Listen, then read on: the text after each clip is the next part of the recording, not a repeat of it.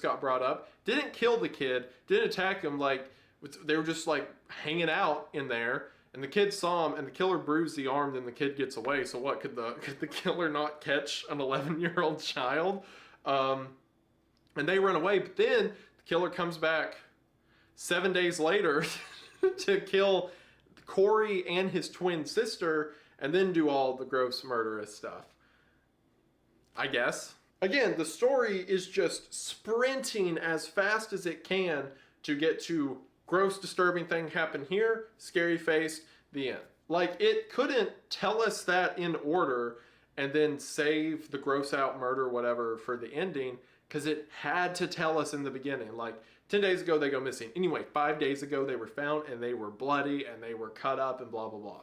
Now, this is the part of the series that everyone who has been a vocal critic of it, which has been a lot of people, everyone who's been a vocal critic of the series has honed in on the one detail from this episode. And I get it. I understand what the commotion's about. And that is regarding the shock content of this episode. So you may have noticed at the beginning when it shows Corey and Margaret, they are twins who are both 11 years old. And if you go back to the first episode and see what the painting of Corey was, it implies a level of sexual violence. And that's to put it nicely. Also, that's one thing I forgot to mention. In another case, I would like if the series like showed us a lot of the aftermaths of crimes before they happen. Like, it shows us paintings that don't mean anything to us now, but will mean something to us later when we hear about the murder. That's cool in theory, but not when it's just used for just slapping us in the face. And like I said at the beginning, I don't care about debating the ethics or what's allowed to be for fictional horror or whatnot. When we talk about like real horror, like showing real people dying and stuff, that's different. I do think there should be a pretty, staunch line on that. But I'm not going to be a hypocrite and say that there's a line of stuff you can't talk or tell stories about. Some of my favorite stories have incredibly dark and grisly concepts. And a lot of the times, my favorite stories use that to enhance the subject matter, to make things quite good. The reason I think everyone's so mad with it, and the reason I don't think it was a good idea for the series, is because of its haphazard addition. It's not that the material is impossible, it's that you're just using it as more material. I would argue that I don't think there's ever a YouTube analog horror series that could get away with doing that in the first place, but even if there was, this ain't it. Because here, all that it's doing is the equivalent of trying to jump scare the audience. It's just saying, ooh, isn't this shocking? Isn't this scary? Look at it, look at it.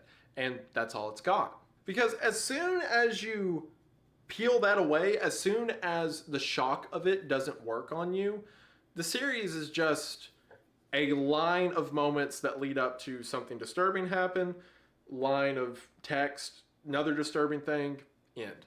So naturally, if it's going to be effective, if it's going to hold your horror to not realize the flaws that the writing has, then it's got to be something loud and crazy. And to be honest, it kind of worked. Like, sure, every now and then I'll see someone be like, the series is lame, the series is boring, what have you. But most of the time, the reason people complain about the series is because of how graphic and awful and bloody it is and stuff like that. Which is what the creator wants, right? He's trying to make shock content. People being shocked is the end goal. So in a sense, his strategy kind of worked. If your strategy is to flashbang people and that's all they take away from it, then mission accomplished. And you know what? I'm going to write shock content in blue just to hammer that in. That, yeah, I think it's a bad idea. Didn't enjoy it, but I guess that's what people took away and that was your goal. So, Yahtzee. So, if your purpose is to get your artwork out there, if it's just to be scary and you just want people to walk away with the only thought in their mind that, oh, those paintings were freaky, then of course you're going to make it as loud and gross and over the top as possible. And from what I've seen, it seems to work. There are a lot of people who really like The Painter. A lot of people who I think wouldn't enjoy it if it wasn't so over the top.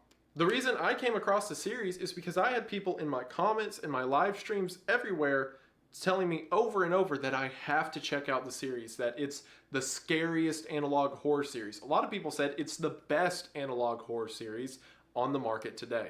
That's why really at the end of the day, any criticism that I'm giving the series is just a thought exercise, because the series has succeeded at what it set out to do. Again, a lot is banking on this shot content being a positive, because otherwise it's just kind of boring. But we'll see if Urban Spook pulls out of that while we continue on to the next part of Greylock. After being told what thought forms are and Semiodine's true nature and Unit 13, Project Stargate, all of that, we now move into Tape 4, Unexpected Visitors.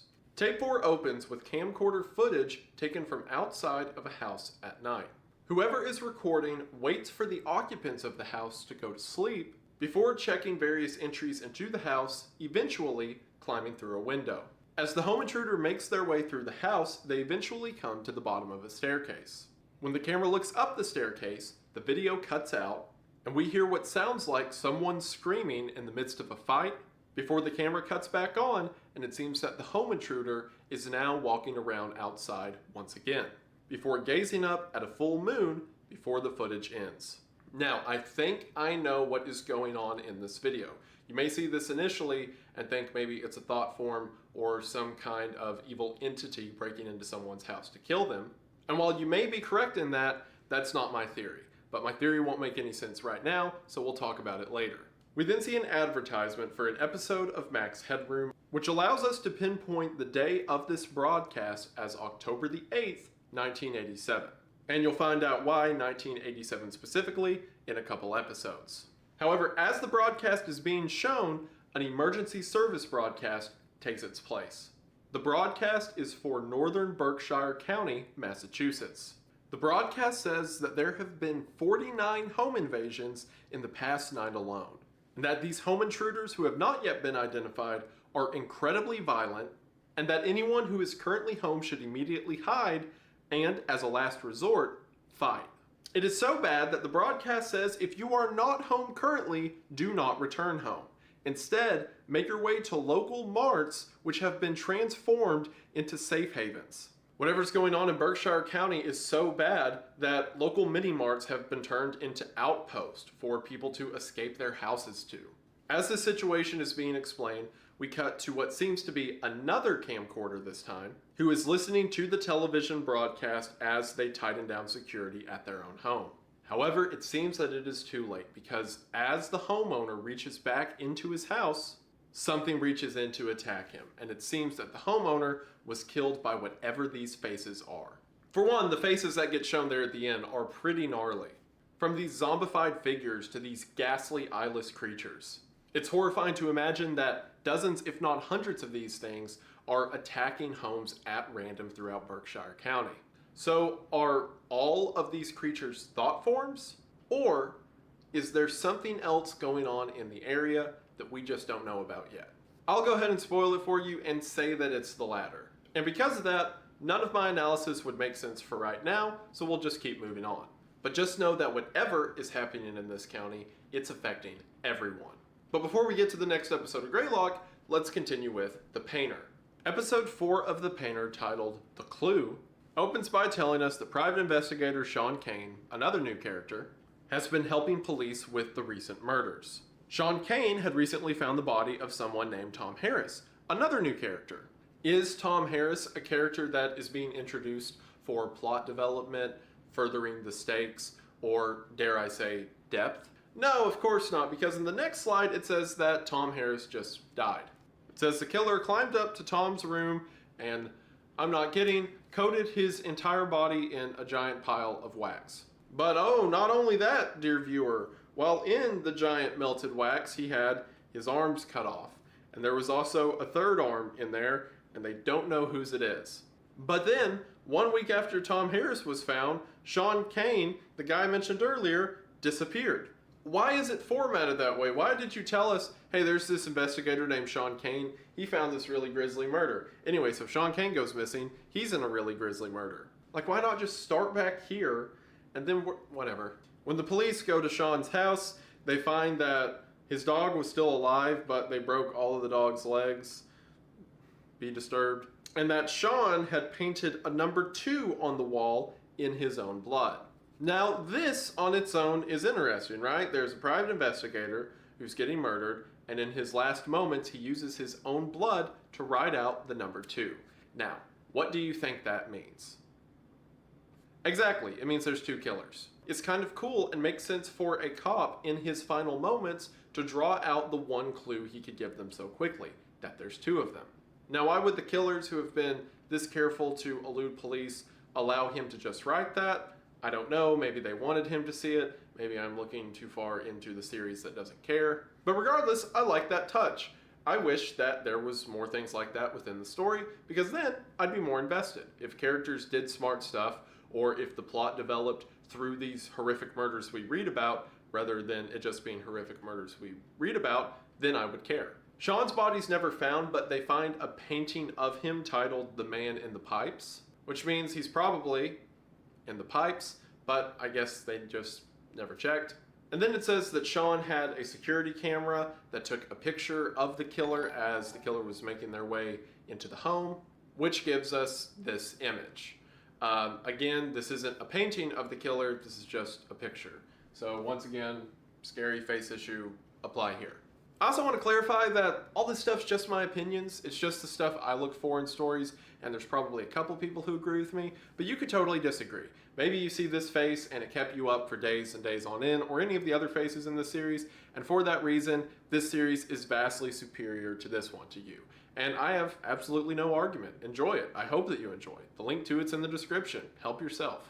Again, this video is all just my opinion, so I'm giving you my opinion as to why it doesn't work, and why seeing just another picture of the killer doesn't do anything for me. So once again, characters introduced, they get killed, but we do get the cool idea that there's 2 killers. That adds a bit of variety, a bit of spice of life, if you will, to the whole ordeal. Both of these series have had a very limited amount of time to tell their stories, and both of them have used it in very different ways. So with that, let's get into episode 5 of Greylog. And episode 5 is where it gets really weird. That's because tape 5 of Greylog is not here, not now, not anymore. And for the first time, we get a description that reads, "Do you know what they did up there? These are the consequences." What is up there? What are the consequences? Well, I'm glad you asked. The video begins with audio of a woman at an ultrasound appointment. We will come to learn that this expectant mother's name is Tiffany. Tiffany begins to speak to the ultrasound technician and says that her, and especially her husband, have wanted this child for a really long time. Tiffany says that it's expected to be a healthy baby boy, and they plan to name him Max. So the ultrasound appointment begins, and at first, everything seems fine. However, suddenly, a glitch appears in the monitor of the ultrasound, and if you pause the glitch on just the right frame, we can see a newspaper headline for Berkshire County mentioning the series of strange events occurring around the county and how the authorities are powerless to do anything, or at least powerless to speak on it. When the ultrasound screen comes back on, the baby is gone. And no, not like the image of the baby is now gone. Everything else around the womb itself can still be visualized, but the baby has just disappeared. Both of them remark that this is bizarre, and the technician steps out into the hallway to try another machine. However, as the technician's out in the hallway, she begins a conversation with someone else, which might imply the same thing has happened to another person, as both voices seem to be confused around what just transpired. Tiffany begins to panic and cry before a newspaper fades in saying that Tiffany Crisaldi died at the age of 29 shortly after the loss of her unborn child. So, what on earth does this mean? So we've got thought forms, we've got those mind creations running around somewhere. We've got the company Semiodyne and whatever they're up to. We've got stuff just running into people's houses and killing them, which we can probably assume is related to the blood that was found on the trails onto the mountain.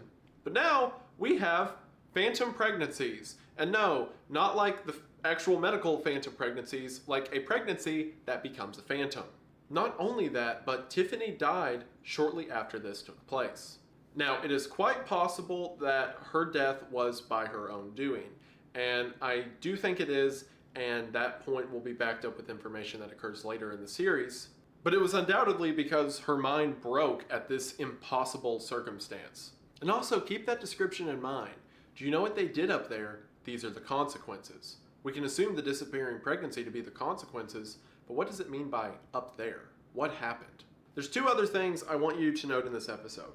For one, as the newspaper fades out, we zoom in on Tiffany's face and it becomes more and more evil, or like there's some sinister nature to her. Again, that's something that will be expanded on later in the series. But the far more interesting thing is the name of her husband slash boyfriend slash baby daddy that is mentioned in the newspaper article detailing her death. Because there it says that her husband's name is Alexander Marsh. And if that sounds familiar, that is who tape 3, the orientation protocol, was intended to go to. Why was Alexander Marsh, the husband of a woman who just went through a disappearing pregnancy, given a tape about thought form manifestation? I believe I have the answer for that, but before I mention it, let's get to the next episode of The Painter. I know, the Greylock series is getting really good, and I'm really excited to talk about it, but I've already got this far into the format, I can't give up now. Episode 5 of The Painter is titled The Witness. It says that 3 days ago, again, dates, times getting thrown everywhere, but whatever. 3 days ago, Tina Rosenberg was reported missing along with her boyfriend Jack and younger sister Flora. And that Jack's car was found abandoned 2 days ago. A painting was found at the car titled Flower Face Flora. Police walk through the woods and find Tina still alive with her feet and arms removed. Why would you remove just the feet? Why not the legs? Whatever. But still alive while tied to a log. Next to her was her younger sister Flora, who had been killed with a hammer. We also see a picture of what Flora looked like. Jack is nowhere to be seen, so the police escort Tina out of the woods, and when they pass Jack's car again, there is now another painting. This painting is titled Long Jack. And see, here they do it right. We don't see Jack anywhere else, we just see this painting, and it leaves up to the imagination of, oh, that's kind of creepy. I wonder what this means. I wonder what the translation of this image titled Long Jack means to what actually happened to Jack. Like, you did it right here, just do the same thing everywhere else. Tina gives a recounting of events, stating the things I just mentioned, also mentioning the fact that they were injected with something. A lot of these murders involve injections of some kind. And then finally, Tina gives a police sketch of the killer. This lining up with images that we've seen earlier. So again, the police sketch doesn't hold a ton of weight because at this point we've been shown the killer so much that it's just another image. So once again, another episode of The Painter that is just listing new people we just met and then they die. And Tina didn't die. She got her witness statement, the sketch and all that, but she effectively died because she doesn't show up in the story anywhere else. So all that we got, I mean, we see a painting of Tina somewhere else, which doesn't make sense because she's alive, but whatever. We see a painting of Tina somewhere else, but she's effectively dead to the narrative. So it was, again, here's 3 characters. They all die. I wonder what the next episode will be. And as a matter of fact, I can't talk about the next episode, or really the next few after that, because I think what happened is I think Urban Spook broke. Because again, after the mention of the twins in episode 3, people got really mad. And rather just keeping his head down, sticking with it, doing what he's doing, he decided to hammer the gas. Because episode 6 and on is just the most messed up stuff he could possibly put in his mind. And what really breaks my heart about it is in these last few episodes, there are some really cool moments. There's really cool potential that Urban Spook could pull off, and I think he should pull off, but it's drowned out by this weird kind of vitriol he has against people who don't like disturbing stuff.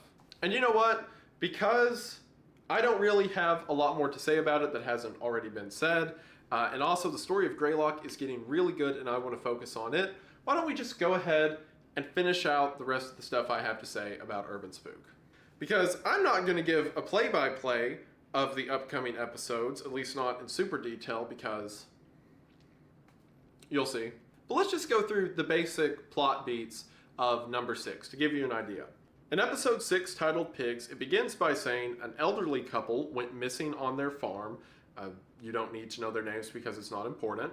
The wife was found tied to a mattress in the barn with her hands ripped off, and the death involved a horse. Their granddaughter's head was found in a blanket, and what's really funny about that isn't the dead child. That's not what I meant. What's really funny about this is the granddaughter is mentioned nowhere else in the episode or the whole series until the same frame that talks about her head being found. So it's literally like this elderly couple went missing. During the search, the granddaughter's head was found. Like, where? What? She was missing too? You didn't tell us that part. So a granddaughter's head's found in a blanket, and then they go into the barn, and there's faces nailed to the walls of the barn. Ooh. And then also, there's a bunch of decapitated pig carcasses. But then there's a really big pig that has had, I'm not kidding, its eyes pulled out and the eyes of the granddaughter put into the pig's eye sockets. And then inside of the pig is the old man who got like shoved into the pig, and then they sewed the pig back together. We get some paintings of everyone. Something I do want to mention is that the thumbnail for this video, and also the painting shown here, is the painting of Ian, called Ian the Pig. Again, the old man that was shoved inside of the pig carcass. This video was originally taken down and age restricted and whatnot because the original painting here depicted male nudity. We're also shown a slideshow of future killings. So in other words, it's a bunch of paintings that are gonna pop up down the line. And again, I like this in concept. I wish more was done for it, because it lets your mind wander as to what these paintings might mean. It builds some tension, it builds some mystery. I like this aspect of it.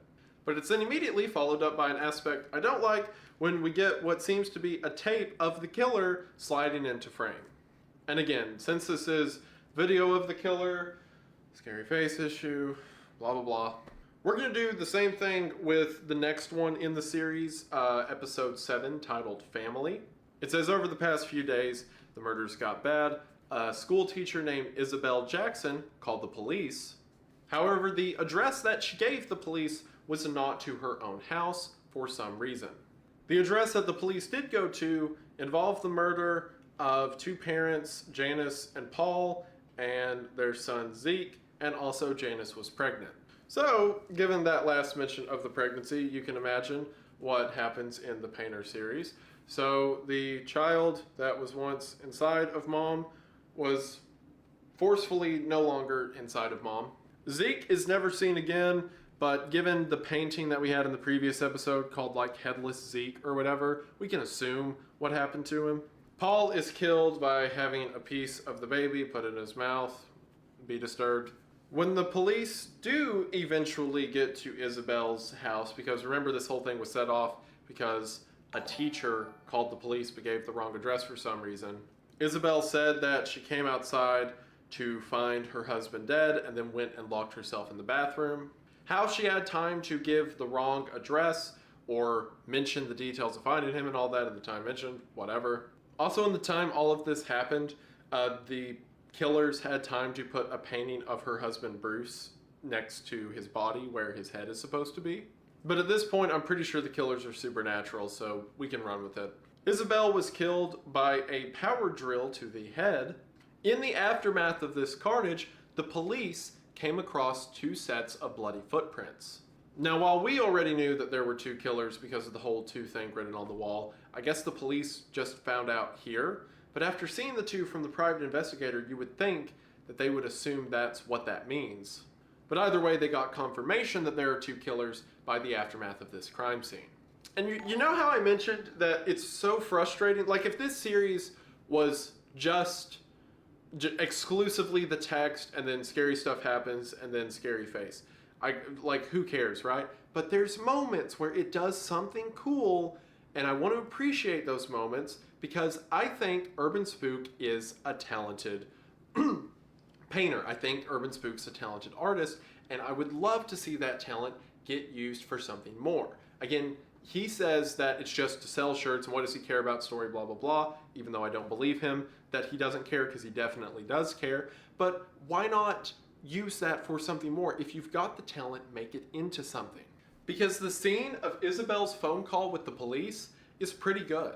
She's locked into her bathroom, the killers are breaking down the door with a power drill, it's a heavy, intense moment, and the voice acting, the audio work, all of it captures that perfectly. Isabel, do you have anything to defend yourself with?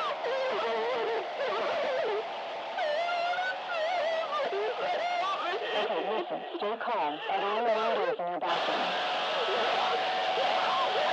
Isabel? Hello? Hello? Isabel? It is mean, it is ferocious, it is loud, it is in your face, it's everything that Urban Spook is trying to get across through the whole series, only this time, for one, it doesn't involve a painting or a scary face, and two, it actually works. It gets the emotions across that he's trying to, and it's through its implication. More stuff like this to elevate what I think is good pieces of artwork. And that leads into another thing that I truly like about Urban Spook, and that's his sound design. All of the music from the entire series, as well as the audio elements that we've heard sprinkled throughout, are all done by him. He makes his own music for this stuff. And similar to the paintings, the sound design is good stuff. Sure, every now and then it will have these moments that are kind of jump scare adjacent or whatever, but a lot of the times he uses them accurately to build tension, to build fear in the scene. Like I said, this scene was all audio and it was the best part of the series. There is talent on display here. It's just so buried under all the edgelord. And to finish it off, let's talk about the last episode, or at least talk about as much as I talked about the last couple episodes. The last episode of The Painter to date, titled Meat. It opens saying, over the past week, there's been more murders. Then it says that a Dr. Fred Baker was found dead in his home, and that Fred's body was found after his face was rubbed off with sandpaper, and then vile stuff happened to a cat, also involving sandpaper.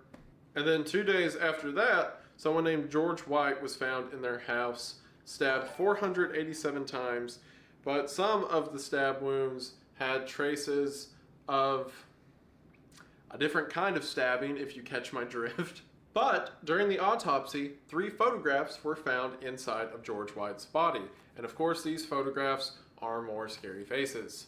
It then says that last night, Sarah and Michael Stone got abducted from their home, but that thankfully they had a security camera on their front porch that for the first time got footage of the killers.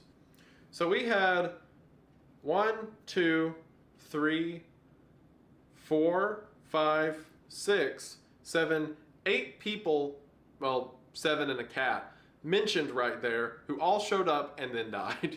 I'm kind of cheating a bit. I'm counting the 3 photos as 3 different people. I believe they're like murder victims that we've seen earlier, but whatever, you get the point. Here's character you just met, now they're dead, here's all the brutal details, next scene. I do kind of like the very ending of this. I was ragging on it, and I still am a bit, about the whole scary face issue, that just showing these images of the killer as photos isn't that scary, because you're just saying, oh, that's what they look like and there's nothing more to it. But seeing the drawings move in a live action background is kind of creepy. I could see how it could be used to more effect later. I can't make any comments on it right now, but after just seeing this little snippet, it's kind of cool if you had like human elements, like, you know, more realistic actual live action stuff, or not live action, you know what I mean. The drawings are depicted to look completely normal in the same room and setting with these things. It could be pretty cool. But again, as with everything else in the series, it is potential buried under everything else. At the end of the day, Urban Spook was selling t-shirts with these scary faces on them before the series even began, and then just retooled a lot of his artwork into the series to advertise for it. Urban Spook has also said that his favorite genre of movie is old slasher films. He loves the old 80s over-the-top bloody movies, and you know what? So do I. And while it's clear that's where the series started, at some point, again in response to criticism I believe, he just started looking for ways to push people's buttons, ways to make more and more people upset. And to be honest, maybe that works for him. Maybe the type of audience that would buy his shirts or his merchandise or what have you are the people who are happy to see other people get upset. There could be a lot of people watching right now who are happy that a series is pushing everyone's buttons and making them mad. But at the same time, I'm not convinced that he doesn't care. When he says, oh, I've never seen analog horror, oh, I don't care about the story, I'm just doing it to sell merch, he puts way too much time and effort into his paintings, way too much time and effort into the sound design, into scenes like the phone call scene, for him to just not care. I really think he does care. And it's not like the series is lost by any means. Sure, I wouldn't recommend this series to friends in public given the content that I've mentioned, but interesting stuff can still be done with the killers. Urban Spook has said that after the Painter series is over, which has always been planned to be 10 episodes, mind you, so after 3 more episodes, it's done, that after 10 episodes, he wants to move into other aspects of internet horror. And I say more power to him. But he has talent, and I want to see it go somewhere. Artists aren't respected because they never get criticism. They're respected for how they handle said criticism. And overall, to everyone else, Urban Spook is an interesting series that I'll be keeping up with, but sadly, I can't recommend it. However, that cannot be said for today's poster boy, Greylock. Greylock has had 5 incredible episodes of setup thus far, and episode 6 is where it went from a pretty cool analog horror series I was interested in into what has now become, honestly, one of my top 5 series of all time. It gets really, really cool, really, really fast. So let's get into it with Tape 6, Sleeping Dogs. Tape 6 also has a description which reads, "There came a red flash as it pitched from heaven. Corruption wrought truth. 0707. Now, while this phrase, at least to my knowledge, isn't explicitly biblical, it is indicative of things like Revelations. There's mentions in the book of Revelation of a red star falling from heaven, being a part of the end times. It also aligns with the thematic elements that we mentioned earlier. There is a devil here influencing what's happening behind the scenes, we just don't know what it is quite yet. Tape 6 opens with a lecture from Bernard T. Hayes, taken on October the 4th of 1981. Hayes, if you'll remember, is the director who was brought in to create the thought-form manifester. In a lecture he's giving on Jungian psychology and the development of the consciousness, Hayes says that his ultimate goal is to build upon what other scientists before him have created, and eventually climb all the way to heaven and look God in the eye as an equal. For one, this idea of building a tower to heaven is indicative of things like the Tower of Babel, and how man's hubris can be their own downfall, again connecting back to the themes we've seen throughout the series. But it also speaks to Hayes' personal goals. Hayes is so obsessed with being the master of creation that it seems he's willing to throw caution to the wayside. Or perhaps he sees other people getting hurt in the process as just the cost of doing business. From there, we are taken once again to a Semiodyne console. The user logging into the console is using the credentials of Frank Porter. Frank has a series of phone recordings in his console that are taken between March the 24th and March the 30th of 1987. These calls are from someone named Paul Morelli, the head of Morelli Construction. And it's at this point I should probably mention the real-world location where Greylock takes place, a mountain known as Mount Greylock. At the very beginning of the video I mentioned that these were fictional events in a real setting. Mount Greylock is the tallest mountain in Massachusetts. It's known for its lookout towers, hiking trails, ski lodge, etc.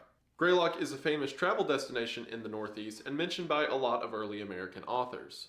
One of the most striking features on top of Mount Greylock is its Veterans War Memorial Tower, an image that you're going to see a few times in the series from here on out. So this gives us a few clues as to things we've heard about up until this point.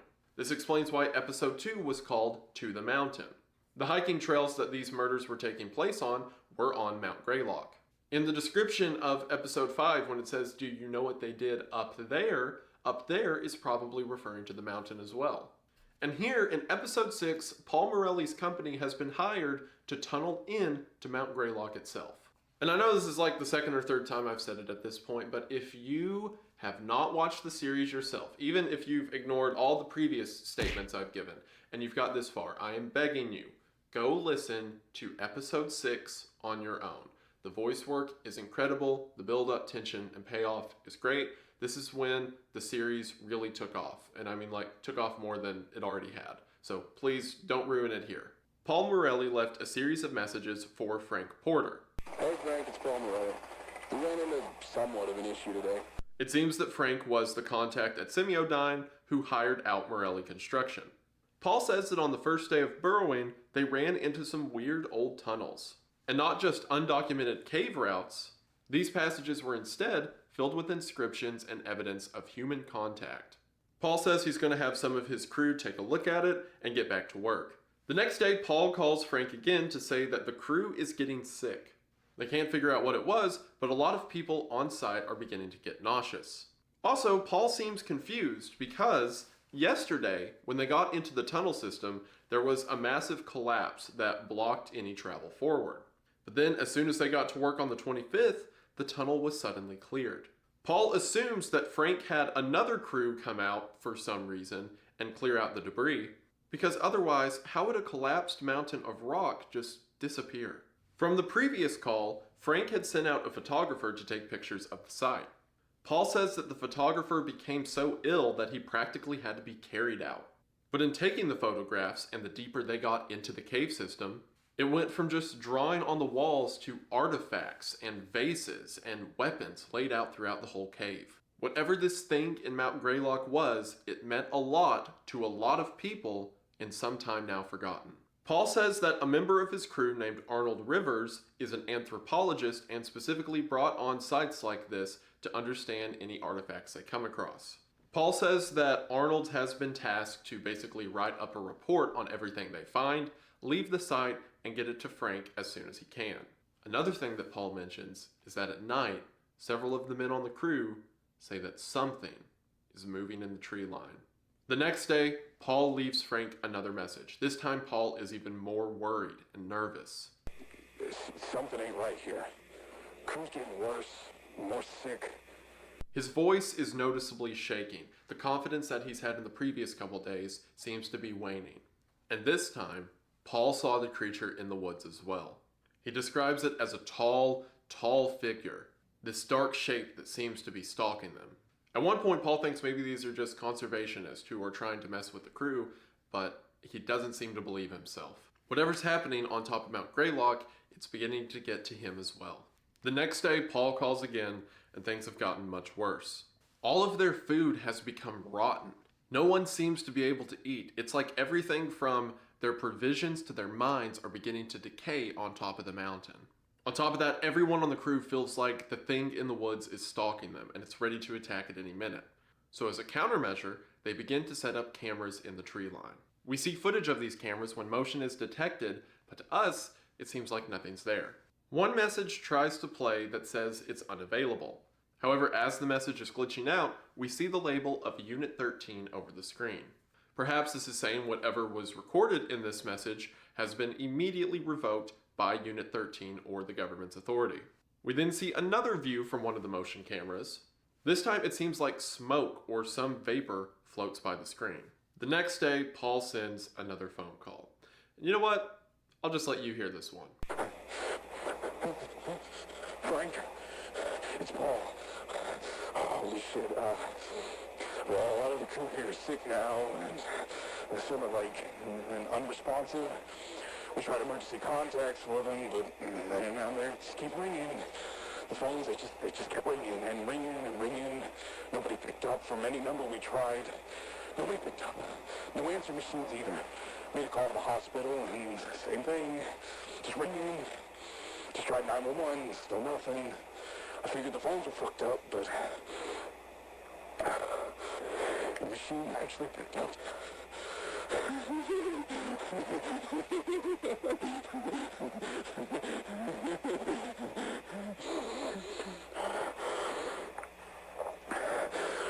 think I caught whatever's going around.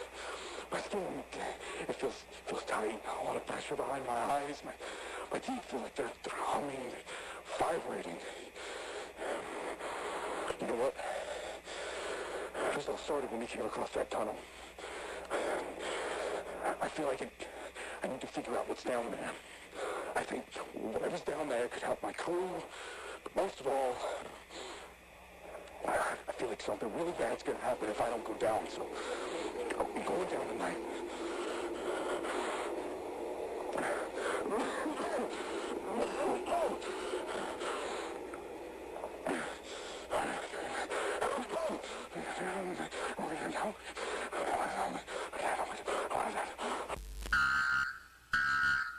Something in that cave is pulling them in. It is a force that is melting their minds and asking them to pour what's left of themselves into its caverns.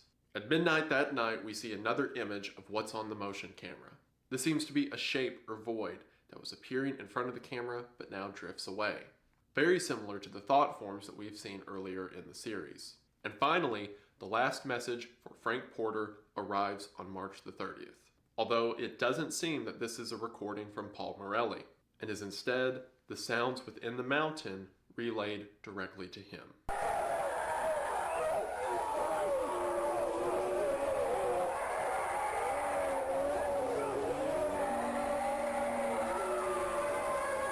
A bundle of flesh and broken men is at the bottom of Mount Greylock, and whatever horrors were unearthed in its demolition have now been recklessly thrown to the world around them.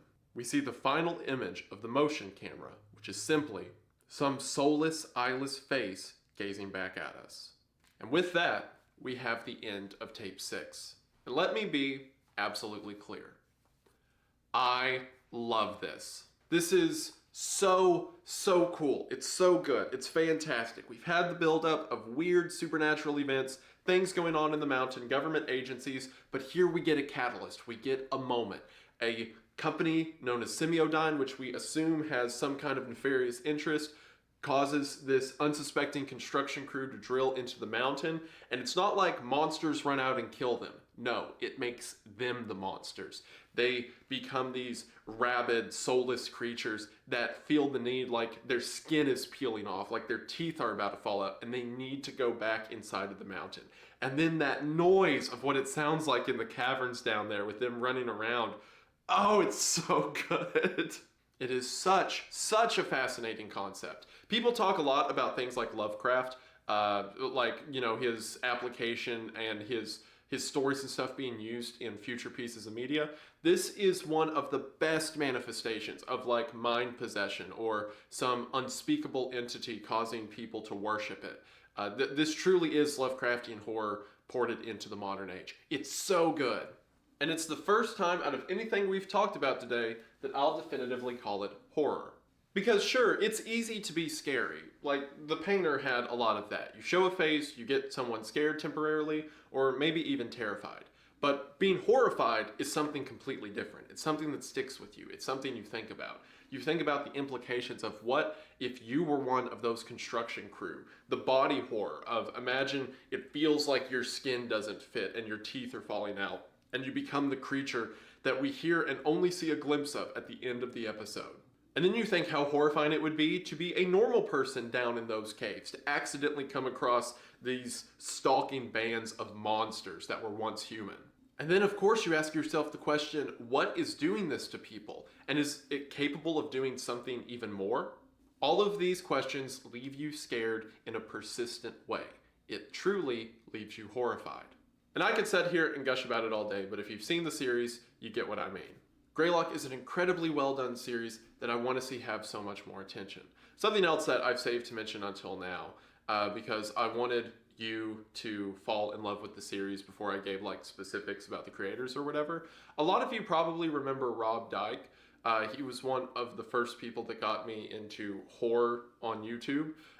Funny enough, Rob Dyke had to change his name on YouTube because even though that is his last name, YouTube did not see it as such, so he had to change his name to Rob Gavigan on YouTube. Rob Gavigan is someone who I grew up with, someone who I can directly say is one of the reasons that I'm here right now making horror, scary videos on the internet or what have you. And anyway, this series, one of its main creators is Rob Gavigan. And it's so cool to see someone I grew up with, someone that I looked up to, now doing incredible work like this. And he's not the only one. I know there's a lot of people involved in the project, like Matt Reeves Productions. He stopped by on some of my live streams, said some very kind things, and I'm sure there's more people associated with it that I'm just not knowledgeable of. But hopefully you all will fall in love enough with the series that you go check them all out for yourself. But it was really cool for me to like this as much as I do, and then find out one of the people responsible is one of the people who is a reason for why I'm here right now. So it's really encouraging. So yeah, Greylock, 10 out of 10. It's so good. So let's keep going on with tape 7, Back to Normal. This is a news broadcast on a station called News 13, potentially related to Unit 13, and the broadcast is of a show called Dawn Wright Tonight. The news anchor Dawn Wright tells us that it's been 2 weeks since the series of attacks that left the Berkshire County residents terrified. The attacks have since been blamed on an anti-government militia. But for those of us who actually saw the attacks and saw glimpses of what the attackers look like, we know that's not the case. There's interviews with local police officers backing up this point, and in the background of one of these interviews, we can see the aforementioned Veterans Tower on top of Mount Greylock. However, the screen glitches out, and the broadcast is seemingly hijacked by what is at first the image of 2 conjoined twins, and then we're shown 2 newspaper images. One of them is of Tiffany and Alexander. It's been a while, but they were the couple who had the pregnancy that just disappeared. In the other newspaper article, we see someone named Investigator Melgren talking about how he doesn't agree with what the police are saying and says there needs to be more transparency coming from the law enforcement. Whoever this Investigator Melgren is, it seems he's not buying whatever the police are saying. Keep that name in mind. We're going to see more of him later, and he also ties into a couple theories I have around the series itself.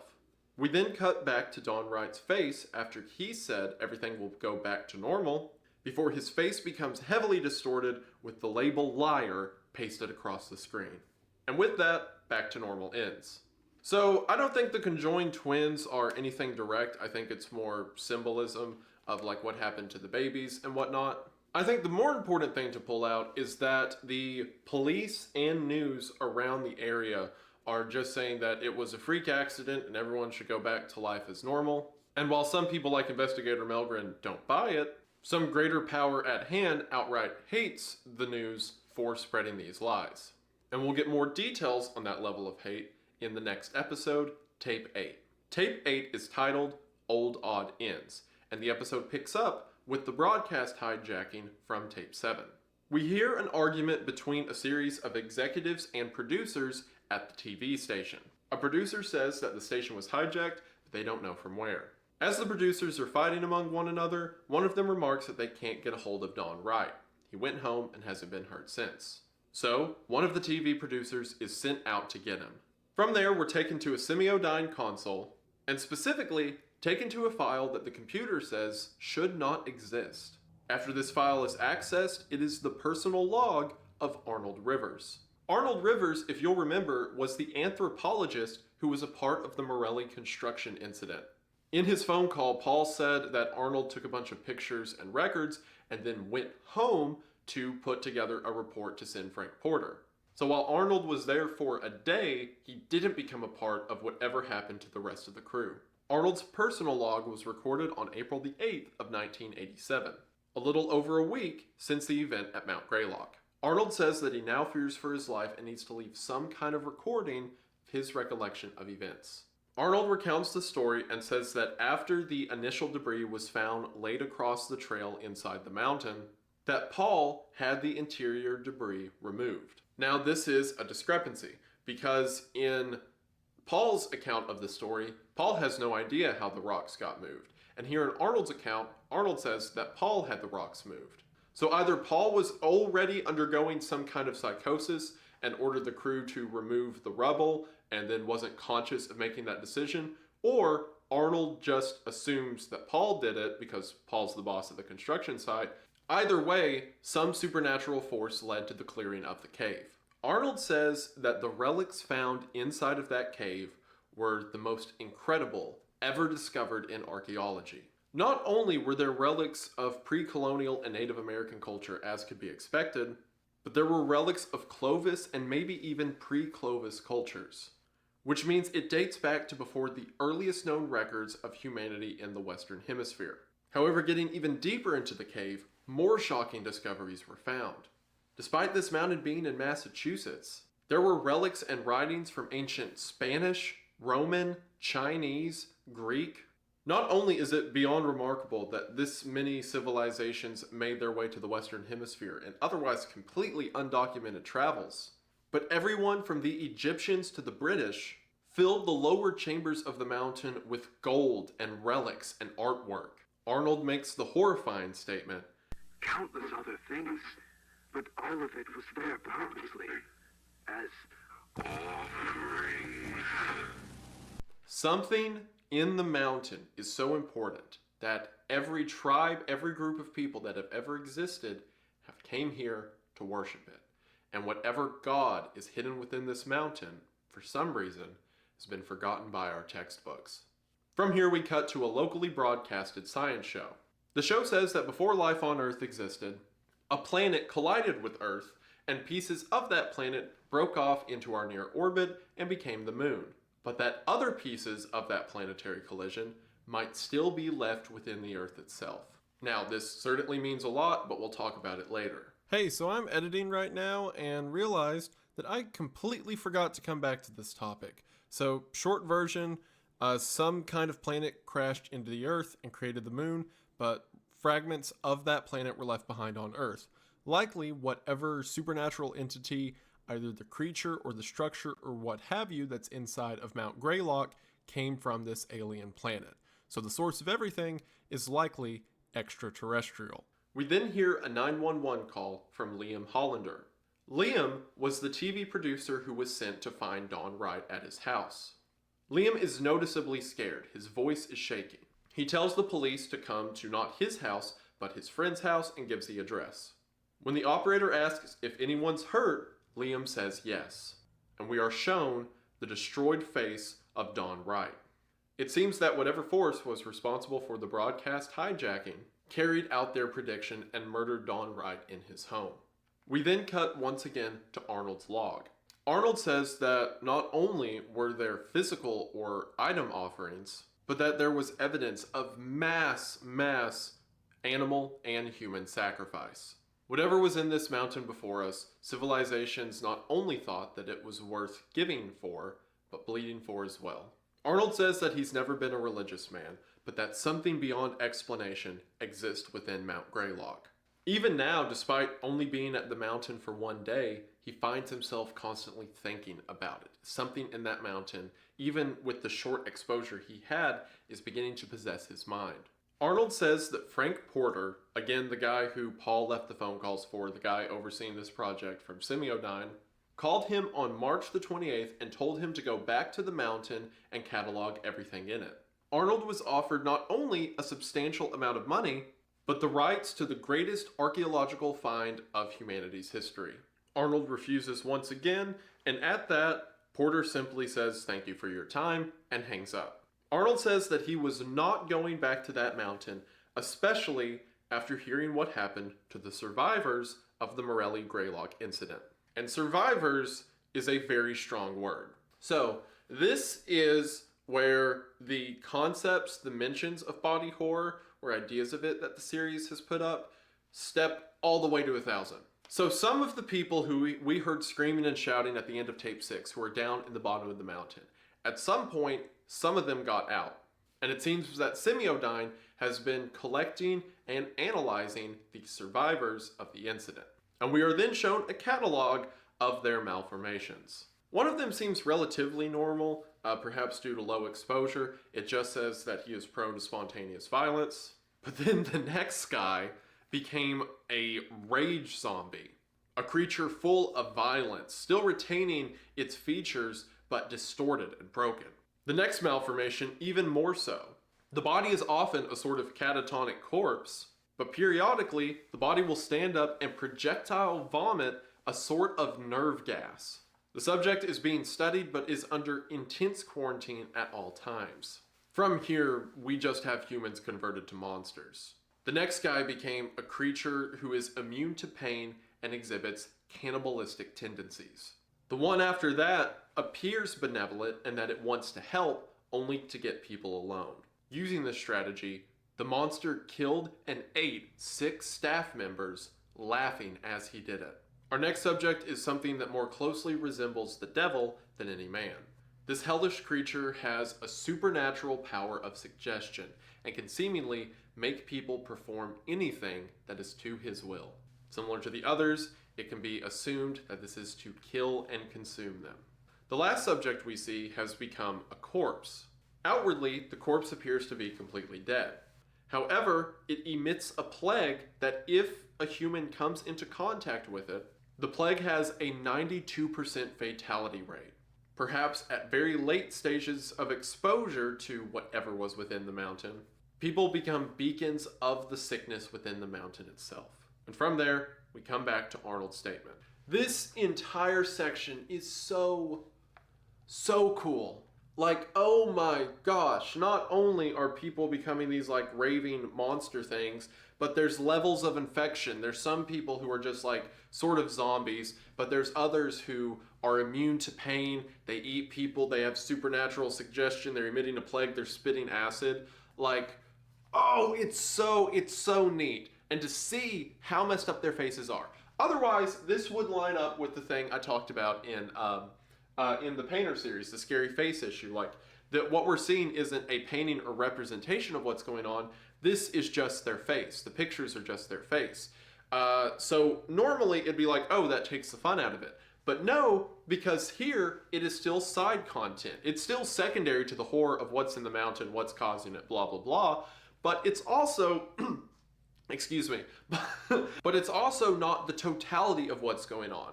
We know that dozens, if not hundreds of guys were down in that mountain, and we only saw 7 of them, what they look like. What does that mean for everyone else who got infected? It also asks the question, what are they doing to other people? What are these things capable of? And yeah, the faces are pretty scary, but there is so much behind these scary faces that make it so horrifying. It's so cool. Greylock is so good. I want to scream. Arnold mentions that weird stuff hasn't only been happening at Mount Greylock. It's also been happening around the mountain itself. He lists the things that we know of, like the pregnancy phenomena and the attacks and home invasions that have been occurring. But he also mentions something he calls the dead bodies falling from the sky over Cheshire, which, unless I missed that somewhere, hasn't happened yet. It's probably something we'll see later in the series, but dead bodies falling from the sky is probably significant. And that ultimately, Arnold says something's about to happen. So Arnold's recording this tape out of fear that Semiodyne or the government or someone is going to kill him for what he knows. And then as he is recording this, he's like, well, at least I have it all out there now. And then there is something at his door, pushing it open, which is the thing that's come to kill him. And you know what? I haven't put a single bad thing up on the board for Greylock yet, so why not? Predictable death, because this was a pretty predictable death. The sole survivor recording his log, being killed as he's recording his log. Well, I'm glad that I put all of this into a recording. I feel like Arnold Perhaps Rivers that was what I is needed about to snap die. me out of this. Honestly, I feel much better just talking about it. This can't be. Oh my god. Would you look at that? Now, does that really matter? Were the creators of Greylock concerned with making all the deaths unpredictable? Did they really care if the audience knows that Arnold's gonna die? No, but I gave him like 3 bad things. I can find one to give Greylock. Now, what's interesting is when his door gets opened and whoever this home intruder is starts to come for Arnold, Arnold says that it's his basement door that's being opened. Now, that doesn't make a lot of sense, right? How would someone break into your house and come up from the basement? But this is something that's been seen other places in the series as well. All the way back in tape 4, when we saw the camcorder footage, it looks like whoever was walking around in the house before the attack happened was looking up from the basement. But I have a theory as to why the basement door is the point of entry, and I'll talk about it at the end. Arnold panics and turns on his camera and goes and hides in the closet. He says that if anything happens to him and anyone finds this footage, to give it to investigator Jim Melgren of North Adams. This is the second mention of Melgren because if you'll remember, he was the guy in the newspaper from tape 7 who said he doesn't trust the authorities. So this is the second time Melgren has been seen as a source for truth because Arnold trusts him enough that in his death, Melgren will know what to do with these tapes. As Melgren hides in the closet, we hear something running through his house. It stumbles its way sloppily but quickly from room to room, looking for him. And from here we get another horrifying reality that these creatures can mimic the sounds of humans they've killed.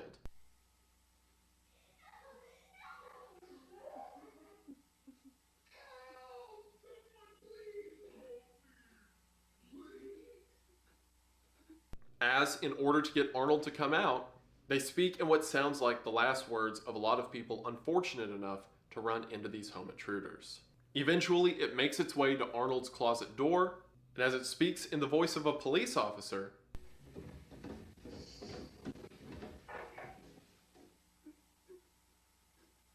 "Come on out, it's the police."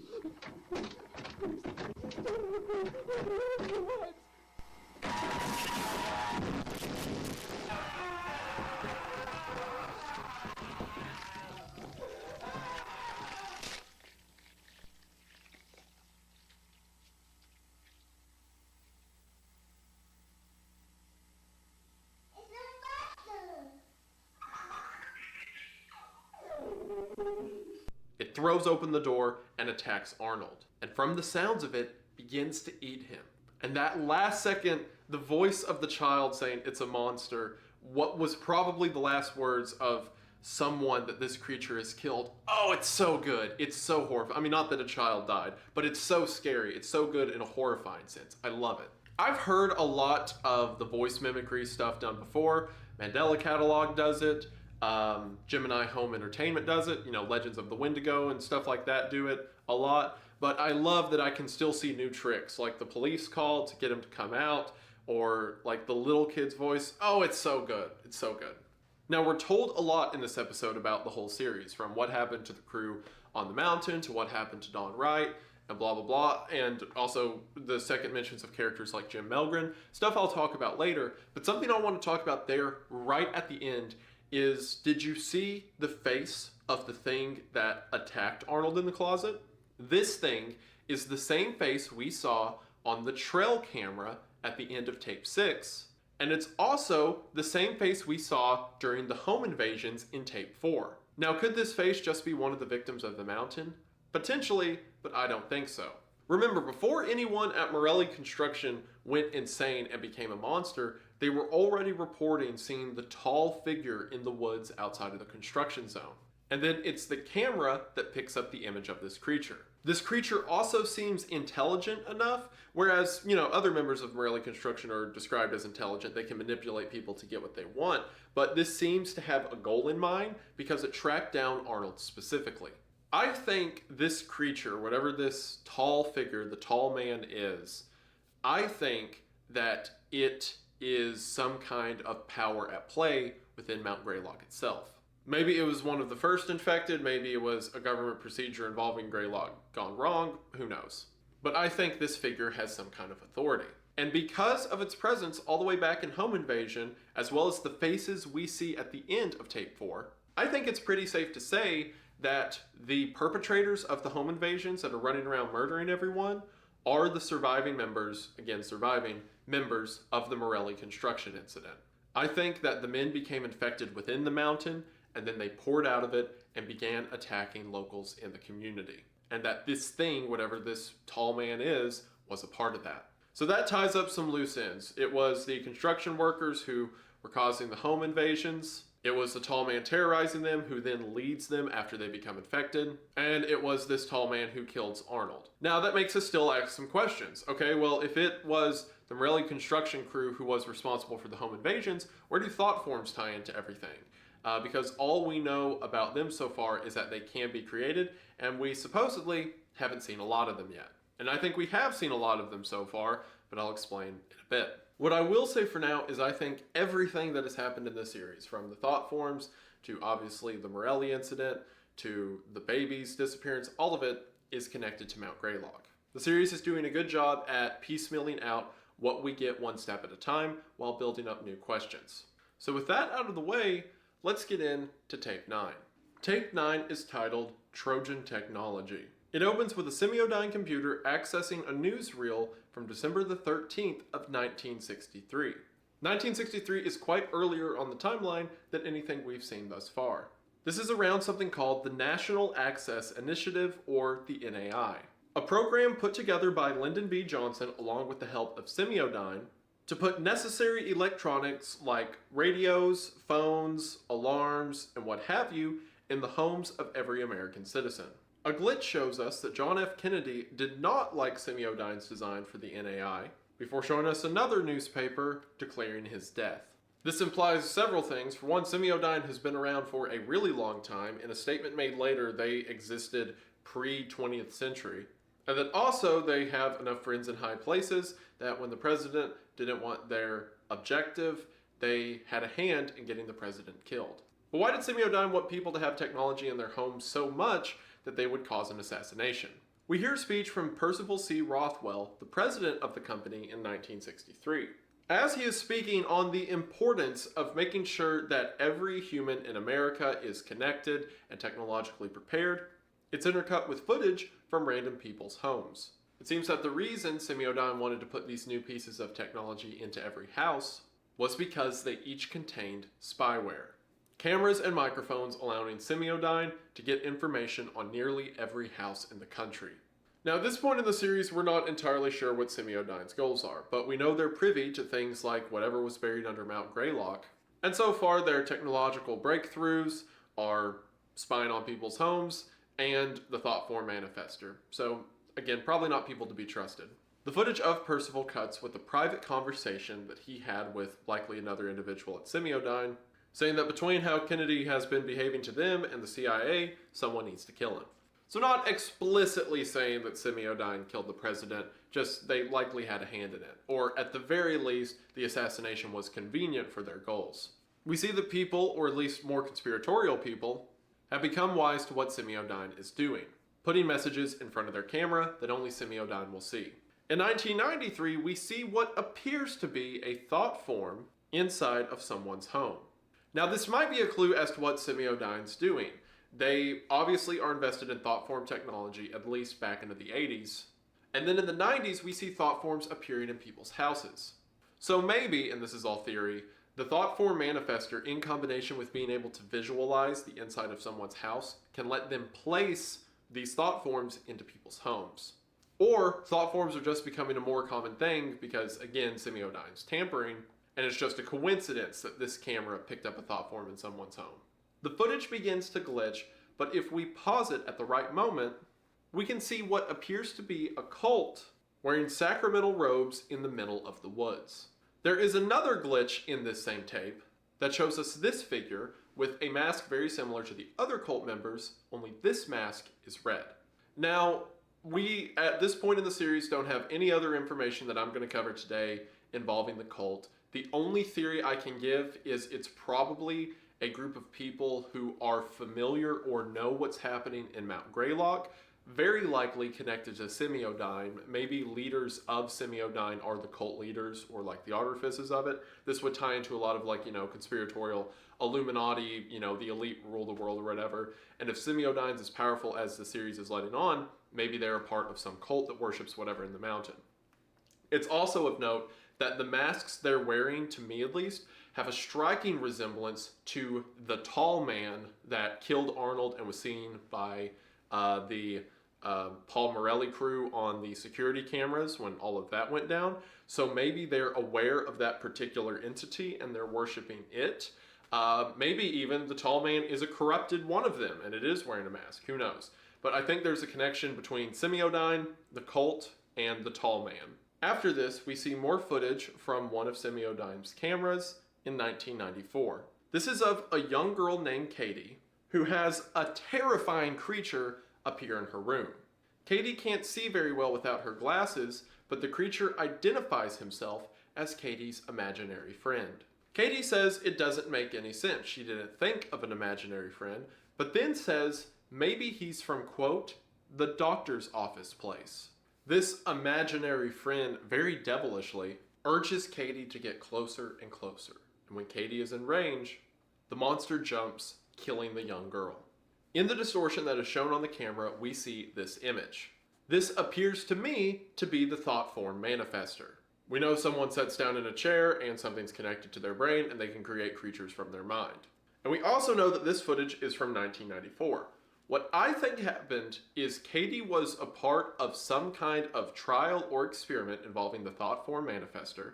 She goes to a lab for an experiment regarding it, or the doctor's office place as she calls it, imagines a creature and doesn't see anything, but it actually worked and the creature followed her home.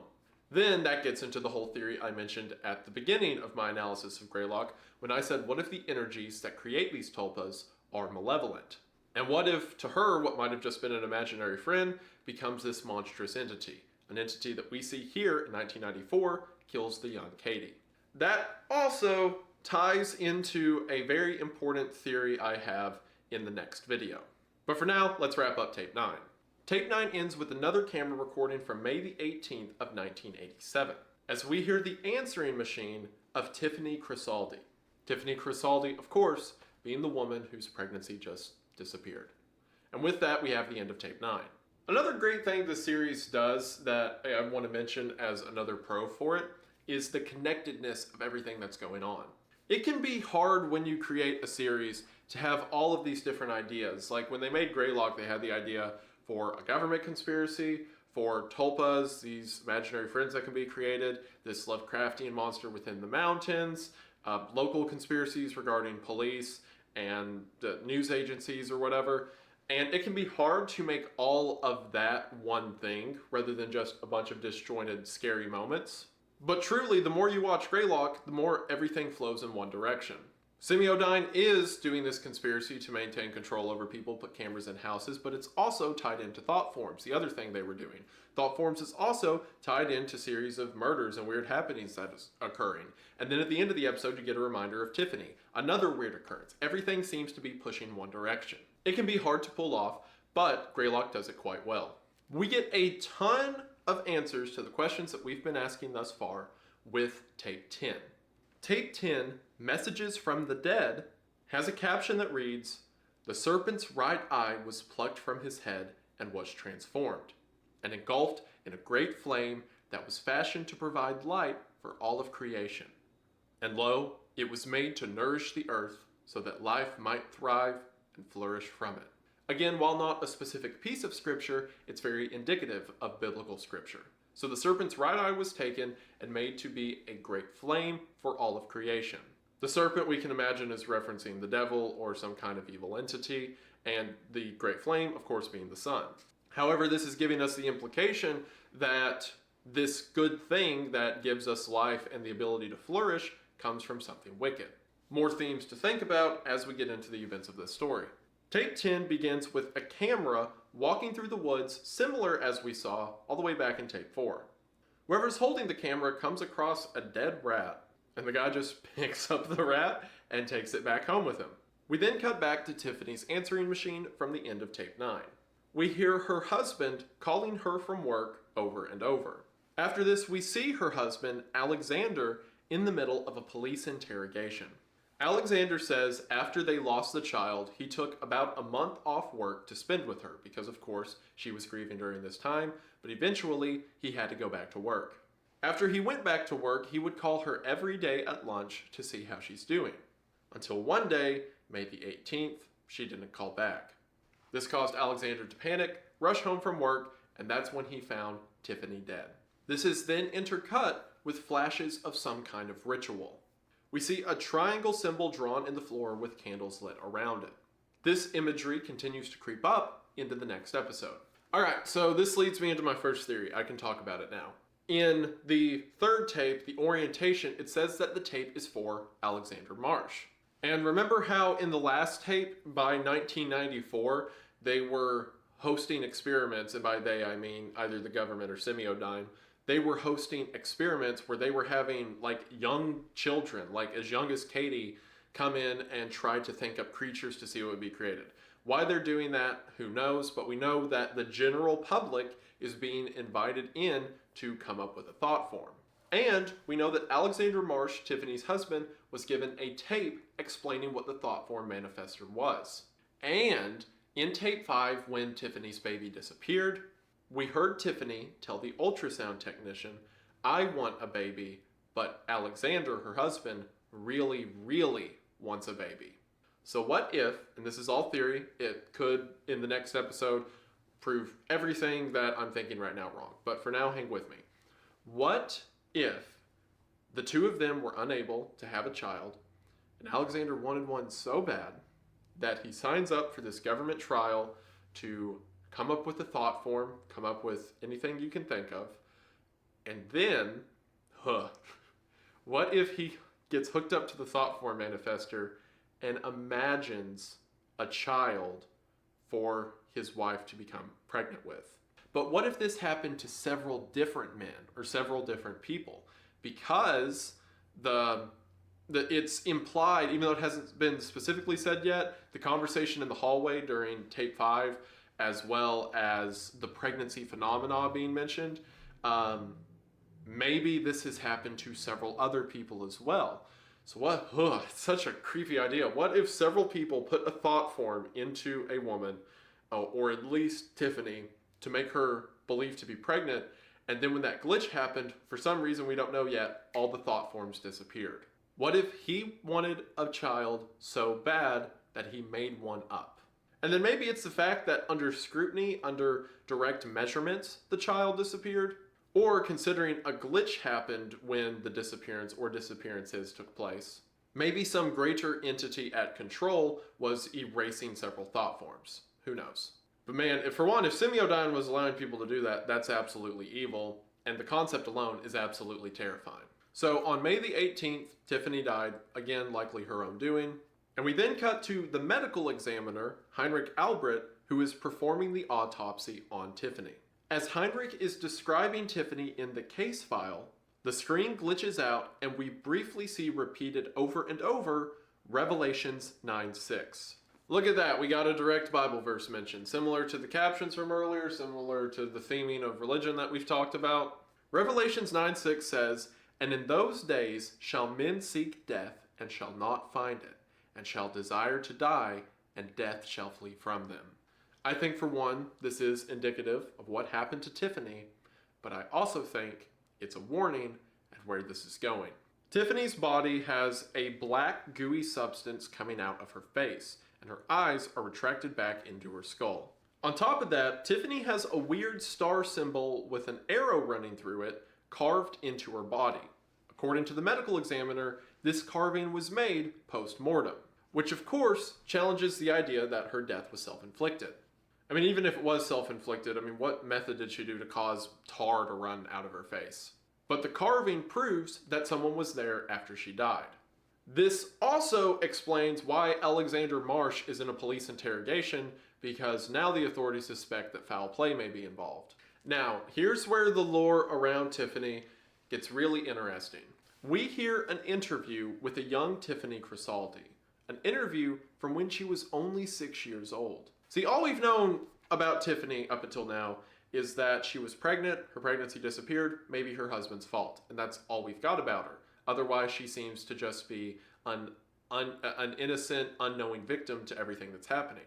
But here we see that all the way back when she was 6 years old, she was visiting some kind of therapist or psychologist about these visions she was having. From their conversation, it seems that Tiffany has a history of seeing strange figures around her.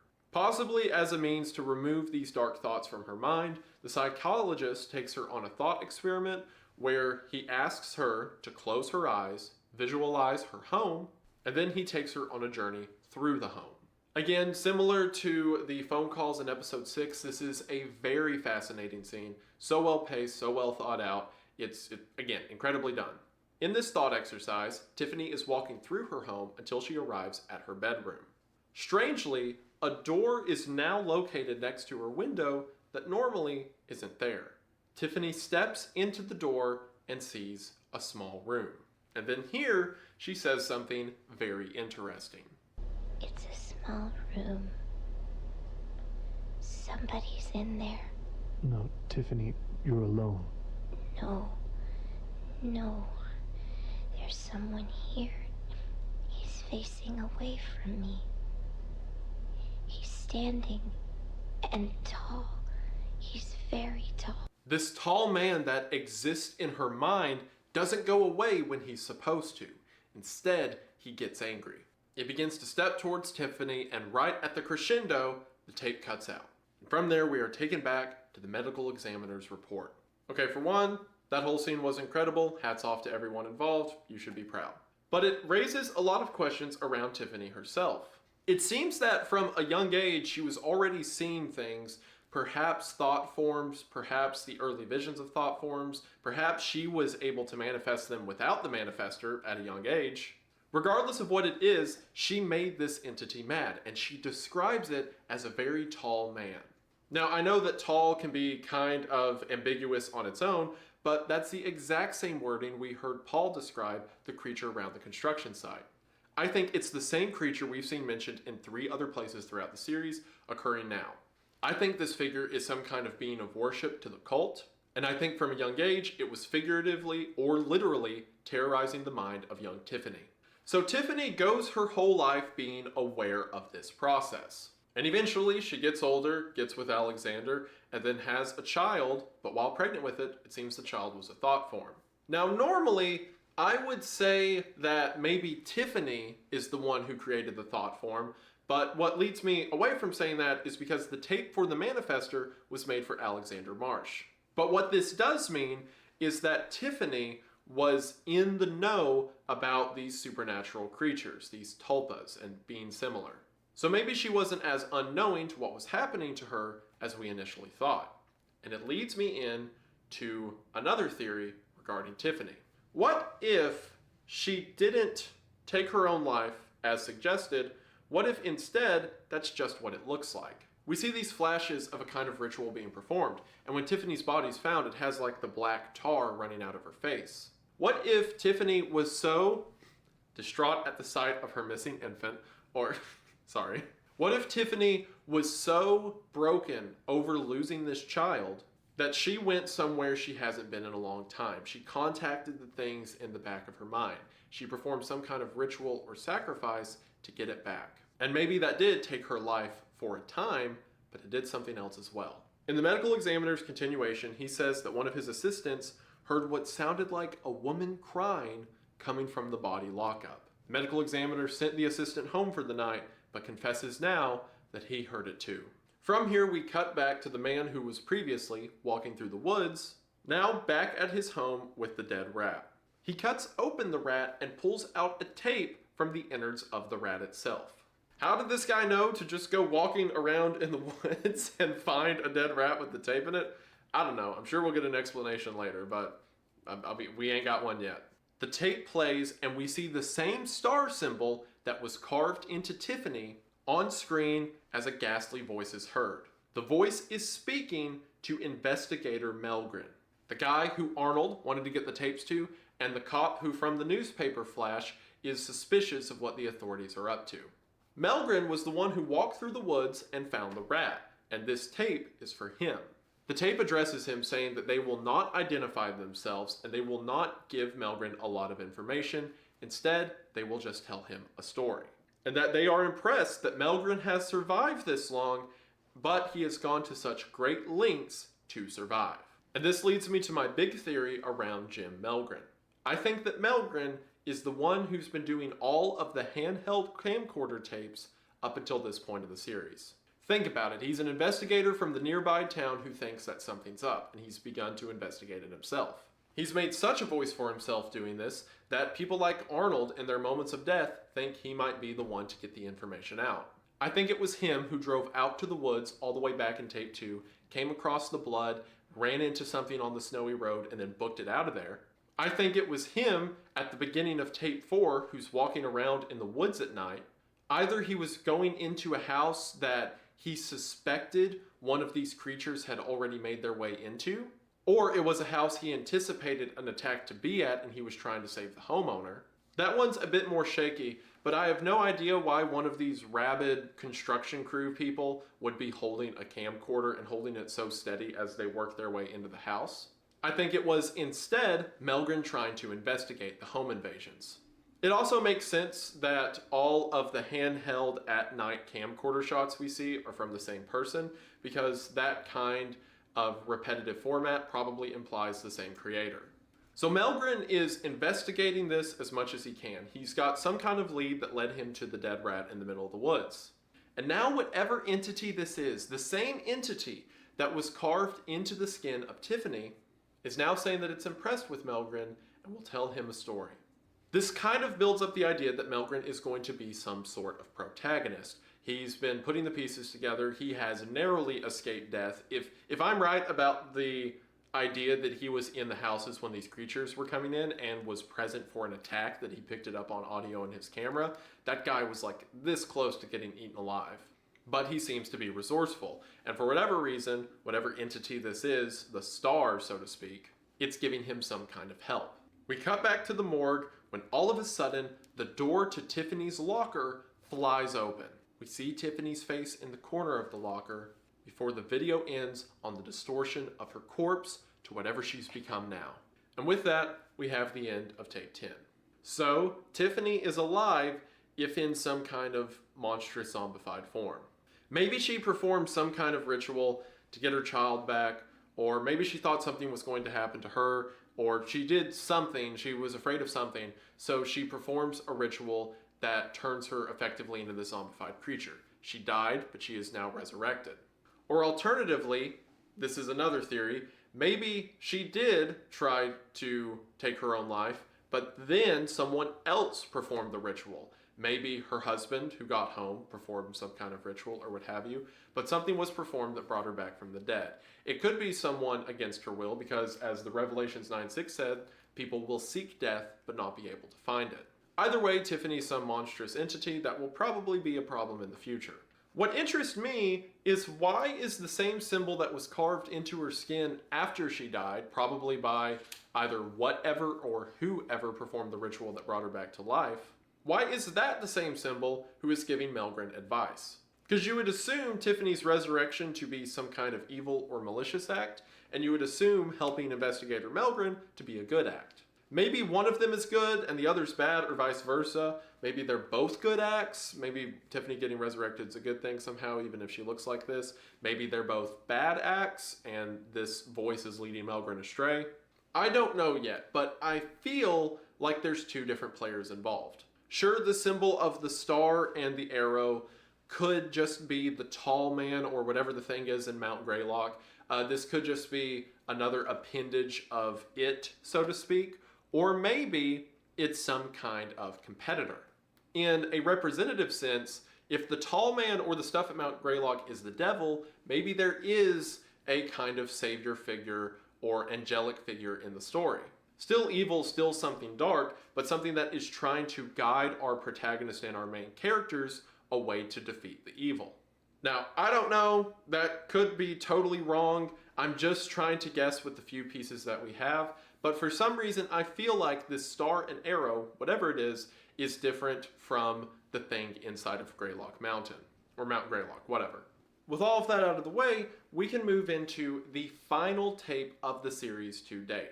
However, again, I encourage you, the series is still ongoing. Go subscribe to it. Knowing my luck, during the editing of this, another one will come out. But as of right now, tape 11 is the most recent tape. Tape 11 is titled Preparations for a Guest, and the description reads, "What you so fear, so I am." We begin with the program guide from the local News 13, a program called Inside These Walls, which is about basement renovation. It can be assumed we're then taken to that program, as we see someone putting heavy barricades on a basement door. The cameraman shows us that the room is empty and the intense reinforcement they've put to the outside of the basement door. Now, for one, because this is a handheld camera, going off of my theory, we can assume that this is Jim Melgren.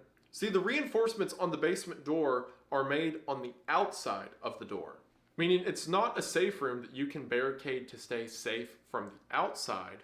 It is a room that you would use to keep something trapped on the inside. As he's showing us this, the footage begins to overlap with the footage from the ritual in tape 10. Melgren, or at least who I'm assuming is Melgren, then walks into the room and plugs in a cassette player.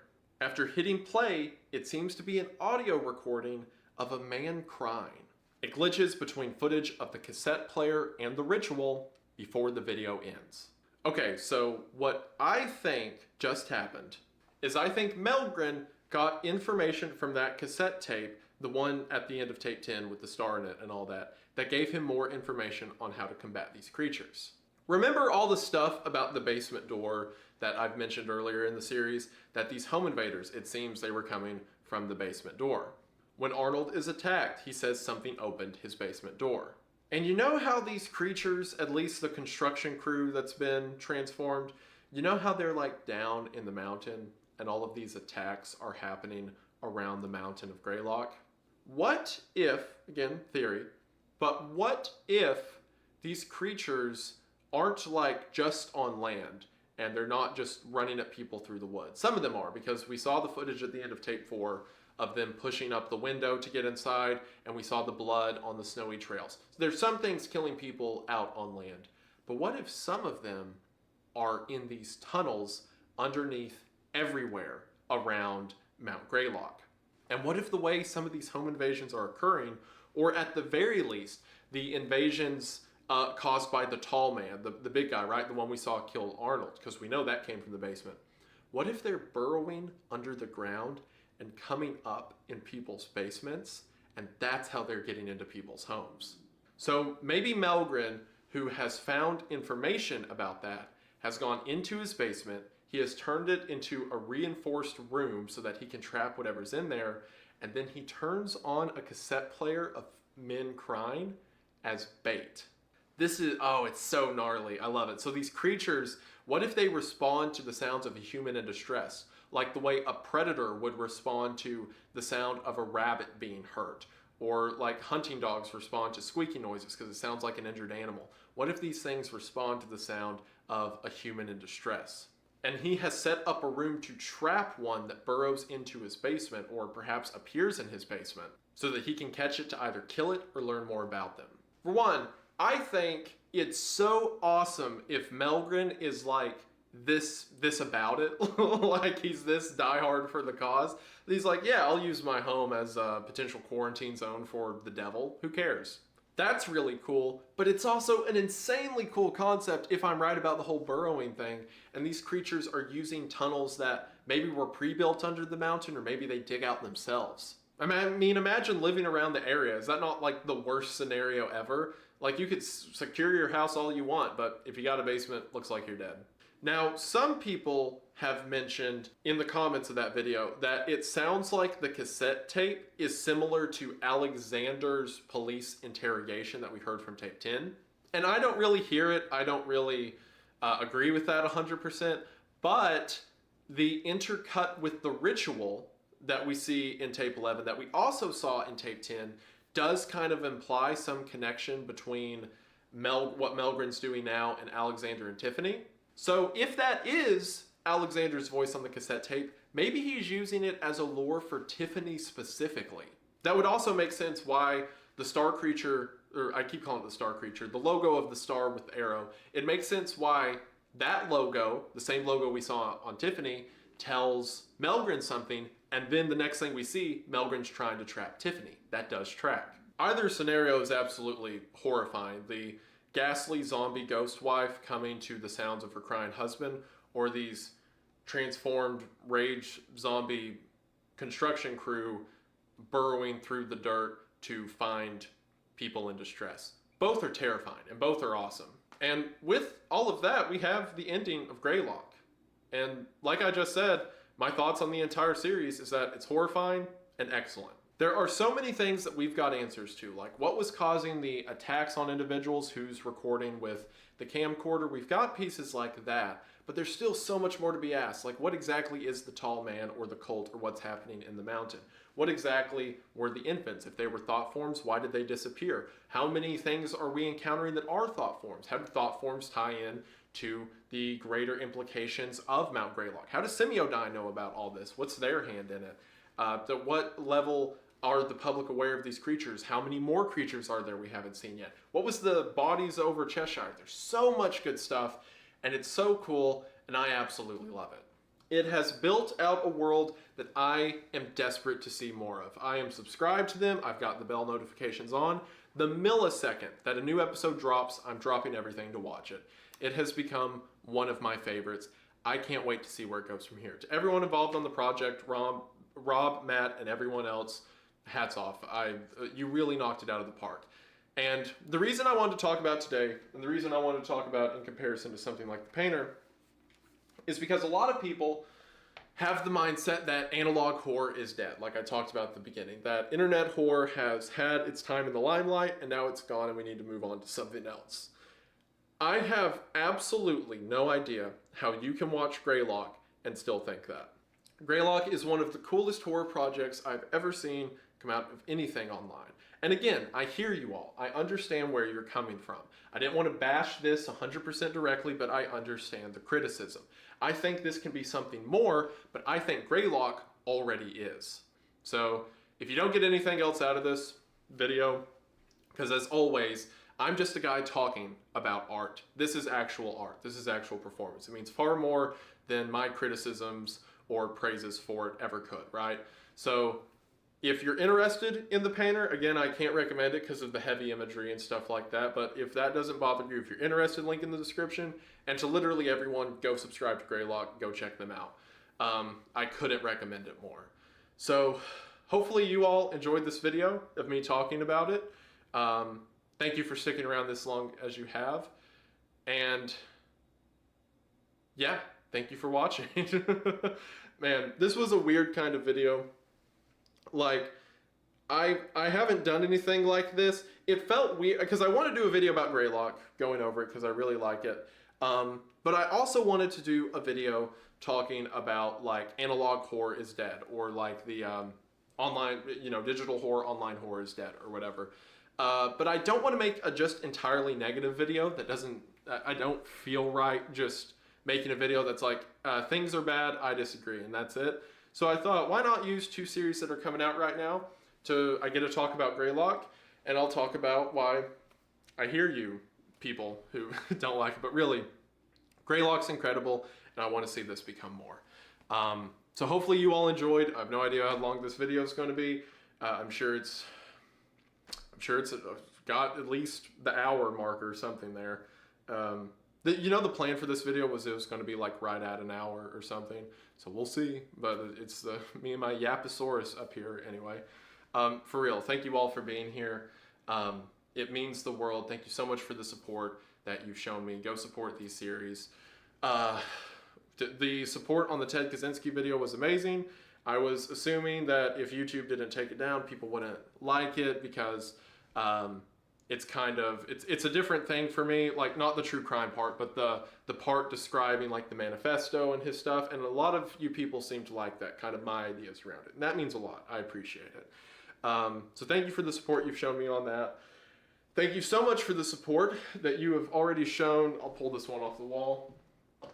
For the support that you all have already shown this guy, it means the world. Again, link in the description if you're interested. He will only be available for a very short amount of time, and then he's gone forever. Like, we're talking a week, probably not two. So if you want in on it, get in on it now. Links in the description. And the two podcasts that I'm starting, The Red Thread and Creepcast, both of those linked in the description.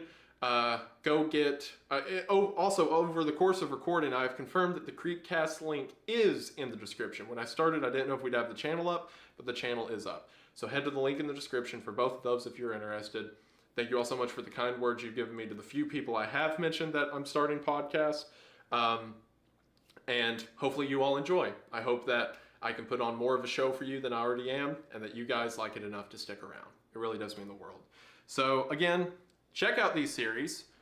Check out this poster. Check out the two podcasts linked below. You all are incredible. It really does mean the world. Now I'm going to get to editing this behemoth of a video, and hopefully you all will see it soon. But with all of that out of the way, I believe that should do it for now. But I just want to say, thank you for watching. I hope that you enjoyed, and I will see you in the next one. Bye!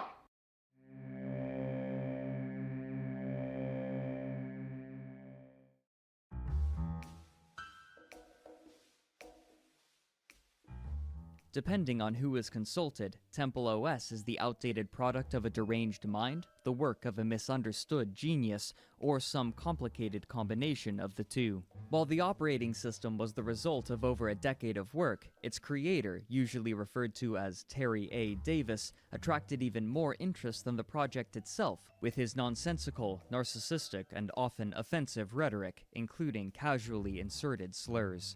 Even so, many people defend both him and his project, and feel a particular affection for both.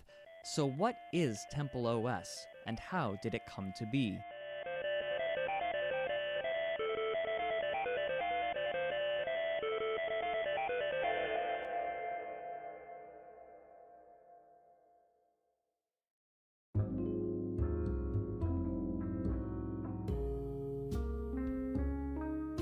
In October of 2008, a Reddit account named Losethos was created and began posting frequently. Its posts consistently linked to different parts of the website losethos.com, but their titles varied from practical and straightforward, such as a free non-Unix 64-bit OS, to perplexing, such as Godly Song Artificial Intelligence and Belligerent Anti-Atheism Themed Operating System. He would regularly post these to the programming subreddit, where they would either go largely ignored or downvoted, mostly the former. The website was dedicated to the eponymous custom operating system, reminiscent of such from the 80s, offering a list of pages describing it, as well as demonstrative videos and images. Also available was the creator's name on his contact page, Terry A. Davis. The homepage describes the motive behind the project. Quote, Losethos is for programming as entertainment. It empowers programmers with kernel privilege because it's fun. It allows full access to everything because it's fun. It has no bureaucracy because it's fun. It's the way it is by choice because it's fun. Losethos is in no way a Windows or Linux wannabe. That would be pointless. Much of the rest of the text in the home section was jargon, but a few things stood out. First, the operating system was written in a customized version of the common programming language C. He admitted the limitations of his creation, saying, quote, Losethos was designed from scratch with a clean slate and has no compatibility with anything else. However, he attempted to spin this severe restriction as a positive thing, saying, I took every opportunity to improve things once I made a clean break with the past. That's another reason Losethos has value. It is innovative. Terry mentioned that Losethos output in 640 by 480 with 16 colors, an incredibly outdated format, but despite its appearance, he stated that the operating system was built to run on modern hardware. Due to the way the system was structured, it also was incredibly vulnerable to malware, but this was likely never a concern for Terry, as there was no networking on the OS whatsoever. This meant that any system running Losethos would be unable to communicate with another computer, ruling out internet and LAN functionality entirely. With no printing supported either, anything made on the system would be isolated to that system alone. To work around this, he recommended using Losethos in conjunction with another, more common operating system, though the purpose for doing so was questionable at best. Terry also provided what he called songs from God, with lyrics appearing near the top of the screen as the operating system played them.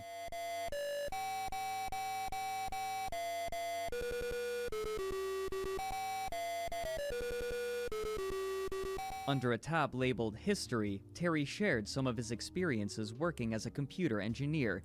It opened with, quote, I find this very crass, but there are lots of chestnuts boasting about in open foyers and have to say this. I have a 1440 SAT and was a National Merit finalist. Fuck yourselves. When you're your own boss, you can do what you like the way you like it, too. I happen to like to have fun when I program. I'm an expert in knowing what is fun about programming, and that's why Losethos is so awesome. Designed to have fun programming. If you're so smart, tell me what's fun and not fun about programming. Along with photographs of himself and his work, he explained that he had been employed by Ticketmaster from 1990 to 1996, coding and designing hardware while simultaneously earning an undergraduate degree and a subsequent master's degree in electrical engineering. It was also during this time that he created the basic code that would eventually become Losethos. After quitting Ticketmaster, he began his own business named Home Automation and Robotic Equipment, or HARE, in order to work on an early consumer-grade milling machine controlled by a PC, a sort of early home 3D printer. In 1997, having apparently halted work on his machine, he took engineering work again, but his personal history ends in 2003, 5 years prior to sharing Luzthos. As of 2008, it was unclear how he was making money. Users on Reddit seem to regard Luzthos mostly as a curiosity and an odd personal project, and couldn't find any practical purpose for it. One person replied, quote, "Sorry, no network, wireless, etc. is just a waste of time. Times have changed since Apple II." Another person offering constructive criticism stated, quote, "At the moment, it's not clear what you want people to do with it. I think you have a cool project that deserves more interest. Good luck." In response, Terry suggested that Luzthos was, quote, "just a place to mess around with programming," but this answered little. He also explained that his operating system was, quote, "a souped-up Commodore 64 basically," but this further confounded its purpose. Terry A. Davis was also active on Reddit in a different way. He would frequently post to the atheism subreddit, declaring the existence of God and entering arguments with the users there, but these interactions were marked by uncanny paragraphs of apparently random words, common phrases, and excerpts from literature off of Project Gutenberg, preceded by the phrase, "God says." Those comprised of random words and phrases were particularly uncanny, and sometimes he would reply with nothing but these God says sections. For example, one reads in part, "God says, confute, exodus, print, propound, resumed, glorify, elect, forgiving, pleasant, itself, equals, long, catch, abject, oft times, miracles," etc. However, few people would typically attempt to engage with him, and his comments were downvoted as people refused to reply, despite Terry's apparent need for conflict. When he made a post entitled, "Bad News, There is a God," almost nobody responded, and so he began making responses to his own post continuing to denounce atheists for their non-belief, but these often seemed to lose focus partway through. One of these comments reads, quote, "God, they don't want to talk to you. God's good company, you just have to hold up your end of the conversation and try not to be annoying. What is it about computer science people and atheism, huh? Brain equals computer, I imagine. That's what once made me an atheist. Still not too sure about that. I think the answer lies in going beyond the notion of causality as we typically think of it. There can be incredible synchronicity in the world, which makes causality quaint. God says, Homo to infinity and beyond, Ivan, don't mention it, ha, how far, hypocrite, heads I win, tails you lose, you are my sunshine, etc. But Reddit wasn't the only place he was posting.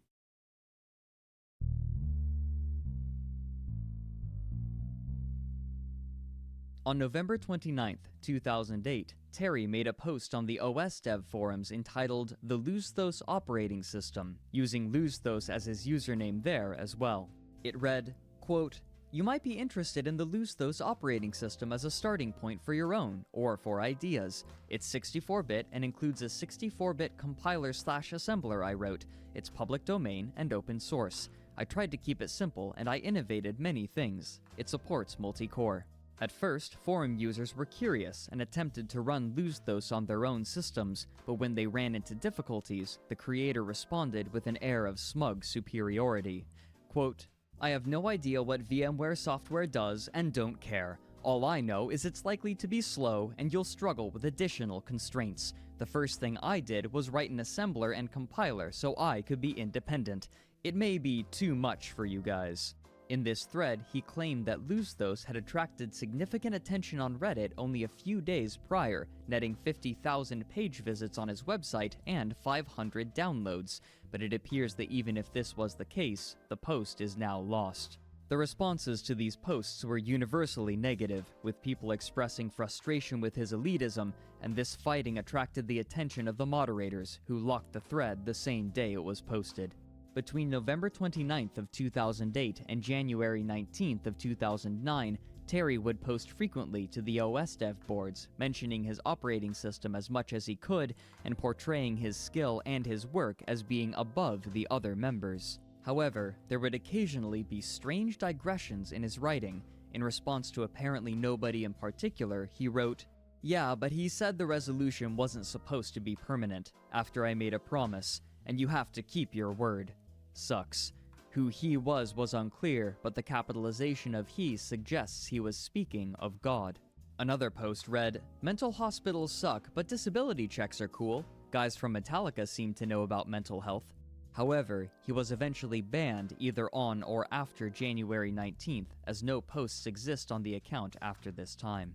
In February of 2009, 4 months after he began sharing Luzthos with the internet, Terry accelerated his posts on Reddit. As he became a familiar figure in the programming subreddit, a few people began replying and engaging with him, attempting to learn not only about the operating system, but also about Terry himself. Some were impressed at the ability of Terry to construct an operating system all on his own, while others dismissed Luzthos as outdated and useless. Similarly, while some people had their curiosity piqued, others were beginning to lose patience after months of his repetitive posts. One person wrote, quote, "Hey mate, I like your project, it seems like you're having fun and I don't really care that it doesn't have networking or it's just your toy OS. Having said that, please don't fill up the programming subreddit with every single update. If we're interested, we'll watch your page." Eventually, his posts to the programming subreddit halted, perhaps because he'd been restricted from doing so, but by April of 2009, he had begun advertising Luzthos in comments instead. These comments, however, were easily recognized as attempts at advertisement and largely dismissed. Terry would also begin regularly posting to Hacker News, a website similar to Reddit hosted on the Y Combinator website, duplicating his posts in order to gain more attention. However, the moderators would inevitably remove them, likely because they viewed Terry's repeated links to the Luzthos site as spam. As on Reddit, Terry would also comment on other people's posts, extolling the virtues of Luzthos and attempting to turn discussion towards it. By this point, it appeared that Terry's patience was diminishing. When someone criticized him for wasting his talent, he replied, quote, "You guys are all pathetic. You look at the graphics and conclude it's not advanced. Be honest, if I had made a pretty picture... Disgusted with you apes. The same sort who said in 1900 everything has been invented. You're probably Linux cultists." End quote. Terry would continue to post on Reddit and Hacker News in the following months as updates were applied to Luzthos, but as 2009 wore on, people began to notice idiosyncrasies in Terry's writings. In one case, a person pointed out that he had ostensibly chosen his extremely limited resolution and colors because he had promised God that he would do so, contradicting a statement from him made earlier that it had been a technical decision.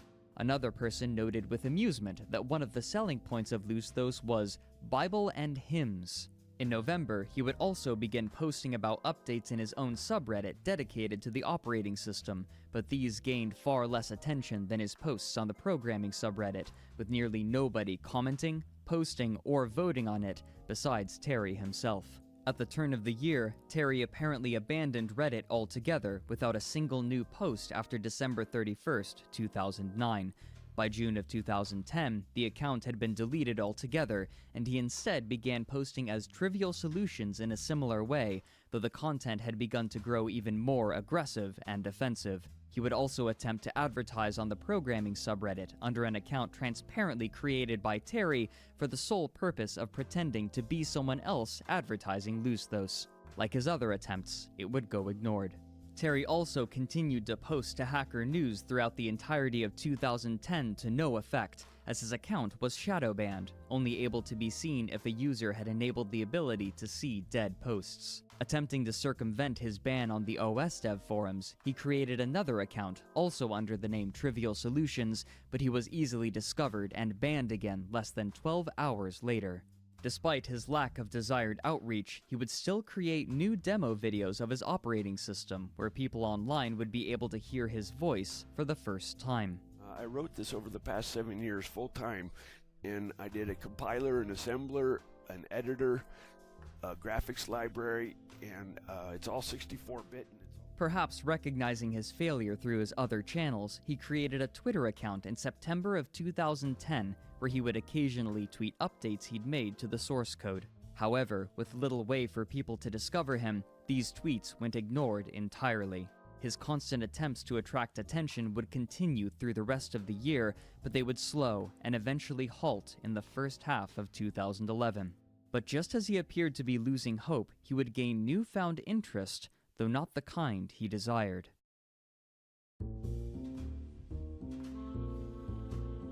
On July 15, 2011, a user going by Jimford posted a thread on the Something Awful forums entitled Luzthos, or How I Learned to Stop Worrying and Love the Bong. One of the opening paragraphs reads, quote, "Gentlemen, I present to you Luzthos. The very definition of your OS is a piece of shit. The operating system is, without a shadow of a doubt, a piece of shit. Behold, a tale of misery far beyond reading Tom Collins's posts. I give you the afternoon of my day off in screenshot format." Underneath this, Jimford detailed his account of his time running Temple OS through a virtual machine, using numerous screen captures while describing his process. After 3 attempts to begin the installation, he was able to reach the install screen. He stated, quote, "During this period, everything in sight was blinking. Lesser men would have had a seizure from the install screen alone. After I finally gave up, I felt as though I had one." After the installation, he shared the initial user experience, stating, "The strange V thing was rotating and everything that is highlighted was flashing incessantly. I was then greeted with the most horrifyingly ugly thing I had yet seen, even worse than Linux. After closing the worthless tip of the day window, I was apparently sent to my home screen. There didn't appear to be anything other than a bunch of homegrown, unplayable games. The only options in the user main menu were games. All of them horrible." Much of his experience was spent fumbling, as he did not know any commands, until he finally discovered what appeared to be a tutorial, which helped little. After returning to the home screen, he clicked on hypertext that opened a window that gave, among other things, Terry's home address in Las Vegas and a more detailed history of the operating system. Terry had written, quote, "I've been working on Luzthos full-time for 8.0 years. Yes, I wrote every one of the 129,486 lines myself. No GPL code, no linkage or dependence on other code. I am a for-profit company, not welcoming code contributions, but feedback is very welcome. Technically, I started Luzthos in about 1993. I set it aside until 2003 when I resurrected it and worked full-time, seriously on it." Eventually, Jimford attempted to perform some coding in Luzthos. Quote, "Turned out the C+ thing this dude wrote was as much of an abortion as the OS itself. I decided to go to the Luzthos website, attempting to garner a clue as to what was going on. Further confusion. Only RMS could beat this guy in bullshit long-windedness. Not only is this operating system a piece of shit, but so is his so-called custom programming language. Eventually, I got it down enough to make something useful out of it." While Luzthos had already become an in-joke among programmers online, this forum post made it much more accessible to others with less programming knowledge. It's likely that Terry was aware of this thread, as only a day after Jimford's post, he made his own on Something Awful, complaining about a ban he had received on the OS dev forums. However, the members of the Something Awful forums were not sympathetic, and Terry was eventually banned from the Something Awful forums as well. With his usual outlets either barred from him or ignoring him, Terry would lose most of his online audience even as new people were discovering Luzthos, but this would coincide with a drastic deterioration of Terry's coherency that would attract gawkers of a new and much more numerous kind.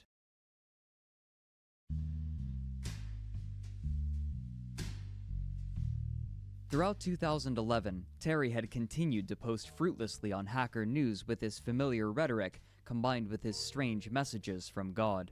Small details about his life would emerge, such as the fact that he lived with his parents and that he was seeing shrinks, but as the year was nearing its end, his online activity took on a drastically different tone. This change was first apparent on Twitter. On October 20th and 21st, 2011, Terry posted a series of 4 tweets denouncing the American Central Intelligence Agency. It opened with, quote, "I hate the CIA. They operate by blackmail. They are scum. They got the Saudi king by short hairs." A few months later, in December, he would tweet again, saying, quote, "Kill CIA people. Hit them with cars and run. They are scum." He then implied that he had done just that, killing what he called a doppelganger. 2 months later, he further specified whom he claimed to have killed. Quote, "There's crazy actors/agents who fuck with me. My parents are enemies. I killed one in 1999. Nah. Score is 1 nuttin', 'cept you crushed my nuts. God says, horse sung accents revenge wholesome deservings marrow funding necessities. His posts on Hacker News also began to take on this fear and anger towards the CIA, believing psychotherapists were CIA agents using doppelgangers to control people's actions, but Terry would soon begin to include racial beliefs in his writings. On January 14, 2012, he wrote a comment on Hacker News that read in part, quote, "Little kiddies, you might regret freeloading when justice smacks you as you try to make money on a blog or software in later years. God is just. I win 10 lotteries a day. I'm not at all worried about justice. Niggers. Not at all worried about public opinion. Everything is shrink actors. Evil British agents and shit who have no regard for God. Once I said the difference between niggers and white people is niggers don't know the world is just." His usage of the word would steadily increase through the months of 2012, but rather than grow annoyed with him, people online would instead begin to pity him. On August 12, 2012, a post was made to the website Metafilter entitled, "An Operating System for Songs from God." Its description was sparse. Quote, "Lusthos is an operating system written by a schizophrenic programmer. A narrated demo and many songs by God and me, the apparent primary use of the OS, are available to view." While many early replies were fairly dumbfounded and commented on the absurdity of the website, some were already aware of Terry's strange online interactions, and one person replied who had been observing Terry for some time, largely dismissing him. He wrote, quote, "Surprised you didn't mention his Hacker News submissions, comments, and profile. I actually went down the rabbit hole with this a couple years ago and was surprised there wasn't more discussion of the technical aspects of what he was trying to do/talk about, since it is largely indistinguishable from a million other crazy geek projects. Sadly, he barges into discussions with incoherent conspiracy theories and long-winded tirades unrelated to the main thread.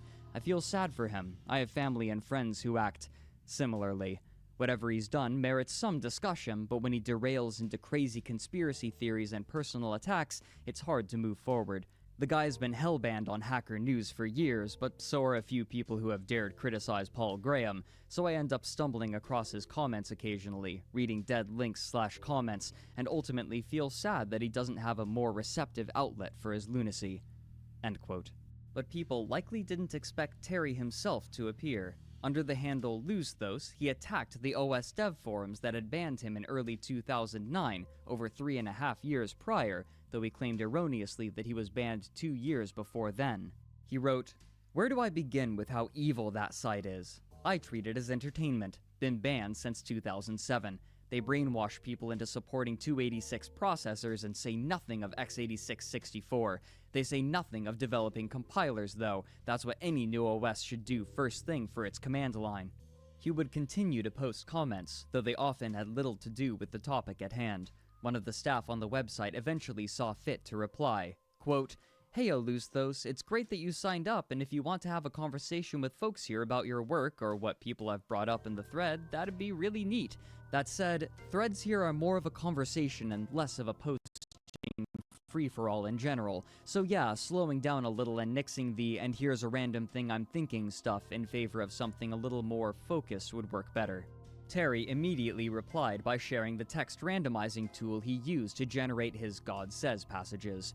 When he began to grow confrontational, people engaged with him, and he spent the next 11 hours arguing with others. However, when the post was archived the following day, the discussion abruptly ended.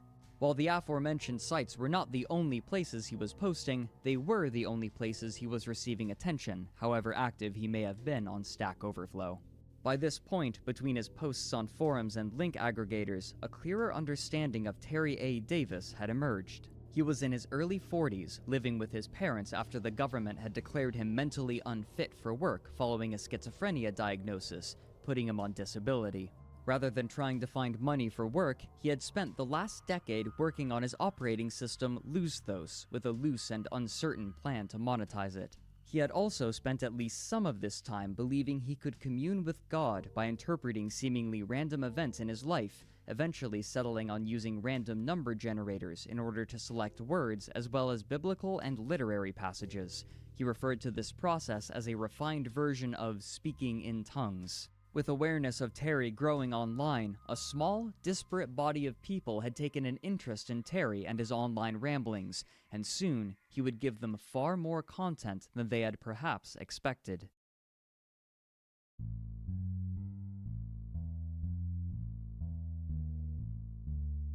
On October 2nd, 2012, Terry released version 1.0 of Luzthos under a new name, Sparrow OS, creating a number of social media accounts under the same name and a subreddit dedicated to it, to little fanfare. Though the operating system wouldn't be known for long as Sparrow OS, it was under this name that Terry A. Davis's operating system became known to the Kiwi Farms, a forum born from the early group interested in Christian Weston Chandler, used to observe and discuss strange people online. On February 26, 2013, a post was made about him, and while the original post appears to be lost to an edit, the replies show the minor interest that people took. Beyond a few bits of ridicule, however, he was mostly ignored, and the thread died the following day. But it wouldn't stay this way for good. By March of 2013, Terry had changed the name again to that by which it would become more widely known, Temple OS. He would soon create a matching Twitter account and a new website, templeos.org, with resources to accompany it, as well as a new logo. Since the Twitter account is deleted and no archives of the first year and a half appear to exist, what he tweeted on this account during that time is lost. Of the video of his games, only one survives from this time, something he labeled After Egypt, Moses Game, a program he considered by far to be the most important in Temple OS. Okay, so, there's camp. If we break camp, the number of people gets randomly bigger or smaller. Anyway, oh, watch this. They'll do golden calf. They all run in a circle, and that's from the Bible story. Few clouds. God was a cloud. I was gonna have it lead them around or something, or make figures in the clouds. Anyway, let's see. Hold court. A woman commits adultery to a child. Ooh. Punish. Hold court. A child commits adultery to a child. Really punish. Hold court. A child commits idolatry. Really punish. Okay, so view map. They wandered 40 years in the desert. So this must be what they did. Okay. Make water. He struck a stone and it made water. Anyway, beg for meat. They got sick of the manna, and they wanted meat, and God gave them meat, and they got sick and died. Anyway, so here's the cool thing. This really works. If you talk to God, He'll talk to you. So let's ask him. I guess they got seagulls from. Let's see. What can we? If you do an offering, He'll talk. How about?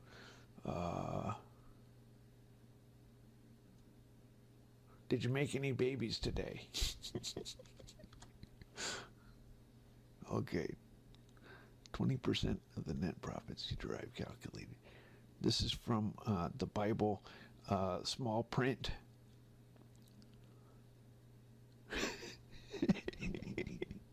God wants 20%. Anyway, God wants 20%. Let's go to, I do Moses comics.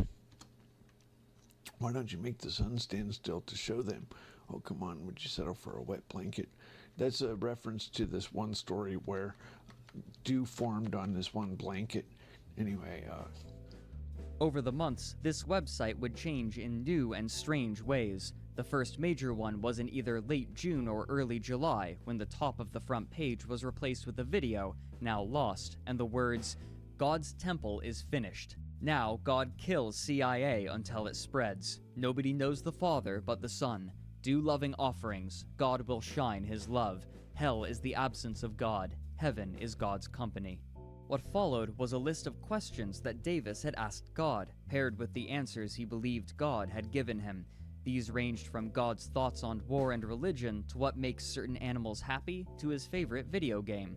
Then, sometime in August or September, he changed the front page again, and by this point, his new purpose for the operating system had become clear. The site now had Bible verses from 1 Kings discussing Solomon's temple, writing beneath it, quote, "Use after Egypt inside Temple OS as an oracle. An oracle is a Ouija board or Christian tongues. You get out of prayer what you put in. God said, honest measures applies when exchanging an offering for a response from the oracle in Temple OS. Picking a greeting card is love effort. You will get back love. This is not artificial intelligence. It is purely an occult oracle like tongues or a Ouija board. It is a microsecond range stopwatch that you press for random numbers to pick words or passages, with no statistics, no Markov chains. There is no network support in this OS either. Just talk to God out loud and try it, as long as you have made an offering such as praise, a hymn, a poem, or comic. Doing an offering first is a covenant. You can get away with just conversation, but you get out what you put in. Praise sandcastles, snowmen, popcorn, and bubbles. Love effort is like when you pick a greeting card. You get back the love you put in." End quote. Soon afterwards, he would begin posting what he called his rants, which were near-daily thoughts and ramblings, starting on September 13th, 2013. The first day's rants acted as a sort of treatise on Temple OS, speaking to his restrictive line count limit and his reasoning, divine and otherwise, for creating it as he did. However, one of these rants on this day showed an increasing narcissism. It reads, quote, "I am God's chosen programmer. He has endowed me with divine intellect, like the authors of the Bible. It has no code I did not write. It never runs code I did not write. I am the best programmer on the planet. I wrote a 64-bit compiler, assembler, kernel, debugger, bootloader, graphics library, graphics editor, tools like grep, and a bunch of demos, including a first-person shooter and flight simulator. I am the best programmer on the planet. That's why God chose me, and that should help you understand. There are two kinds of programmers, those who have written compilers and those who haven't. What sounds impossible for you is not impossible for me." End quote. As time went on, however, these rants would change form into what more closely resembled public journal entries discussing his thoughts on any of a range of topics he had been considering that day, along with answers and statements based on his word generator. These posts would vary in number from just a few per day to well over a dozen. But what would net Terry the most attention would come on October 3rd, 2013, when he began uploading videos to a new YouTube channel named after Temple OS. The first 10 videos on this account were collections of hymns he had written, totaling approximately 40 minutes, but like the ones he had shown years before, they had a strange, uncanny quality.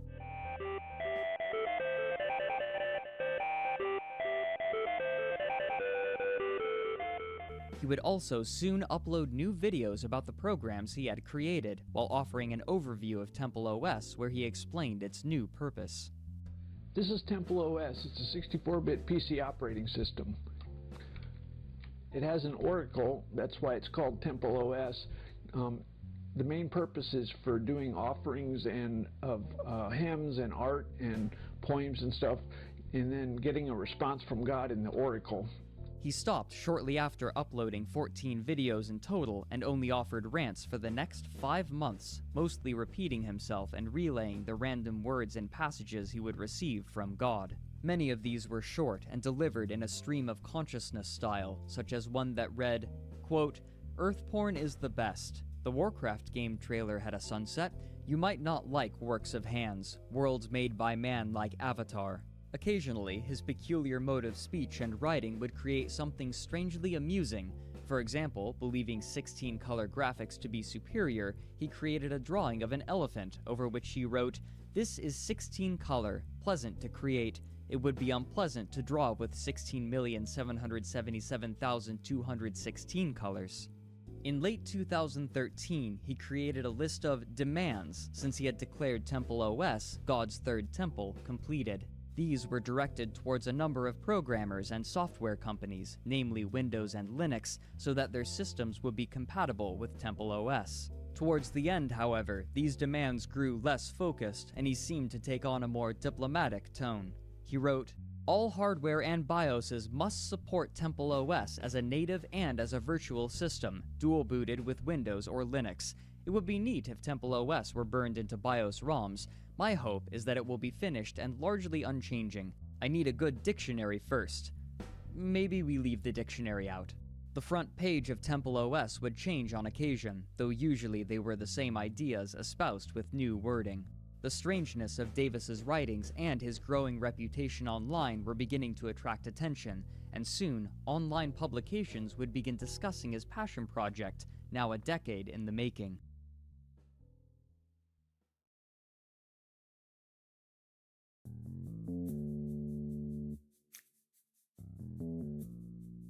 On January 20th, 2014, an article was released for the online publication Tech Republic entitled Temple OS, an educational tool for programming experiments, and it offered a sympathetic and positive look into Terry's operating system and his history.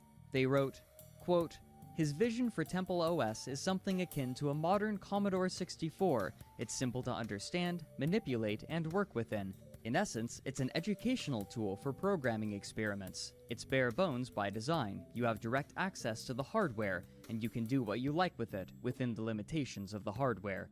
This is a laudable goal, and one solution to the complexity of programming modern computers that programmers, hardware designers, and educators are seeking to solve." It closes by stating, "Temple OS is a testament to the dedication and passion of one man displaying his technological prowess. It doesn't need to be anything more." The article spoke very little about Terry's history, including little more than his schizophrenia and, strangely, his SAT score that he had mentioned on his original Luzthos website. Seemingly unaffected by the attention, Terry would continue to produce new videos sporadically over the following months, mostly of songs made in Temple OS and footage of his games.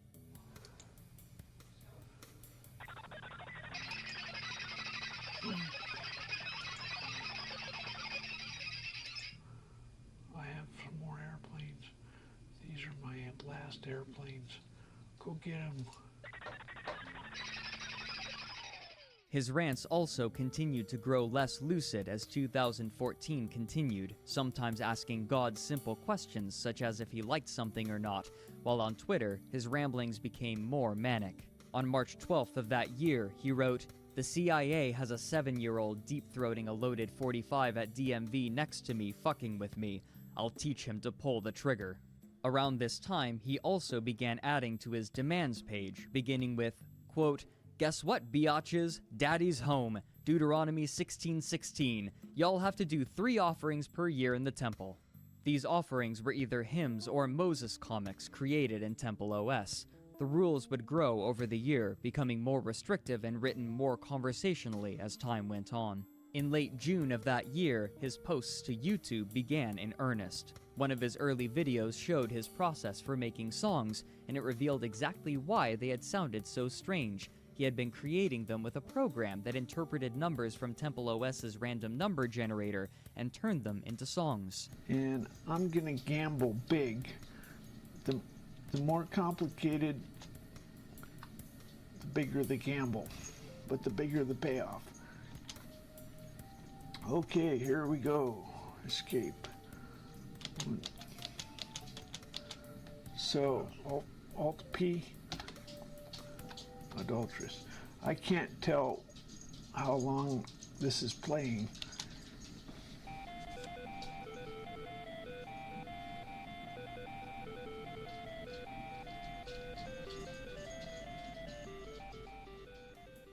Then, believing he had the attention of Larry Page, co-founder of Google, he began making videos introducing him to Temple OS, creating videos between 2 and 14 minutes long. Temple OS. I'm going to give you a guided tour. Let's see. So this is for Larry Page. However, it appeared that at some point, creating these videos became a compulsion. So I don't know what I'm going to talk about. I just got a whole bunch of comments from people who are incredibly close-minded atheists. I have proof, as in God talks. He would also take the time to talk about pieces of his life, though what was real and what was fictitious was uncertain.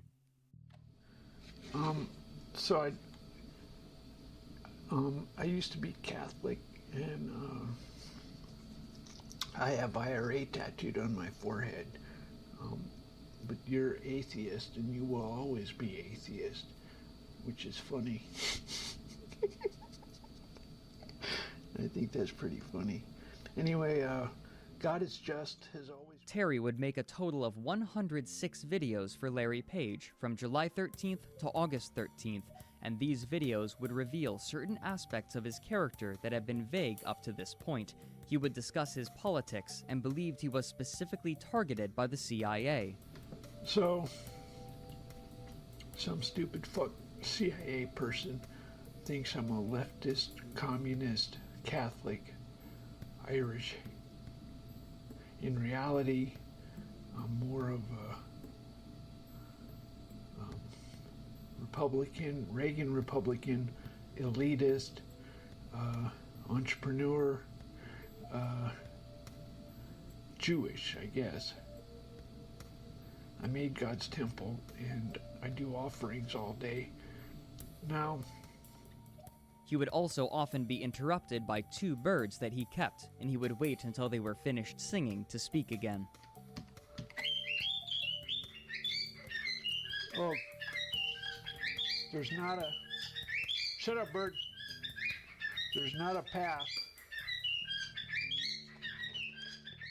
When speaking, he would often place himself above world leaders. The Pope says he has a holy kernel. I don't know. Did he talk to God in the temple, in God's official... I am Solomon's successor. You're just a pope. And I fucking wrote an operating system with compiler. Don't even know what a compiler is. He would also routinely refer to people he believed beneath his intelligence with racial epithets. Everything else is easy. It's fucking easy. Okay, dumb fucks. Gotta club you fucking niggers. Chew niggers or something. I don't know. Anyway.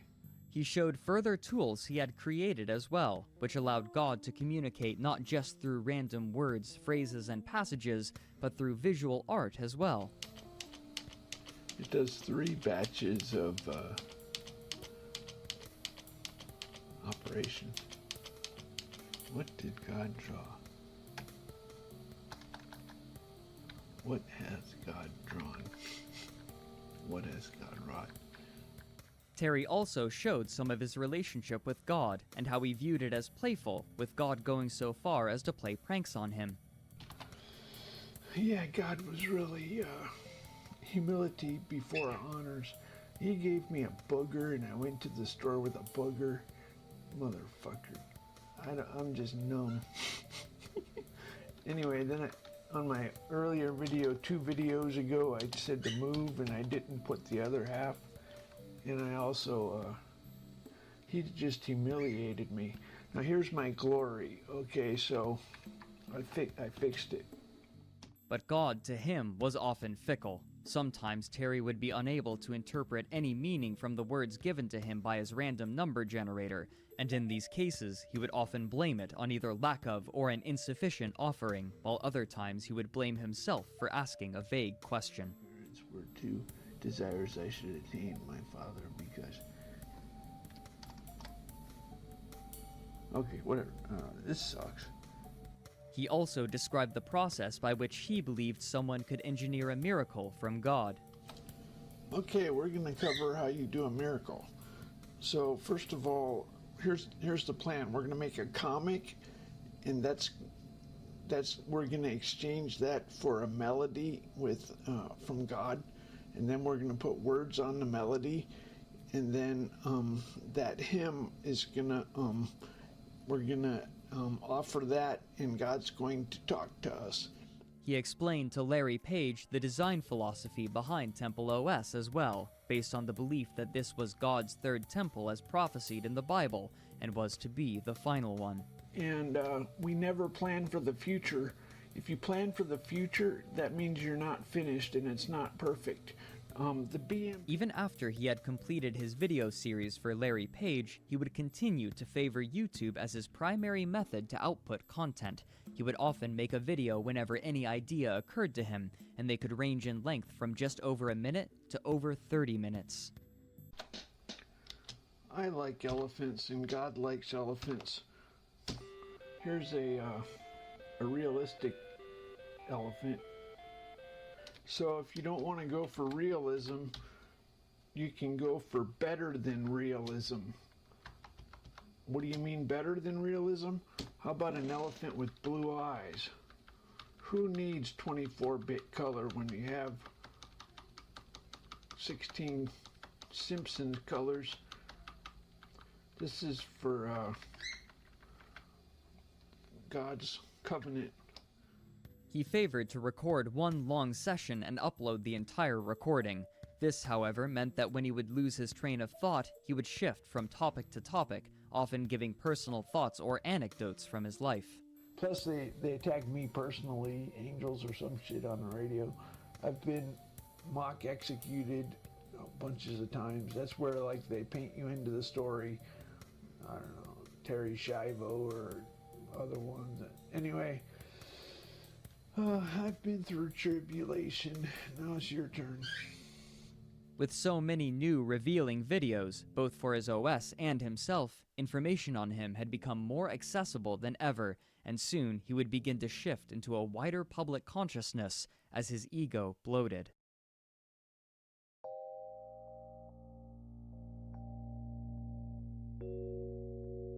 On November 25th, 2014, Vice News published an article on their Motherboard website entitled God's Lonely Programmer. The opening paragraphs of the article simply repeated what most people familiar with Terry already knew, speaking to his work on the operating system and his encounters with others online. However, the majority of the article was dedicated to relaying new information that the author, Jesse Hicks, had received through personal correspondence, stating, "Davis emails me regularly and late into the night, in courier font, from a 2 or 3 year old Dell desktop running Ubuntu." The article revealed many strange aspects of Terry's life. Startlingly, he lived on a 48-hour schedule, staying awake for 32 hours and sleeping for 16, drinking caffeine to maintain it. But much more was revealed about his past, as far as he could be trusted with giving an account of his own life. He was born in December of 1969, making him nearly 46 years old at the time, and the 7th of 8 children. He also filled in some of the missing information from his Lusthos website. In March of 1996, he believed he saw men in suits stalking him, which he eventually concluded, perhaps only later, was related to a side project of his. He drove south into the Arizona desert to escape them, but even then, he would interpret the voices on the radio as talking to him. At some point, he dismantled the body of the car to examine it for tracking devices.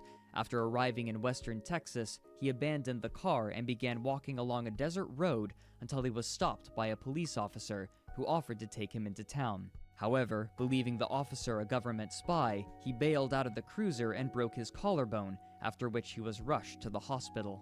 When he overheard the doctors discussing his x-rays, he interpreted them to mean he had alien artifacts implanted into him, and he fled, but when he attempted to steal a truck from the parking lot, he was arrested by police. After spending time in jail and then 2 weeks in a mental hospital where he refused to eat, he was released, whereupon he drove aimlessly in the American South until July, when he returned to Arizona.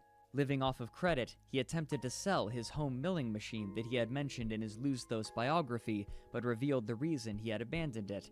During a test, it had nearly set fire to his apartment. After a year, he was forced to move back in with his parents in Las Vegas, where he remained to that day. He wrote, "From 1996 to 2003, about every 6 months, I would have what they call a manic episode, and I would end up in a mental hospital. For those first few years, I was genuinely pretty crazy in a way. Now I'm not. I'm crazy in a different way, maybe." Towards the end of the article, Jesse Hicks summarized his experience with Terry by saying, quote, "After 2 months of emails and phone conversations, I know more than when I began. Specifically, I've accumulated more raw data, more facts about his life and experience, but I suspect I've only sketched a shadow. The full reality remains unreachable, an irreducible mystery." End quote. However, Terry never gave proof for any of these occurrences, and Hicks apparently hadn't verified any of his claims. Discussing his past with a journalist only galvanized Terry's resolve, and on January 20th, 2015, he recorded a video with a webcam showing his face as he spoke, calling it his first sermon. 4 days later, he would declare in no uncertain terms his position in the world. So I'm high priest of God's official temple, and my job is to look after the code and to do continual offerings. Throughout 2015, Terry would continue to upload sporadically, sometimes with just a few days between videos, sometimes more than a month, offering updates and rehashed explanations of topics he had already covered. Okay, I'm going to go over some of the games. The first one is Timeout. You're supposedly sent back in time to help the Jews, like in the Bible when there was the angel of death or something. And it's like Defender. You have to you shoot the purple ones and you try not to hit the cyan. But soon, Terry would begin the practices that would eventually make him infamous online, and he would find himself under the scrutiny of a group that had at first dismissed him.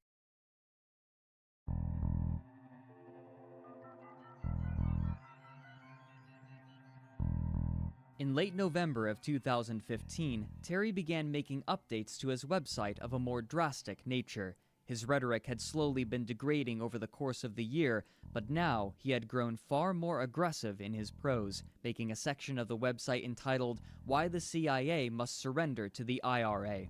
It opens with, quote, "Obama and the atheist CIA wake each day and ask, how can we fuck God today? I know, we'll make nuns perform abortions. We make homos dance naked in Russian churches in front of old church ladies. Isn't that hilarious? We'll make a complete mockery of marriage because, after all, niggers don't have fathers, and that's not fair. My wife, Michelle, wants no cupcakes for school birthdays because of single moms. We'll make God hated, just for pedophiles and crazy insane sand niggers. We'll drink fetus soup with the Queen and celebrate the end of births," etc. He had begun to see the CIA as being at the center of conspiracies to obfuscate the nature of software coding, writing, quote, "The CIA has been busy clusterfucking everything in the computer industry. Look at Hello World. Look at the bitmap file format. They planned ahead when they made the bitmap file format expandable. When the future came and they expanded, however, the format became a turd. The lesson is not to plan ahead like that.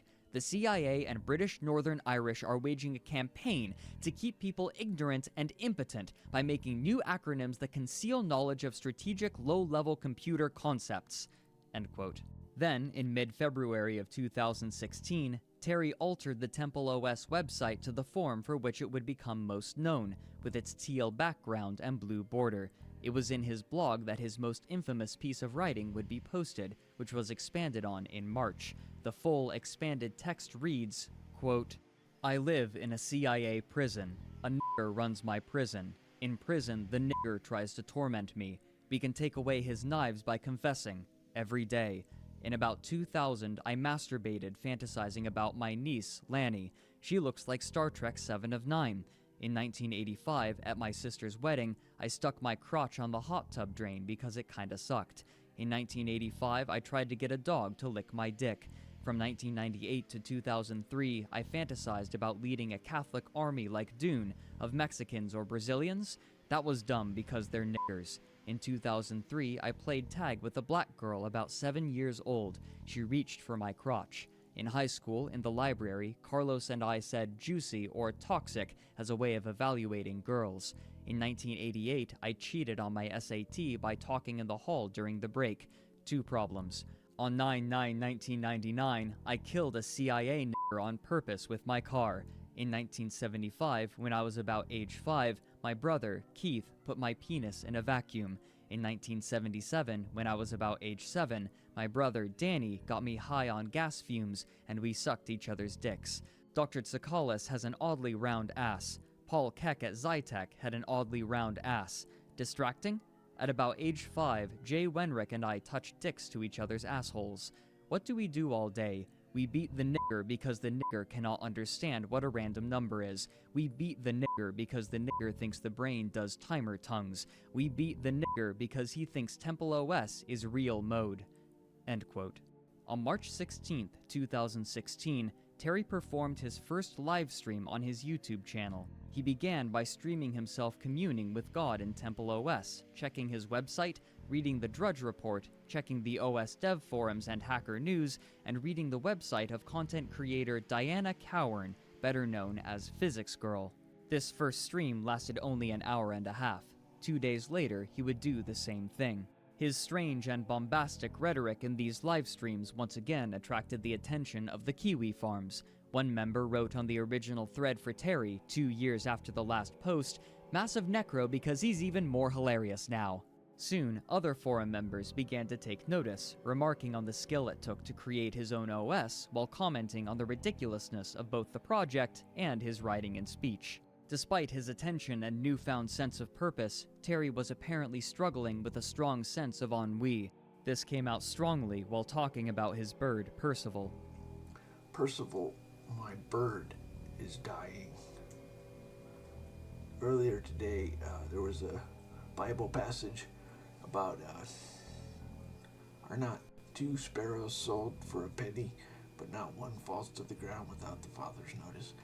So, Percival started coughing up blood about a month ago. Then he got a little bit better, but I think he's gotten worse. So, this is kind of a death watch, so I'm waiting for him to die.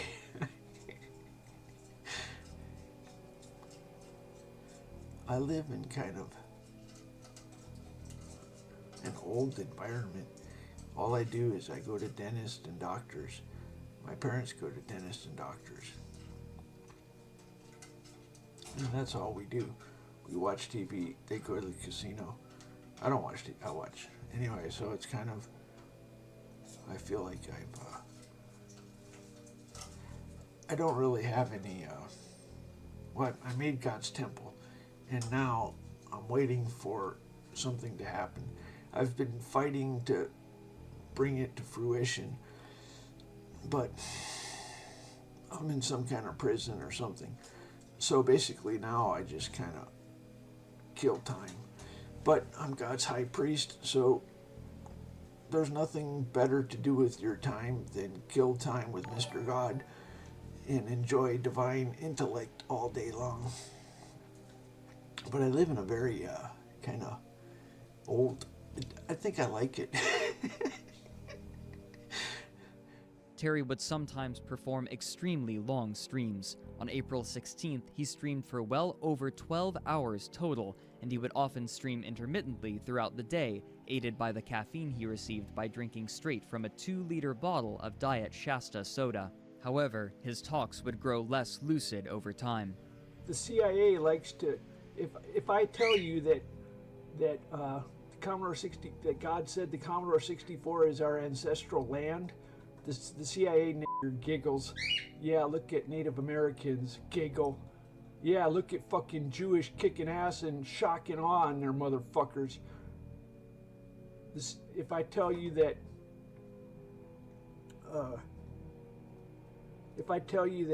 Joseph in the Bible went from prison to prince, the little CIA nigger chuckles and says, yeah, look at all the niggers, they're not princes. Yeah, but Joseph was a fucking prince, and I'm fucking Joseph. I'm not some nigger. It's gonna be a different outcome. It's gonna be a different outcome, you dumbass fucking CIA fuck. The little CIA fucker mocking. What about all the niggers? Are they princes? Yeah, right, man. Fucking. You're gonna see, you little nigger. CIA, man, they're fucked. Atheist fuckers. Despite the massive amount of time he dedicated to streaming, he would only receive a few viewers at a time, anywhere between 6 and 25. What surprised his few viewers, however, was when he mentioned he was reaching out to someone to help him, something his ego had disallowed him from doing, as he claimed he was the only one smart enough to create God's temple. I'm trying to convince a woman who knows physics to work with me, but I can't use her name because I use the word nigger and she probably doesn't want to be associated with me. But you never know. Anyway, I just want to go over how to, she has sponsors and stuff, and using the word nigger would probably be bad. Anyway, it was clear to anyone who watched him to whom he was referring. More and more, he had been watching Diana Cowan's videos as Physics Girl and had grown enamored with her. He had taken to regularly emailing her in an attempt to get her attention. Then, on November 21st, 2016, he received a surprise.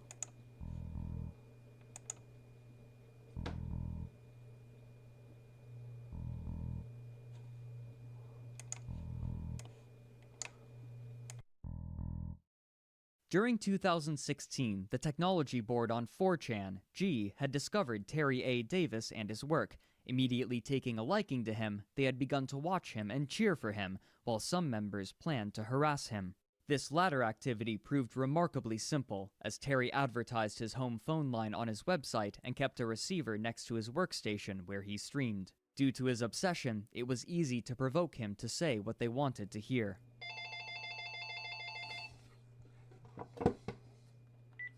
hello? Yeah.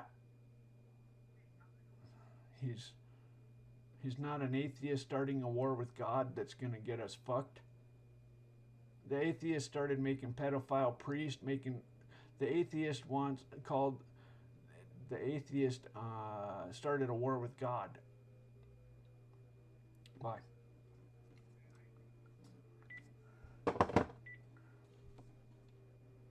The atheist nigger started a war with God.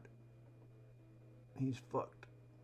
Over time, however, a small number of these 4chan users decided that this wasn't enough, and they had moved on to impersonating Diana Cowan, exploiting his attraction towards her. While he was able to recognize some as fakes, one was able to fool him, and he would communicate with them on stream. What was remarkable was the success of these attempts despite his knowledge of his reputation on 4chan. His willingness to believe these people may have been driven by a deepening sense of loneliness, of which he was beginning to speak more frequently. I feel odd. It's like fucking...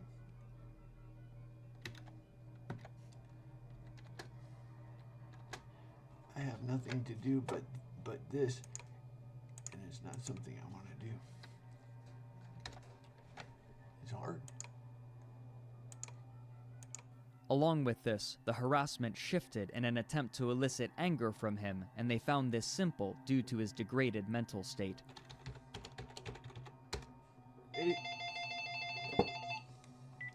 Hello? You're a faggot. You're the SS of the atheists. I can tell by your voice you're a faggot.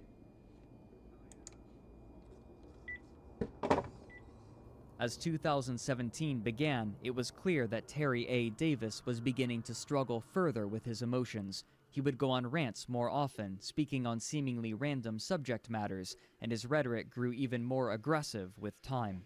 First of all, hacking is for Ovaltine spooge drinking nigger fuckers. Okay? You are niggers. This is ring zero only. Go fuck yourself with your goddamn fucking Ovaltine decoder ring nigger shit. I'm not interested in your nigger shit. This is ring fucking zero. Go fuck yourself. Fucking f***its.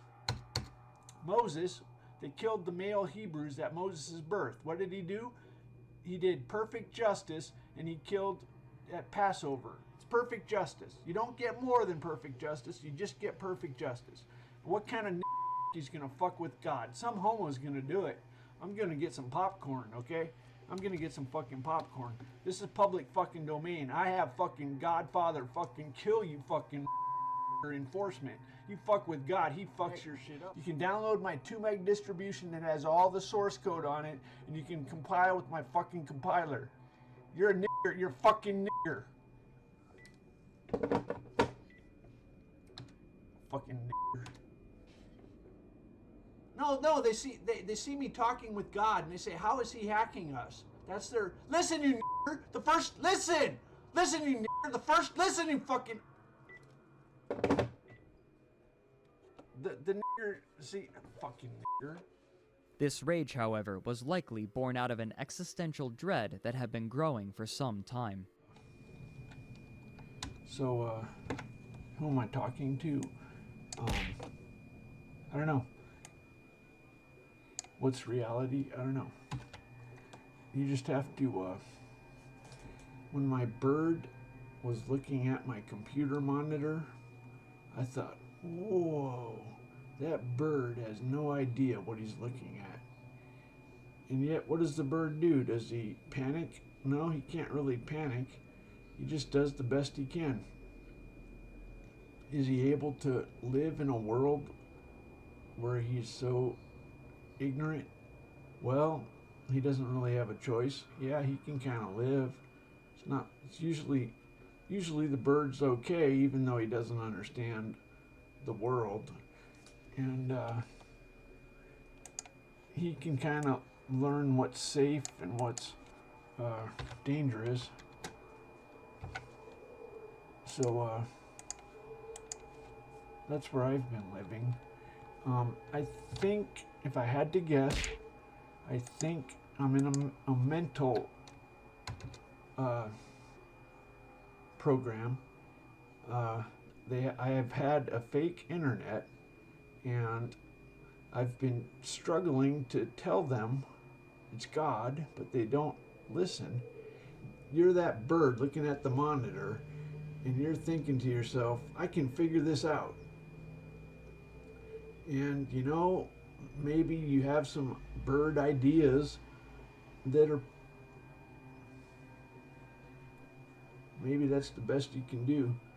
As matters worsened, people online began to encourage his paranoid delusions, especially in the chat for his YouTube streams. However, these streams would come to an abrupt close after his fake Diana sent him pornographic images which he showed himself viewing on stream, and so, in March, his account was given a strike, disallowing him from streaming further.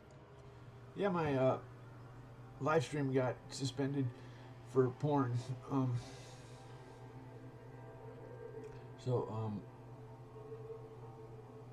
I mostly did that for Diana to watch the live stream.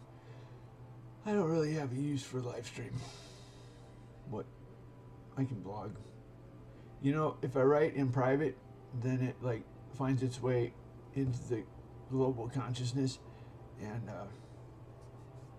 in order to keep my brain from getting confused, I should write in private, because that way the causality is more obvious. If I write and then post on the internet, then I might think I'm doing it that way. But if I write in private and it ends up on the internet, then we know something. As such, he began uploading videos again on YouTube and began streaming on a competing livestream service, hitbox.tv, though these streams were apparently not archived. TempleOS.org, and there's a link to the Hitbox live stream. He began uploading videos again, though for a time these were exclusively hymns, as he was still able to stream on another service. After only a week, however, someone was able to acquire his password and steal the account, and when he created another 2 days later, it only took a single day for him to lose this as well. His third account he was able to hold on to for a month, from April 9th to May 3rd of 2017, but then he was suspended due to terms of use violations. While he was struggling to stream again, he began uploading videos in the style of video logs, often recording himself talking as he walked, though he would also record himself singing to popular heavy metal tunes and drumming his fingers on the table with remarkable proficiency. His walking sessions he would eventually call Paladin Walks, which he recorded for the benefit of Diana Cowan, to whom he now believed himself married, though it was uncertain whether these were Terry's ideas or ideas prompted by whoever was posing as Diana. So, why did I marry you? I married you because I'm bored. During these Paladin walks, it was common for him to walk to a particular spot against a wall in the suburbs of Las Vegas where he was living. In one of these instances, when a black man was passing, he prompted an argument between the two. Hey, nigger. How you doing?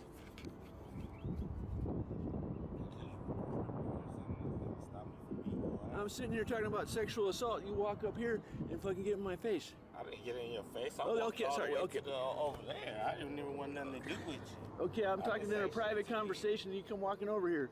This is a public street. I'm Okay. walking to the fucking store. Okay. The place I see you walk damn near every fucking day. I never say nothing to you in my life. You know, Okay. you want to just disrespect me? Only 15 days after his Hitbox account was banned, however, his YouTube account was shut down as well, and he began uploading videos to the Temple OS website instead.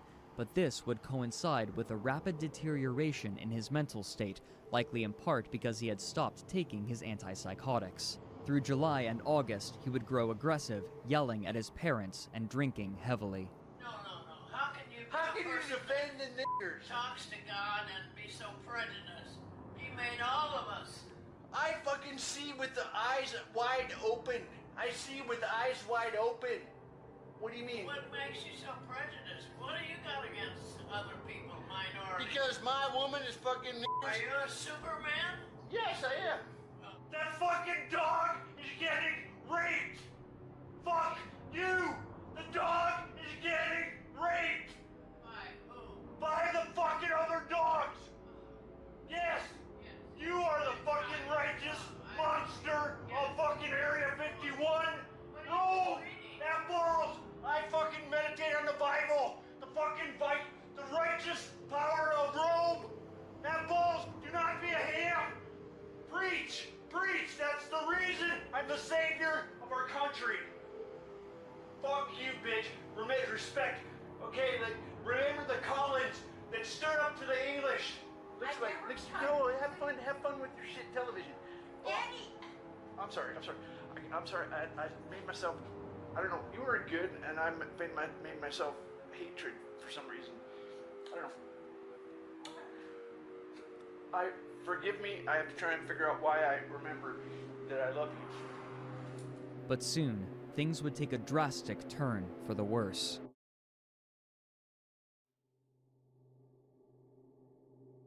On August 25th, 2017, Terry was arrested for domestic violence against his father. After spending time in jail and subsequently in a mental hospital, he was no longer welcome with his parents, and he was forced to live on the street. His court date was set for October 31st. He had set up a donation link on his website where interested viewers, likely from 4chan and 8chan, were supporting him. While he had once denied them out of fear for losing his disability checks, he now was asking people for donations. So, there were many dear resources sacrificed to produce me. I've been a king in training, and there were dear resources sacrificed.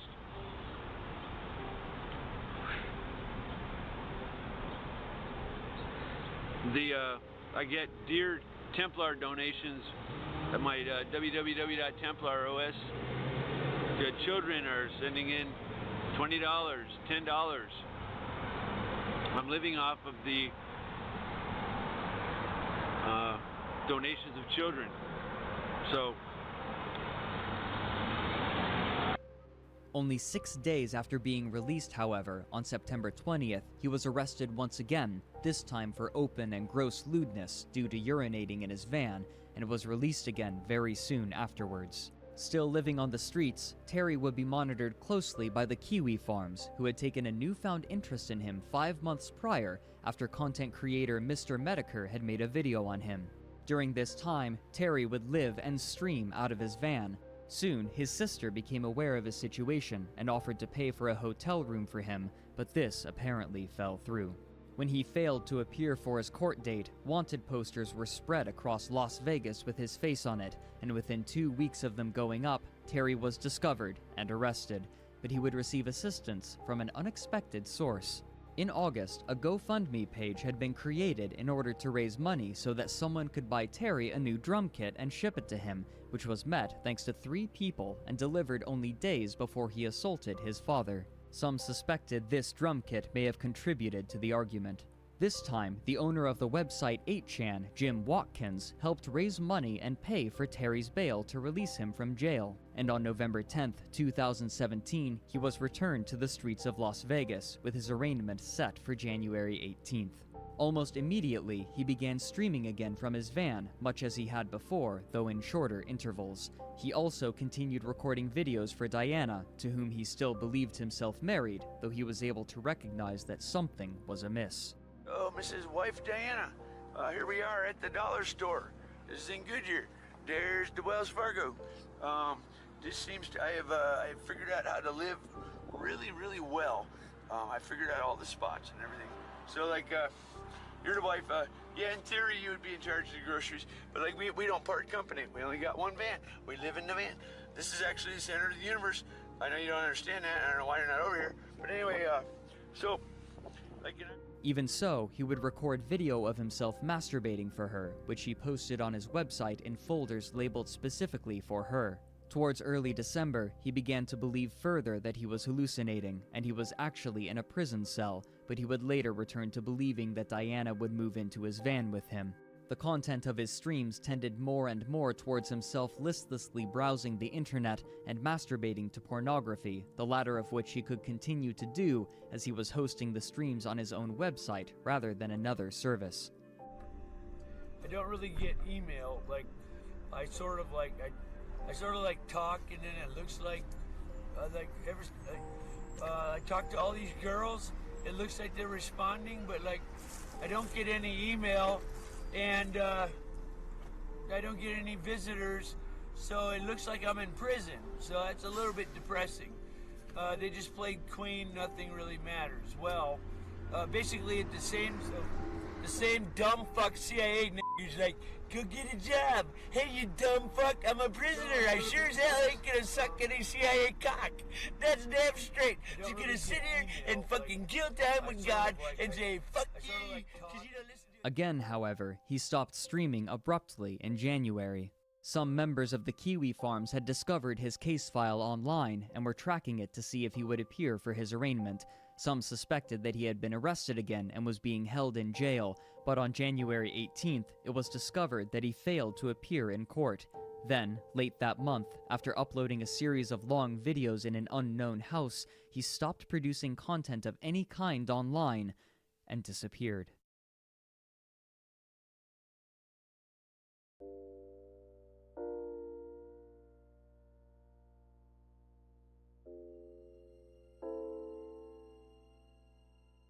In March of 2018, nearly 2 months later, Terry suddenly reappeared with new streams and videos, now living homeless in Portland, Oregon, over 700 miles away, without his van.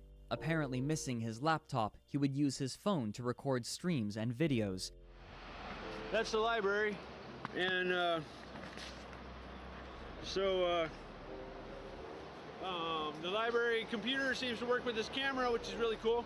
So I'm going to be doing songs and stuff. How about I start with Faded Glory? The Roman dome is a hoary glory. The melted pilgrims tell a Tory story. Faded tongues echo. These were often similar to his musings from before, speaking of broad religious concepts and his thoughts on Diana, though he seemed to lose focus even more easily. Definitions. White woman has sex to reproduce. Black woman has sex because it feels good. That's the difference. So, question is, so Terry, you know, I've kind of been viewing Diana as my wife, and the Bible says you got to satisfy her needs. So I've been doing a certain amount just because of, oh, fuck it, I don't really have to justify myself, you know, because like, hey, it's just a matter of time. Just hang in there a little bit.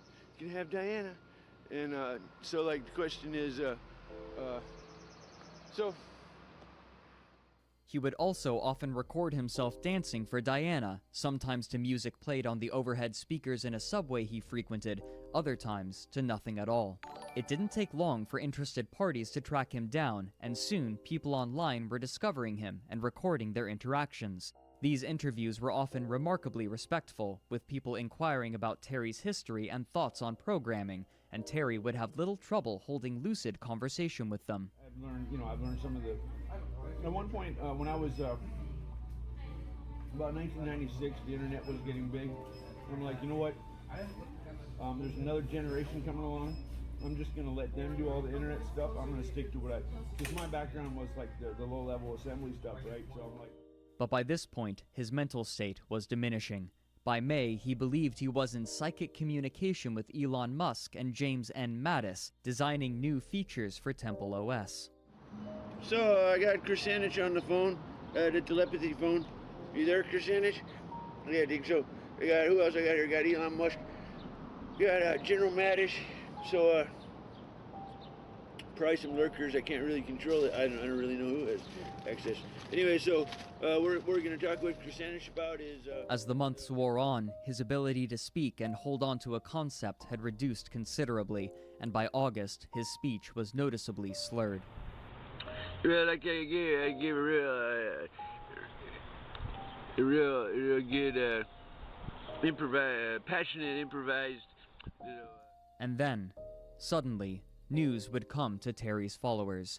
One of his relatives, Therese Davis, wrote a Facebook post reading, quote, "Our family lost our very special, bright, shining star, Terry A. Davis, born on December 1969, Wisconsin, leaving this world August 2018, Oregon, in an accidental and unexpected death while traveling on his Great Western adventure. This included Nevada, Arizona, California, Washington, and Oregon. He will be greatly missed by his family that loved him very much, enough to let him be free to continue his journey on his terms. He will also be missed by many of his online community that recognized his amazing brilliance, sense of humor, wit, and dimpled smile that was truly captivating. Thank you for supporting him by donating to his cause and lifetime work on Temple OS and loving him on his journey." End quote.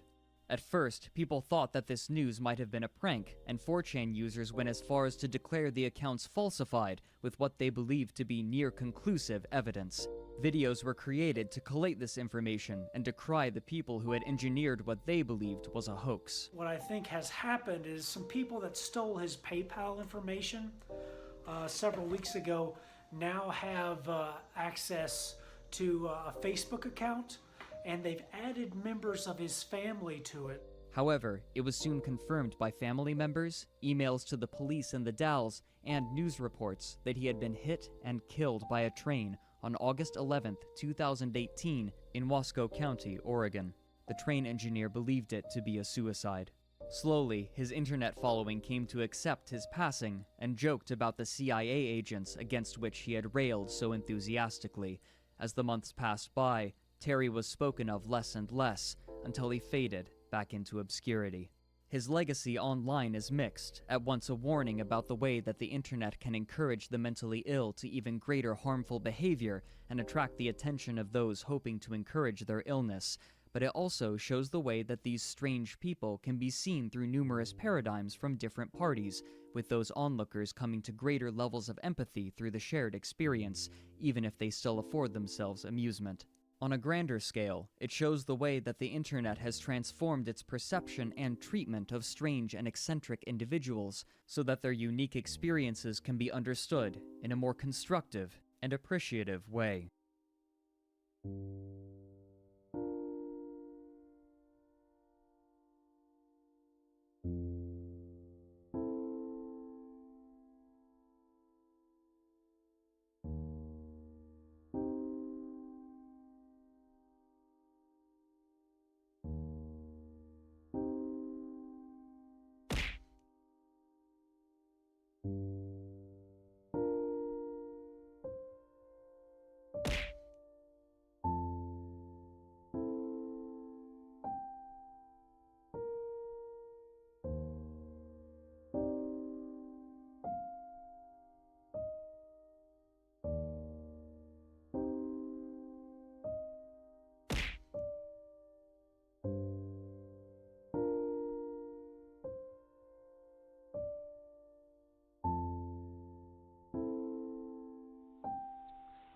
I don't know.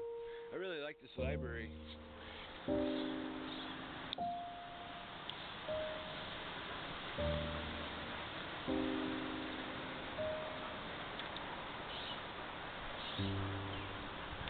So,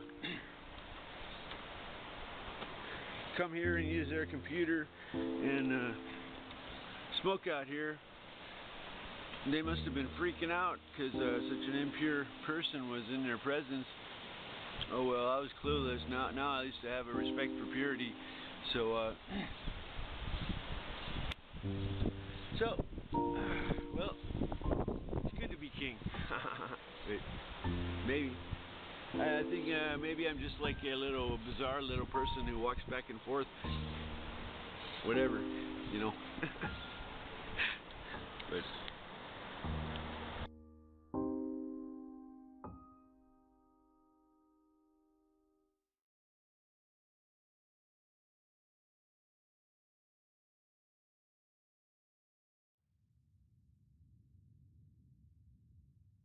If you click this video out of morbid curiosity about the length, yes, it is real.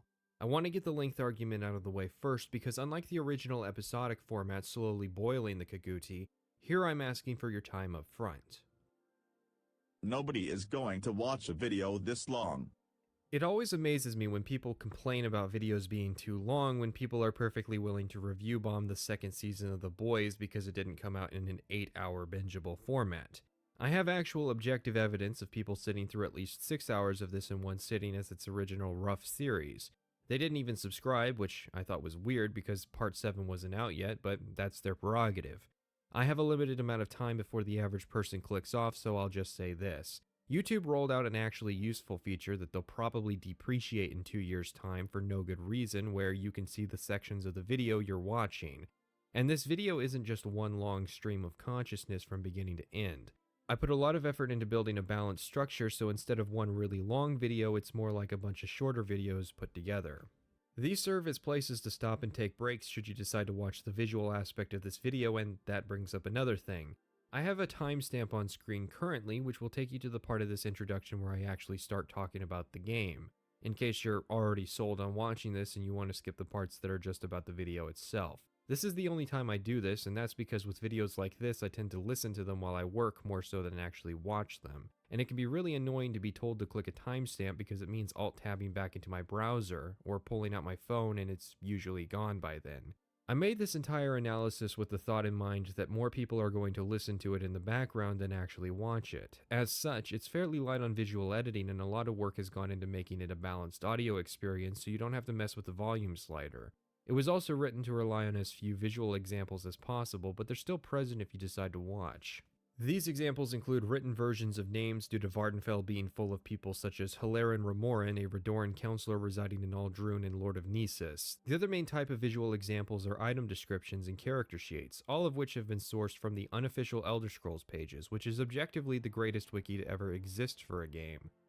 Okay, well, the video is only long because you are an unskilled writer and/or are dragging it out for watch time. Oh man, you got me there. I actually wrote in my first draft of this introduction over a year ago that I believed that there was a certain degree of inefficiency in my work, that my enthusiasm for the game was blinding me to certain flaws in my script. I no longer believe this to be the case.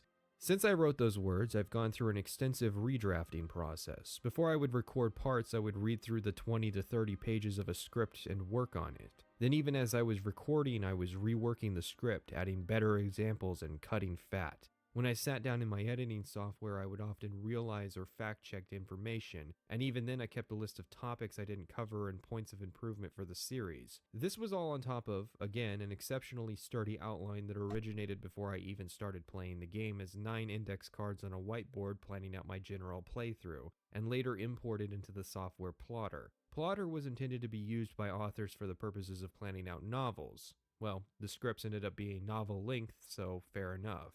Then, when the original 7-part run was done, I sat down and watched it again, taking even more notes and making even more improvements. This is all a rather roundabout way of saying that the level of quality assurance in this video would be a massive surprise to current Bethesda administration. There's your buggy Bethesda game joke. So no, I'm not dragging this one out. Then how could the video possibly be so long? Because Morrowind is an exceptionally complex game. Because I clocked 107 hours as someone who routinely plays the game just in the initial playthrough. Because another I have a reviewer, guest. Lore Runner, spent 20 Sorry, I hours was muted doing because a I had comprehensive live to stream speak to my presentation guest. on the game. And while I disagree with some of the points he made, I have to genuinely respect the planning and presentation that went Oh, into you that can't. It series. noise gates It can her. show My how much my of an cat ordeal is it in can my be to room. cover the game if you're doing anything Hello? above surface level observations. Hello. I Now can't that show we're the done cat. talking She's about got the a mind of video her itself, own. let's begin addressing some common arguments that are made during discussions. But she was of gonna Morrowind cry to if I help let her, save if some I time locked in her the out of my comments room. section. And right now, right now there's Skyrim nobody else slash home. Oblivion So is better. The world is bigger, and so much easier to lose time in. she gets to stay in here Of the for a 3 little Howard bit. games, Morrowind is the smallest in terms of land area. However, Vardenfell's design is so much more complex than Cyrodiil's Let's or tell the even Discord we're Skyrim's, back. which isn't a criticism of the game per se, more so an observation in the geographic difference between temperate forest and volcanic wasteland. Bethesda also had fewer employees when they were designing Morrowind, and it was their first time doing a handcrafted open world. As to the latter games being easier to lose time she has chin in, that scratches. argument Hey. is hit and miss. Steam would back that claim up until you remember most of my Chin time scratches, spent in Morrowind Operation was either Chin on my Scratches has physical been a copy success. or more recently in OpenMW, which doesn't so log hours on silly. Steam She's like so Skyrim silly. will. And well, is losing time really an argument She's of so quality silly. in the current year, given the number Alright, of games guys, released that let's are tell effectively everybody- scare boxes designed to let's keep tell you everybody playing that in the we're hope that on. you'll shell out a little Tell extra everybody that cash we're for on. microtransactions? A lot of Add people have lost everyone. time in Candy Crush, and I don't exactly see that game making a lot of people's top 10 GOAT lists. That said, the point of the series Good is not to morning. rag on the later We are games. so Much. I do occasionally point out when Bethesda made an idea better or worse in the later games, but this video is squarely focused When on Daki. Morrowind. The Daki is at a 2,500 goal.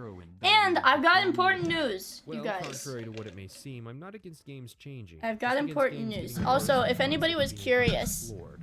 because Morrowind did I take don't the shut series up in a about different being allergic to direction, my and cat. that direction left the I will downfall show you fans some behind. firsthand If you hold this opinion, evidence. it should please you to know that you share I it picked with her up, Douglas Reddit Gould, the chat, I man picked her up. responsible for writing the bulk of the game's quests.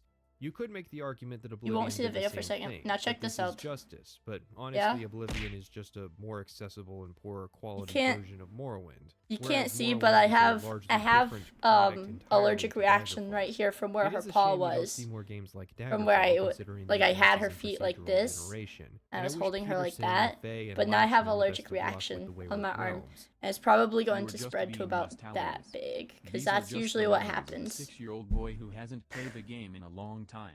When I was 6, I was That's playing usually Doom, what Harry happens. Potter, and Yeah, I Jedi got it Outcast amputated. 2, We gotta go in broad that now. order. I played Morrowind when I She's was being- older. she's In behaving, fact, I though. played Morrowind, Oblivion, and Skyrim for And the yet, first no time dog. within a 5-year time Dogs don't period come of in my each other. room. Also, Dogs I'm don't come actually in my providing room. evidence to my points, not just a bunch of subjective Cats are anecdotes. allowed, but dogs no. Hey, do you really want me to prove I've that got this something. isn't just nostalgia? Fine. This time. I'll play what is objectively the worst version of Morrowind in order to prove how good this game is. I will play the 360 version. I've Yes, got Morrowind came out on the original coffee. Xbox back in 2003. Canned coffee. Then when Microsoft made That's the big got- backwards compatibility push, they released an emulated version of the game onto the 360. Extra caffeine? It actually plays worse than the original Xbox copy, since emulating the OG Xbox is weird like that. Think? No quick saving, no godly user interface. It doesn't tell Played on me. a controller with a low draw distance, low frames, and in 4x3. I'll be putting some. It's tasteful coffee, though. It says custom it's banner ads to espresso. fill these black bars. So I'm going to Why do assume this that to it's myself? got. Because that's how I'm good gonna this game assume it's got caffeine if I in can it, baby. enjoy Don't chew on this, my you cords. can enjoy all the luxuries of a vanilla PC copy. Hey. Well, mostly vanilla. No. Play an OpenMW. Can you hear unless her you're an meowing? absolute purist. Hey. And I genuinely recommend Stop you don't it. go crazy with mods your first time. Speaking of. If you mod Skyrim So and Oblivion, you can bad. make those games better than What are you Morrowind. adding the lithium? Yeah, I'm not wow, adding the a lithium modded pills on copy my of throne. Skyrim might be better than a vanilla copy of Morrowind. Consider me awestruck. And if you Coffee? work really hard in Unity, Smells like you coffee. could theoretically make a game even better than all three. I know I just recommended using a quasi-mod to play Morrowind, but that mostly falls in the realm of what Looks I like consider coffee. acceptable as a reviewer in terms of modifications. I use mods to fix convenience issues with games, especially older ones. Tastes Where like I draw coffee. a hard line is at mods that try and change So, the design philosophy of I'll the also game. show you Like, guys for what we're instance, working with. I Hold would on. never use a mod that changes the hit chance Look. of weapons because hit I have chance coffee. is a part of Morrowind's It design. came from. It's inappropriate I took. to judge I'm games gonna have based to on buy the more mod's from my mom experience, because my mom especially drinks since you could these. just as easily make an They're like experience tiny. She worse drinks with tiny mods, coffees. considering the hassle involved in But I keeping needed mods one from Bethesda because games I didn't really sleep cooperative last with night. one another. And this is besides the fact that I don't even need mods to enjoy Morrowind. Skyrim? Delicious. Well, I'll need the unofficial Wow, what the patch fuck? and That's script really good. extender, of course. Then But alternate start to skip the long tutorial, Sky UI I- to fix the UI, Baby, or what are you doing? fix the stat. What Yeah. even is patrician tier anyways? I You are had useful, a Strawbot, because you at asked all the length. questions I need you to. I consider Guys, patrician tier to either be chat, exceptional games in hello, all categories guys. or exceedingly I had an excel in at length specialized categories. Gameplay, story, discussion sound, aesthetic design, world building, and everything with specialized mods, therein. Patrician and tier before isn't like a 10 out of Abby 10, however. or some They shit aren't comes in and is 99s really either, since many patrician games usually have flaws the that only make them moderator that was perfect. awake at They are good games 2:30 that tried a.m. something when I new finished or was did something rodeo. established better I than had the a norm that at deserve length to be commemorated, parentheses studied, like and maybe emulated. 5 minutes Honestly, my hope discussion, is that one day someone makes and a true sequel to Morrowind. I don't want to say it's the I know greatest game of all 100. time. I want to I say keep that it coughing. paved the way to I a know. generation of great games that learned lessons from it, but I can't say that. So with all that to I do know. with that, let's get started. 100% what I'm gonna do with the subathon. You know, since I'm going out of town. Morrowind is an open world You guys? game, and the world of Vardenfell is just So- as much a character in this story as any other, if not more so. Morrowind is, however, Can you please pause the deceptive video in I its say? name. Okay. You guys don't want to watch it? You don't want to watch the video I say? I'll pause the video I say while I talk, just because I'm gonna be talking. I'm gonna be a little chatterino. A little chatterino, if that's alright. Get some music. A literal Who music. Oh my god, because it's not shuffling. Shuffle it. Now play some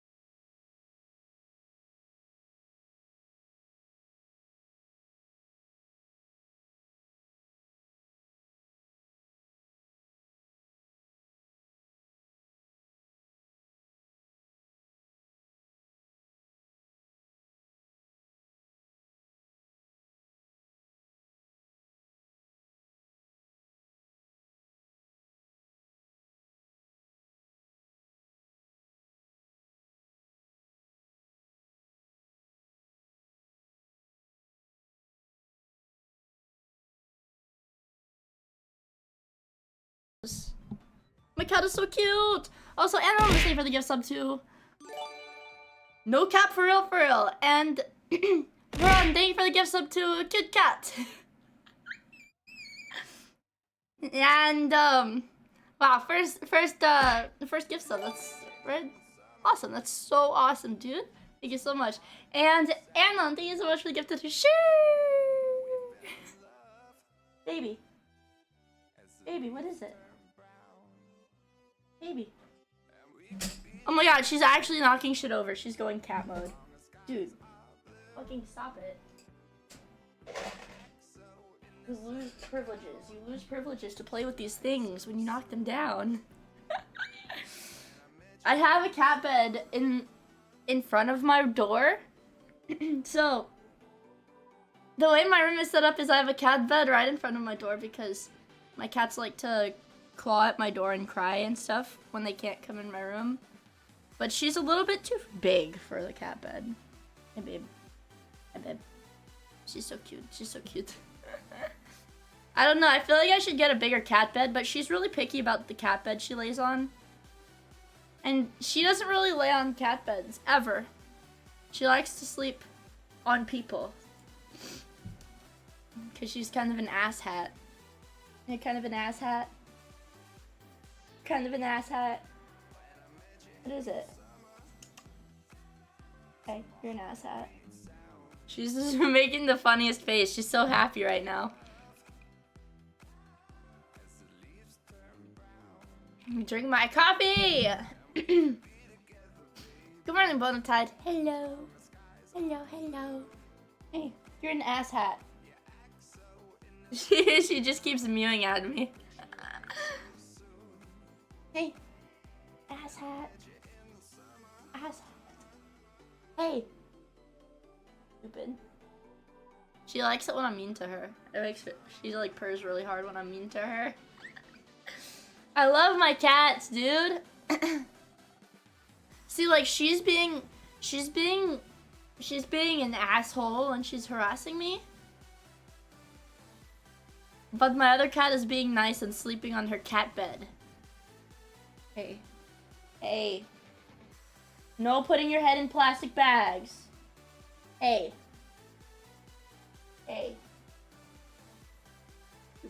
Look, you can get in the box. I cleared out the box for you. Literally 1984. She's not the brightest. Let me recalibrate my tracking. Alright, there we go. My tracking's recalibrated, so now I'm actually gonna be looking at you guys when I'm in chat. I had a genius idea. My ideas are often very smart, but I had a genius idea. I was like, what if today, instead of door dashing food, I just DoorDash a nice drink, and then it goes down easier, and I can spend more time playing video games. You cook?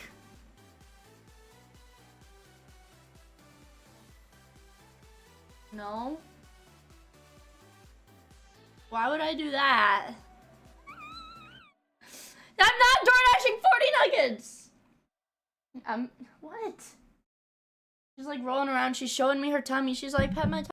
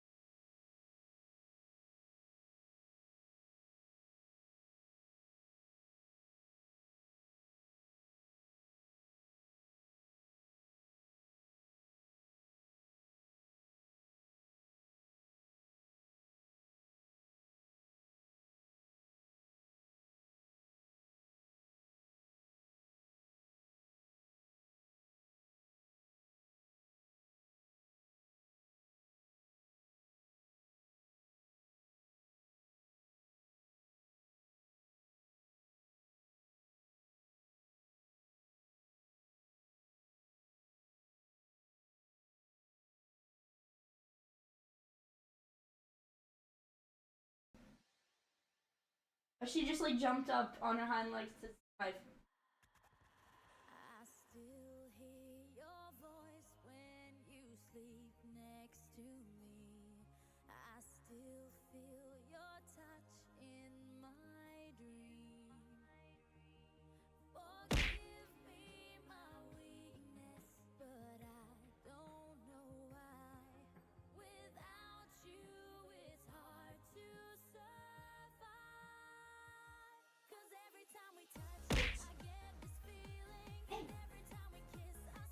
Super frisky. I don't know what happened. Hey!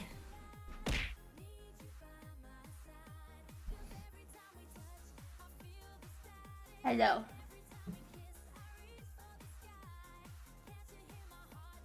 Let me show you. So, this, hold on, let me flatten it. It just gets wrinkly a lot. Alright. This, it's a prescription topical steroid. It looks like really fucked up. It looks really fucked up. It's oil-based. See? Like this, it's really thick. But if I just, I can't see. If I just do that, I put it on there, and I rub it in. It's very awesome, you guys. It's super cool, I think. Alright, so if I rub it in there. First of all, as soon as I rub it in, it stops itching. I don't know how long I would have to leave my arm, like, in the camera frame. But, like, literally over the course of, like, 5 to 10 minutes, that bump will go away. My cat welt will go away. But I think I would have to leave my arm here for a really long time. What does it taste like? It's, you can't eat it. It's poisonous. I would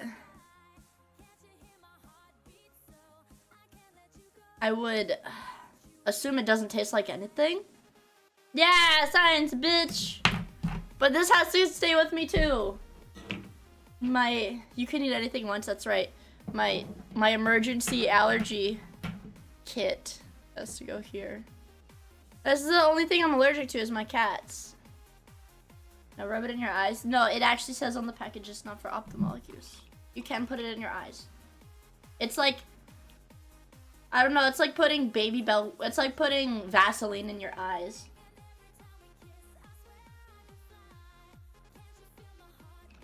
You gotten tested, like allergy tested? No. Because a lot of allergy tests are for people that get like severe regular allergies. And a lot of allergy tests will test like a bunch of different kinds of plants and food. I'm not allergic to any pollen and stuff. I'm not allergic to any food. It's just... And I was never allergic to other cats. It's just this one. It's literally just that one, that little bastard. Is she in the hallway? I think she's in the hallway. But she's a freak, man. And she's been fucking me up. She fucks me up. My cat is a glowing agent.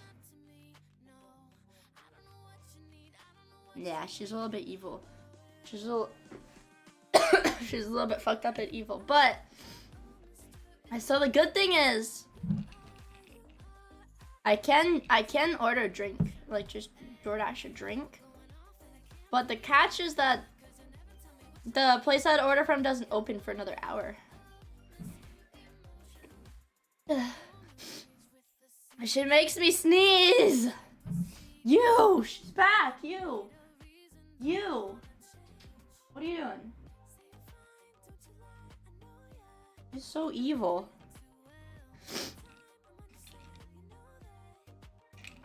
We're not DoorDashing 40 fucking nuggets. It makes me sneeze. That's right, Ken. It makes me sneeze. That's right, my cat makes me sneeze. Alright. Now let's see what we're gonna do. Fine, 60 nuggets. What the fuck? Do you know how expensive these goddamn McNuggets get? Oh, she's gonna sit under my desk now. Okay.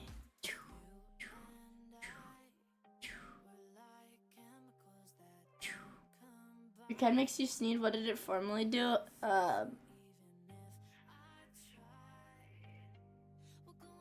She used to chuck. Okay.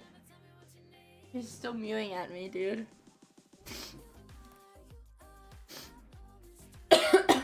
I just need to keep like sneezing and coughing to get everything out.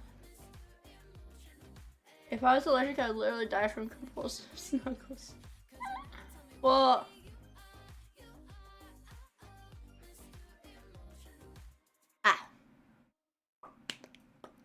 so actually, the last few days, each night when I open my door, because I keep my door shut while I'm streaming, and then when I go to bed, I open the door. How's the arm now? Alright, let's get a little progress picture then. I like that idea. I like that idea.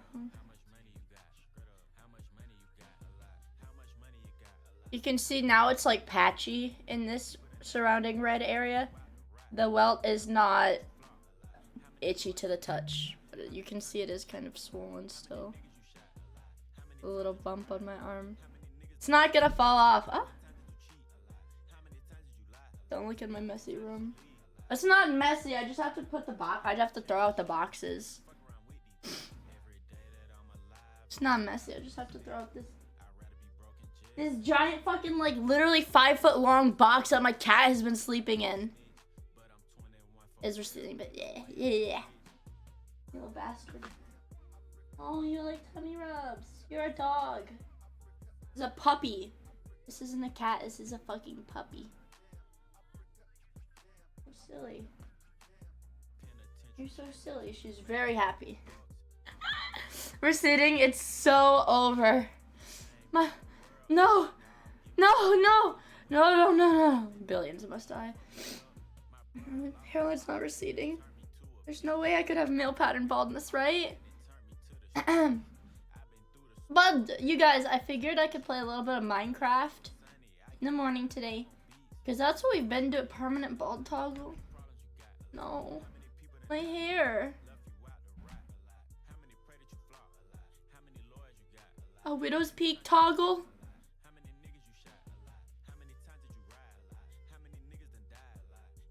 It's not male pattern baldness, it's a Miia pattern baldness.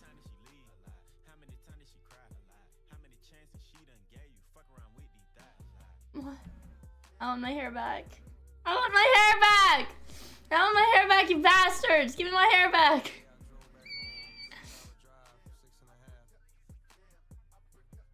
Still executed. I think she has a very nicely proportioned bald head. I feel like she has a very nicely proportioned head. Krillin is cute in his own way.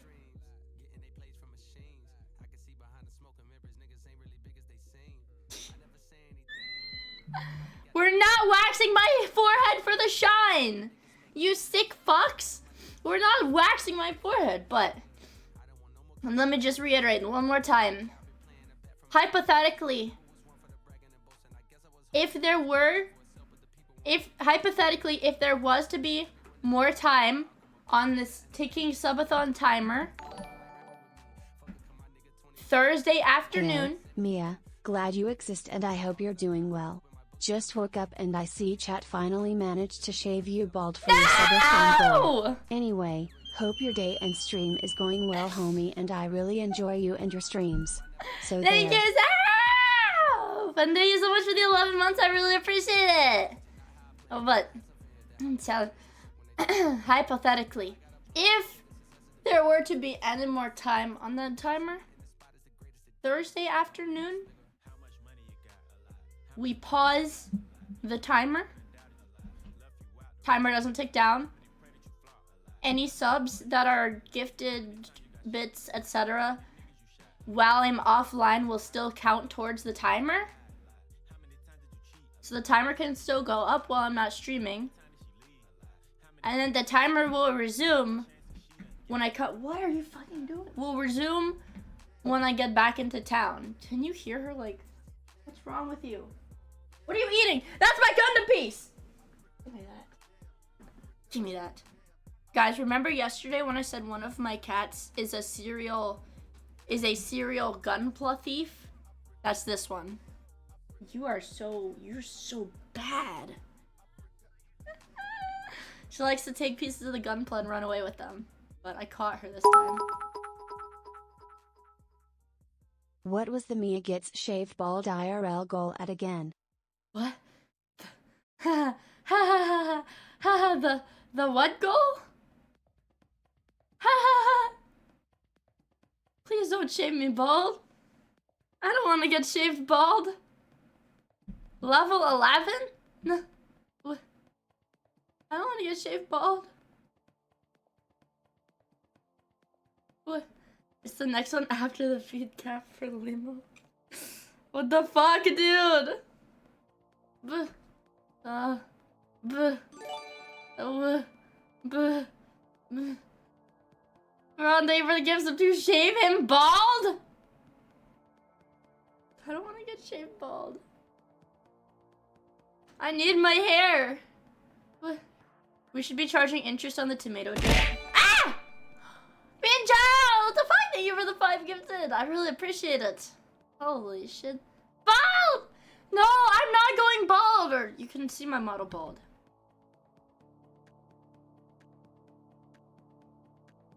I'll go bald for a little bit on my model. I can be bald for a little bit, okay? We can be bald for a little bit, yeah? Is that good? Look at my fucking egghead! My little egghead! Wait, hold on. Look at my little egghead.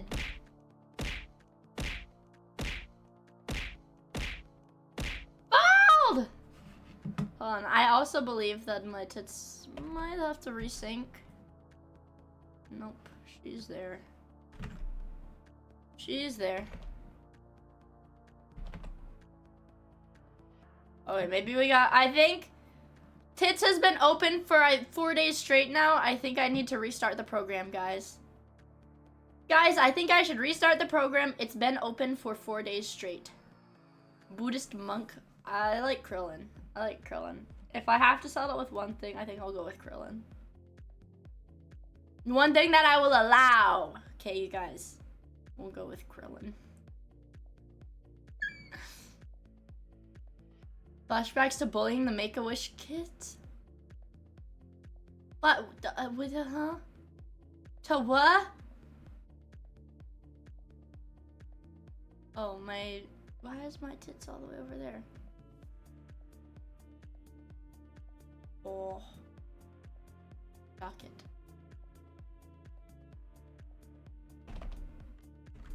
Okay, now try. Now I should work. Krillin was in a monastery though? Ah.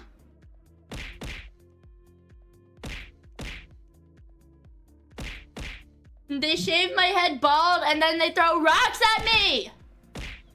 You're throwing rocks at me! You had massive tar. What the fuck? That stuff was bouncing off where your hair is supposed to be.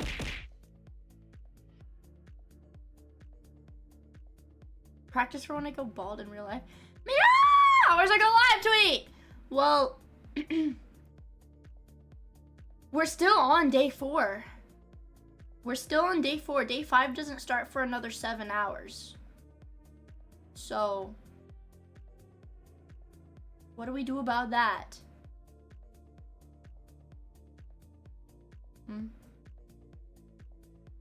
It's not time for the curse of...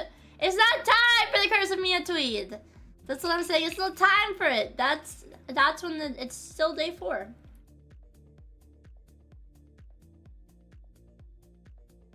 Oh. We will have to restart. Yeah, that's true. We will have to restart the stream. Hey, baby.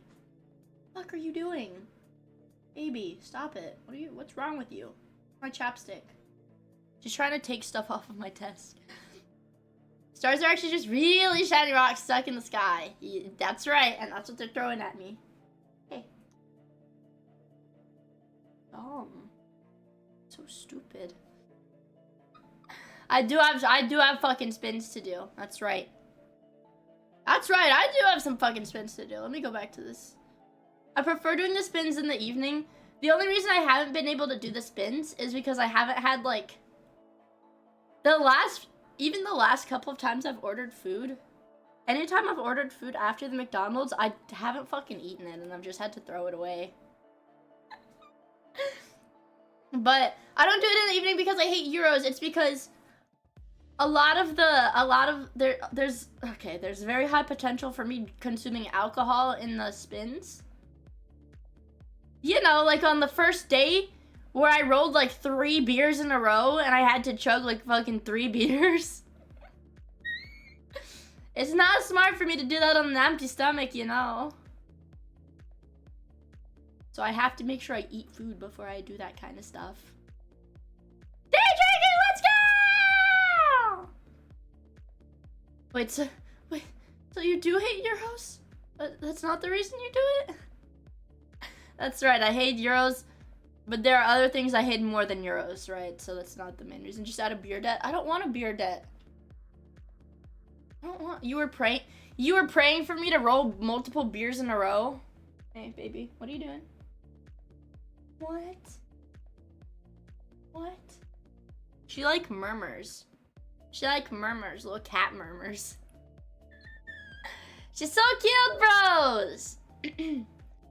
What was I gonna say? Okay. I'm trying to think. Miia hates Asia!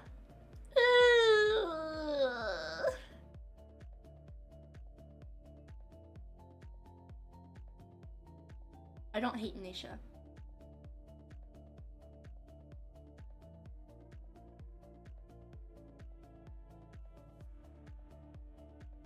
Sorry.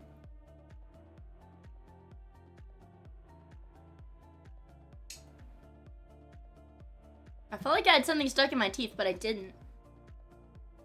Hey, baby, what are you fucking doing? You're being such a bastard right now. You're harassing me. But I'm trying to plan stuff out.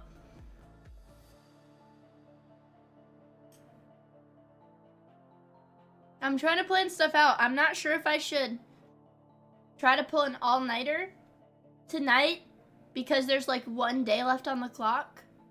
So it should end like tomorrow, like early tomorrow afternoon, to maximize stream time. What the fuck?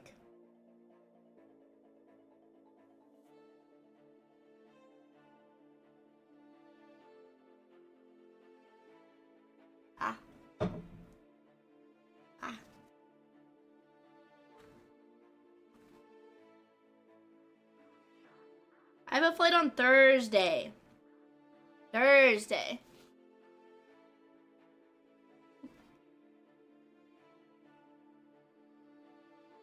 need your 8-hour-long video essays. I understand. I like the fucking 8-hour video essays. I don't know if you guys realize that, but I do sit in the chat for a lot of those.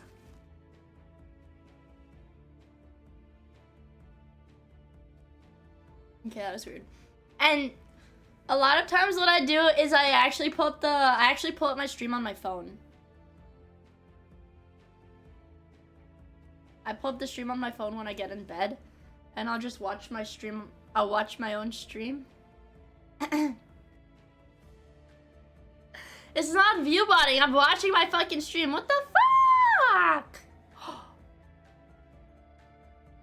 You've got more video essays. What the fuck? You chat like one of the bros? Because I am one of the bros. What is my cat doing? My weird ass fucking cat, dude. She watches the Miia stream? She's just like us, for real, for real. I'm not cheating the system, man. Fall.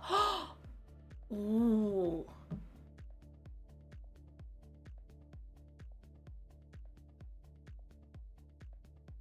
Holy shit, a Dark Souls one? We're gonna add this to the watch later. That's what. Okay, I was about to be like, you linked it at like 4 hours. You linked it at like 4 hours in, so let's save this to my watch later. Alright, I like video essays. Let's save that one. He does all the from. Ooh, the from stuff and the follow. Whoa! That's awesome, actually. That's actually awesome. I really like that. That's gonna be a lot of. That's gonna be a lot of fucking videos to watch, man. He has a. Oh. Oh. I don't know if I could handle watching a Fallout video. We're already playing Skyrim. I don't know if I could handle starting another fucking Bethesda game. I don't know if I have that dog in me. I don't think I have that dog in me.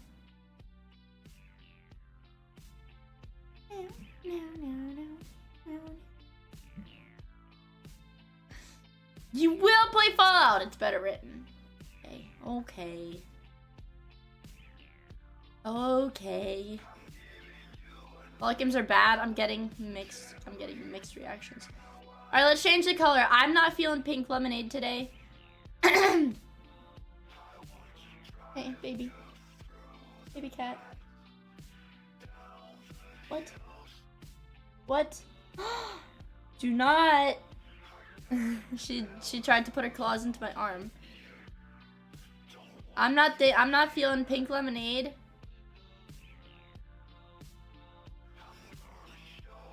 I don't know, are we feeling green? We need a zero shift here, but I think if I up the contrast.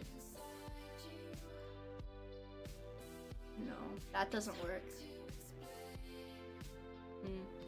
We're gonna figure out how to do this. We got a meeting. Okay, Crowbar, we'll see you in a little bit. I'll be here. Everybody will be here.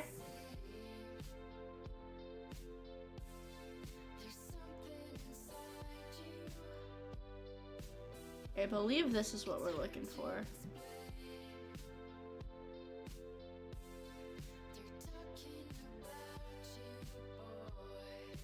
Let's go green for today.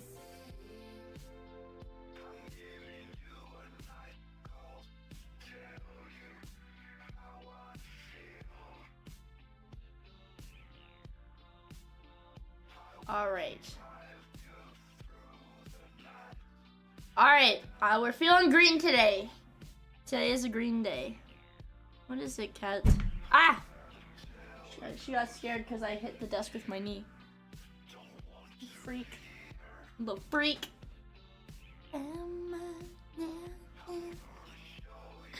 But I think, you guys, what I'm gonna do right now is I'm gonna boot up Minecraft because I've got unfinished business in there right now, honestly.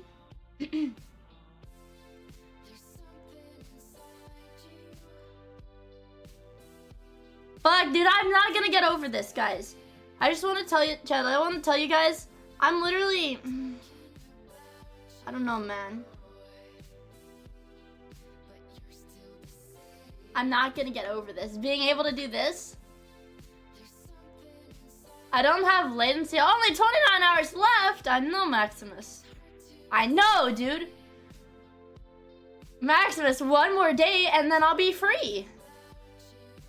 Right, chat? One more day and I'll be free. Right, chat? One more day, chat. One more. One more day. Yep. You'll be free to stream another 24 hours. One more day. One more. One more day. Ha ha ha.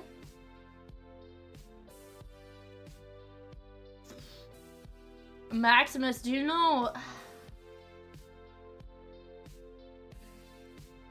Do you know what time? Maximus, do you know? Do you know what time the boba place down the street opens? Yeah, it was my birthday sometime Isn't it last like week. noon? Can you watch this meme I made Mato and pray? Okay, holy fuck, this is- Wow, boobies! Okay, you know, okay. You got me. Okay, Link. I'm sold. You got me. Oil Baron, bro, where are you? You got me. Let's watch. Oh, these. My boobies. My massive fucking... I did not say this! I never said this! That's not me! That's not my voice! I didn't say that!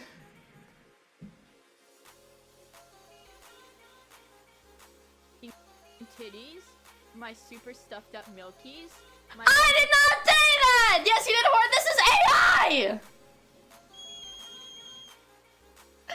I swear to Christ, I did not say this. bonker doinky boinkies. My fucking fabric stretching wind flapping gravity. I did not. Oh my fucking god. No, I never said this. Maximus, do you hear this? Maximus, I don't know how much Mia content you've been exposed to, but this is an AI model of my voice. Welling sex mounds? You mean these super duper ultra hyper goddamn motherfucking... Ah! Got you. Oh, D. That really fucking sounds like me. The one I tend to go to opens at 11.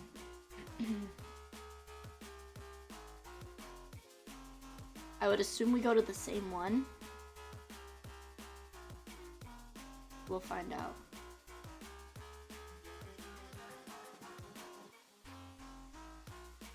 Oh, I'll use my location. Sure, I don't give a fuck. Oh. I guess that maybe we go to different ones. I just googled it. The one I was thinking about doesn't open for a little while. He pretends to feel good about herself. My boobies, my massive fucking titties, my super... Coconut Patrick! Honker bonker doinky boinkies. I never said honker... What? What the fuck? What? My fucking boink... What? My honker bonker doinky boinkies. I've never said my... What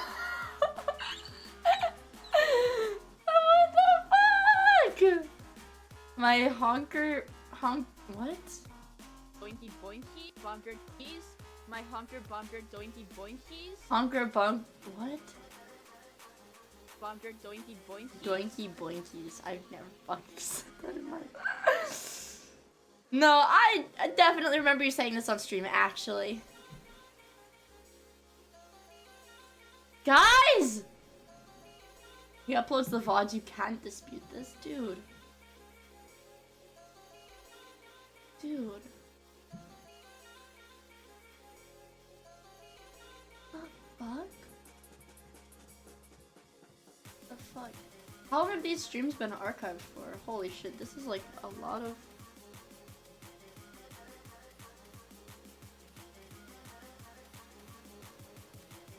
What the fuck? This is from March. You started archiving my streams March 22nd. Wow. Wow! That's a Factorio stream. That's an 8-hour Factorio stream. I know that's a Factorio stream because it's a really long stream. Good morning, Red Panda! I remember the stream when you said that. It's an audio clip from 2015. What the fuck?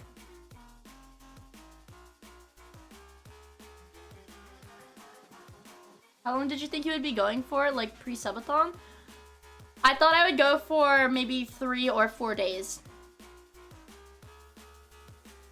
I thought I would go for 3 or 4 days. 5 days. It's gonna go for 5 days, so it's pretty consistent with what I believed. I would say pretty consistent. I think I did all right. I think I kind of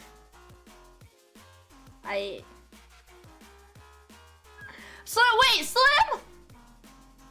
What did Slim say? Hold on, scroll back fucking up. Slim said real and true. Then what? Oh my fucking god, what did Slim say? I'm trying to look at Slim's message. Slim said real and true.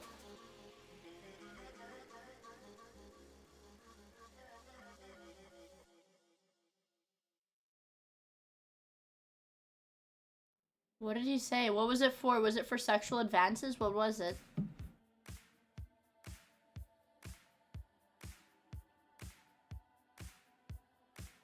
Hateful conduct? Slim. Slim, how long did you get banned for? 2 weeks? What the fuck? What the fuck? What did he say? He didn't even say shit to me. What the fuck? The subathon is so over! Everybody's going to get banned. Then what? The subathon's gonna be so over. Everybody will get banned. The chatters will get banned. No donos. Are you gonna take Zincro's money to play CK3? What the fuck? The rat. No, I think it's just AI modding. I think it's just AI modding. Which kinda sucks, but you know, we can't really do anything about that, man. Yeah, also Slim, appeal your Van Darkholm?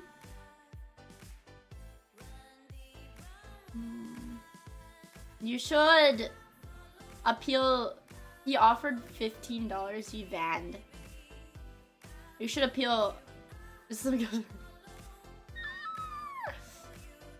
You said Monk is up in the Temple OS video essay. I wouldn't worry about it if you're fine an hour plus later. Typically it happens like literally within the minute. I don't know if anybody remembered how Miffy got permabanned for calling Zalamon Bussy. Miffy got permabanned. Guys, I want you to take that in. Miffy got permabanned for calling Zalamon Bussy.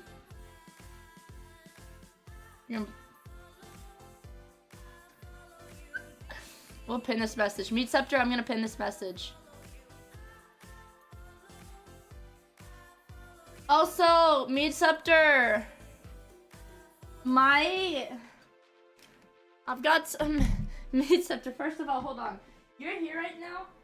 I'm gonna get my fucking... Gotta get my credit card so I can try to build this fucking hoodie. First of all, I have to find my credit card. That's our biggest hurdle. That's our biggest hurdle, Meat Scepter. I gotta find my credit card first.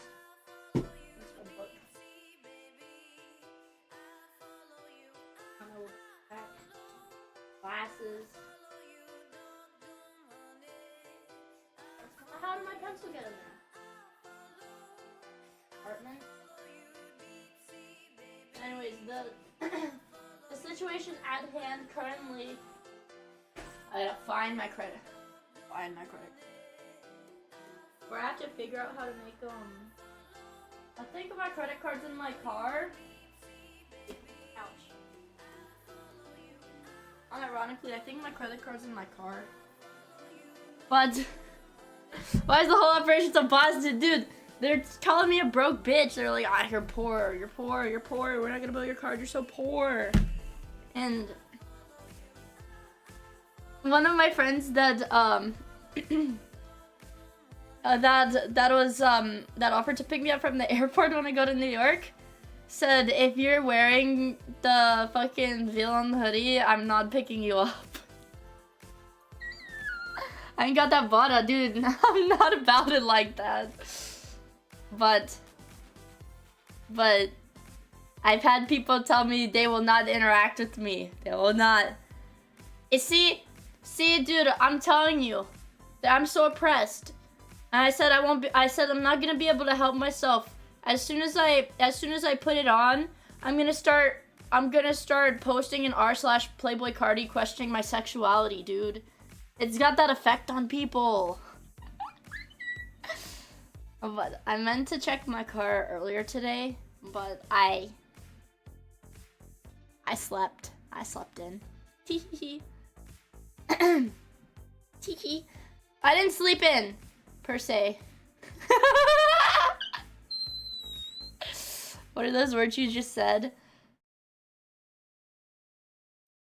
It's a terrible curse. It's a terrible curse. It's a curse. Whatchamacallit, but I was gonna say something else. Make sure my boy Slim Okay, no offense. No offense. Slim. If you're still in here, if Slim can watch the... Oh, wait, Slim got account banned. He can't watch the stream. I love Slim. I think Slim is awesome. But I also don't know how he hasn't been banned already. He can watch logged out. Slim has said some fucked up shit in my chat. I'm surprised it took this long. I'm gonna be honest. Slim has made some threats in my chat. Slim has said some mean things in my chat, and he's made some threats in my chat. I actually don't know. I want him back. I want him back. We need Slim back. We need Slim back. But I also don't know how it took this long. He's had his account. You've had that account since Justin TV? Holy shit. It's a temp ban, right? Your account is so old. We gotta get you back. Yeah, see, Slim even agreed. He has said bad shit. This is insane. Hold on. Hold on. We need our honorable chatters. We need honorable chatters. So we're gonna have a little Slim cam. Okay. The actual gay sex, the tier 3 gay sex channel has a new message. We're gonna have a little Slim cam. There. There you go. Slim is back in chat. Slim is back in chat, guys. We There you go. There you go, guys. We've got a temporary solution.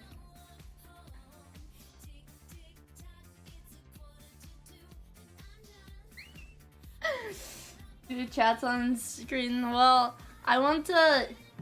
We can't let these people that have been banned go underrepresented. We can't let these people go underrepresented, okay? I need... This is what the Fallen Stream Chat was made for. Yeah, but we can just use general. Slim stole my lasagna. Thank you. What the fuck does this mean? What? Oh, you guys can't see. What? What the fuck? Make it light mode, dude.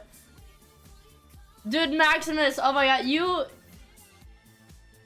haven't seen me since, like, I guess that was day 2 of the subathon. I have insane dark circles. I actually have the craziest dark circles because I have slept with the lights on since the subathon started. And I've also, okay. Guys, I don't know if we can keep the Discord camera on.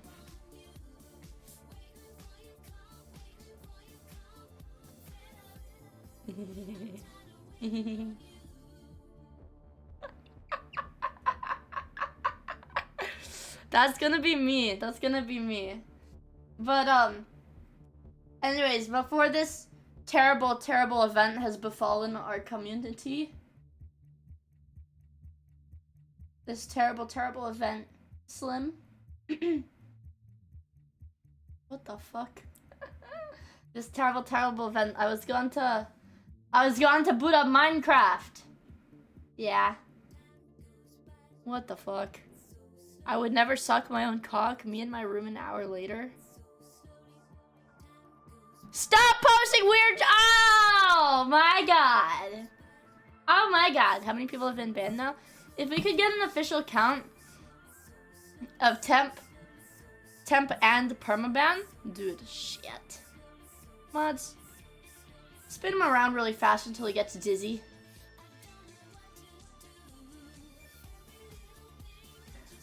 Oh yeah, I also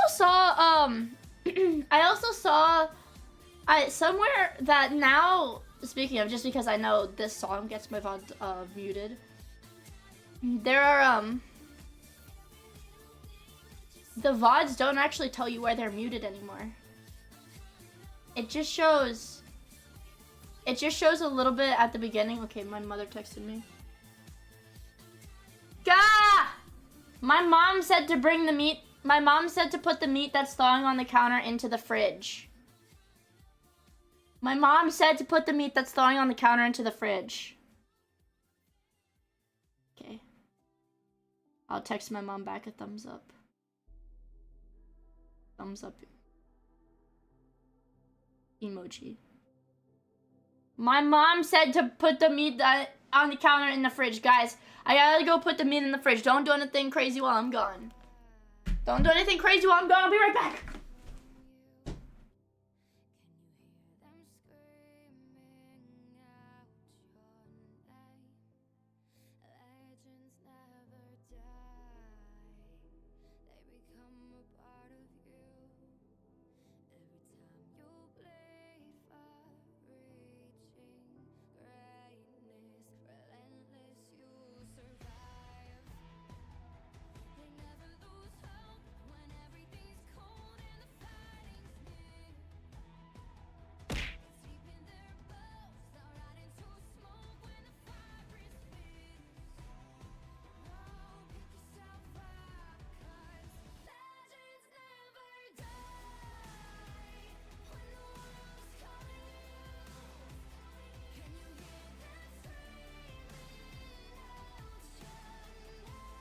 Big news.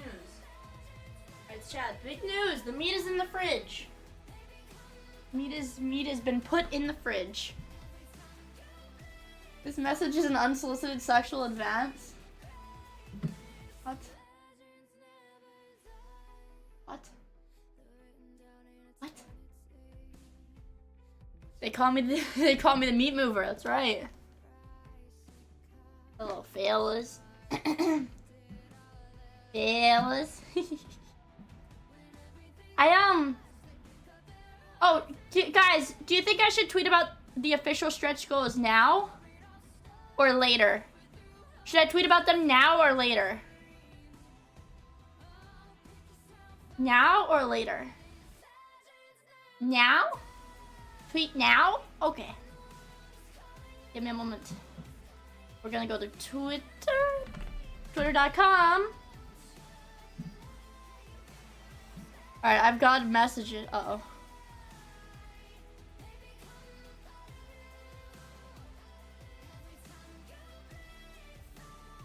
Okay.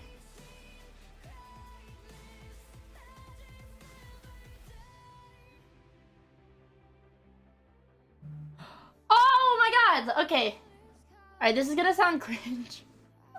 This is gonna sound cringe, but I went out of my comfort zone, you guys. I went out of my comfort zone last night, and I DM'd another streamer that I saw play Dota the other day. I don't think she's streamed in like fucking forever, but I did get a notification that she was streaming Dota the other day. So I messaged her and I was like, hey, do you have any tips for new players?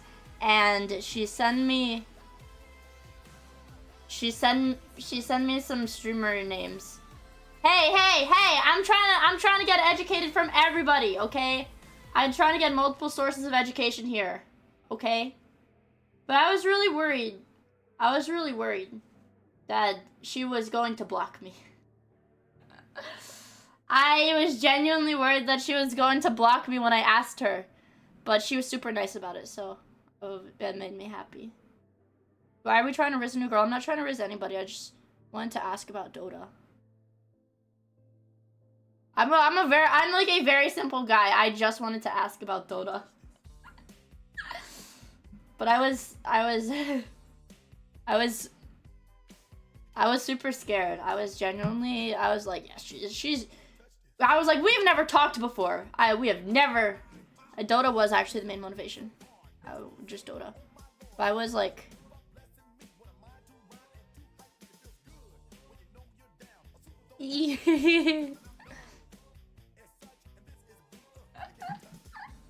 but she was super sweet about it. This is awesome. That was Cleo in disguise. Oh, no. Whatchamacallit. See, look. See, she tweeted about I'm not the only one that's asked her about Dota. I'm not, like, literally, this was just on my timeline. I'm not the only one that's asked her about Dota.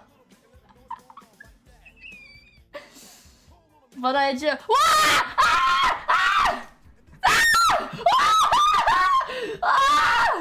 Okay.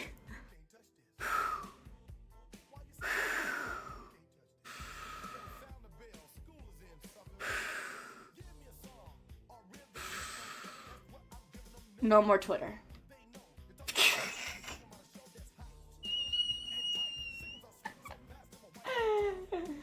What did I miss? Katamir, I was trying to talk about Dota. And then there was ass on the screen, and then I freaked out and scrolled really fast, and then I scrolled onto titties on the screen, and then I scrolled again back onto more ass and more titties. There was a virus, and my pants were falling down, and I had to pull them up because my pants were slipping, and I had to take the virus off of the computer. But it's fixed now. It's fixed now. I got a woman jump scared.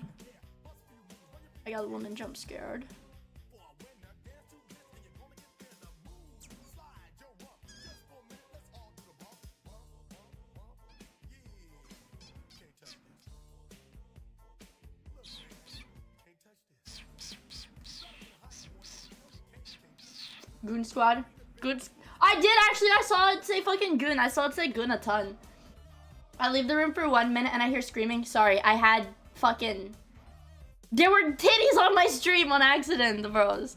Let me post official... Okay, guys. Let me clarify. I was more embarrassed that I was scared that I was going to get blocked. Because imagine messaging somebody for the first time and your profile picture is fucking Jeff the Killer. Like, if a random person messaged me and their profile picture was Jeff the Killer, I would block them.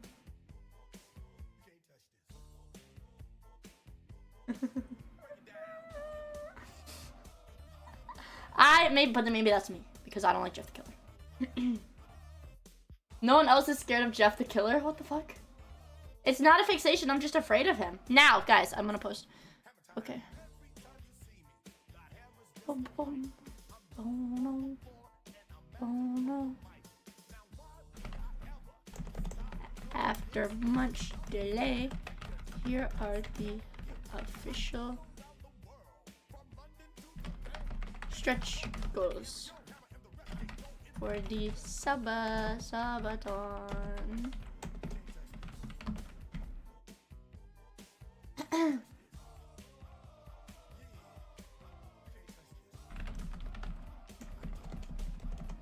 In the how do I word this? How would I word this? Because you guys have to realize there's literally no way that the timer's still gonna be going when I have to go out of town. That's literally like 2 days worth of subs. That's like a lot. That's like 1,000 or some shit. Well, it's like 500 or some shit. That's a lot. But I will say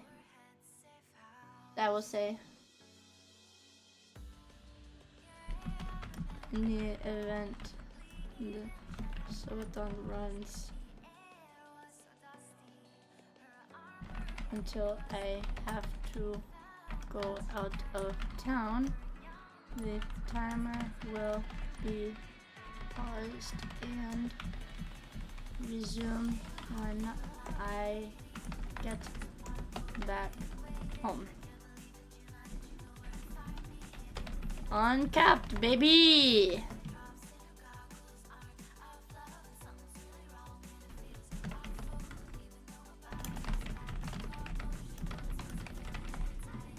Alright. Alright.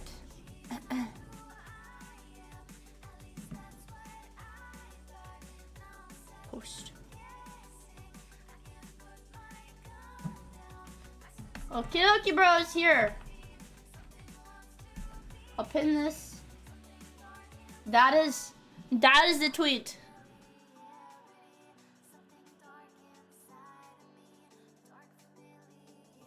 I don't know if the wording was clear. I might edit the tweet, but everyone should retweet just to see what happens. Yeah, go look at the tweet. Go look at the tweet. Here, go look. Here, here's the tweet. So I don't have to talk about it anymore. There's the tweet. But also so I don't have to keep flashing it. And I guess I'll just pin this. I guess I'll pin this one, but man, I don't know, man. I don't know. I just feel kind of lame advertising it because I don't think it will go that long. You know what I mean? I feel cringe advertising it because I don't think it will go that long, right? Does that make sense? Does that make sense? Spammer alert! Mods! Mods! Mods! Beat his ass, mods! Beat his ass! Crush his balls! It's called Zelking. Is that one you jog on Twitter? Did we do skep voting? We gotta do the last round of skep voting, you guys! Chat. Oh shit. Alright. Let's go over. Alright, chat. Let's go over the most recent one.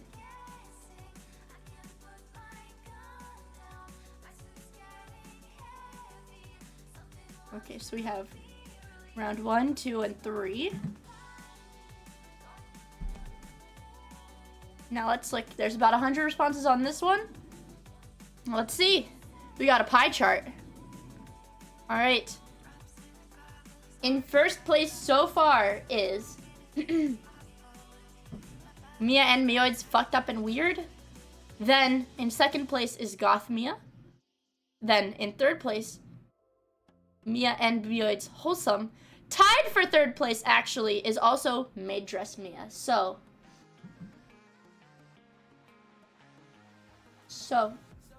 let's make a new one. Let's make a new one.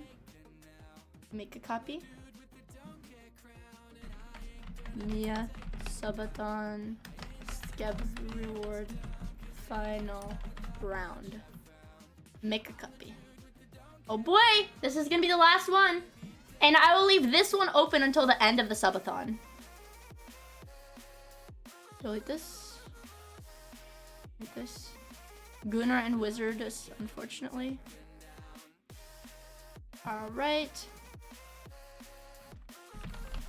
This is the final round of voting.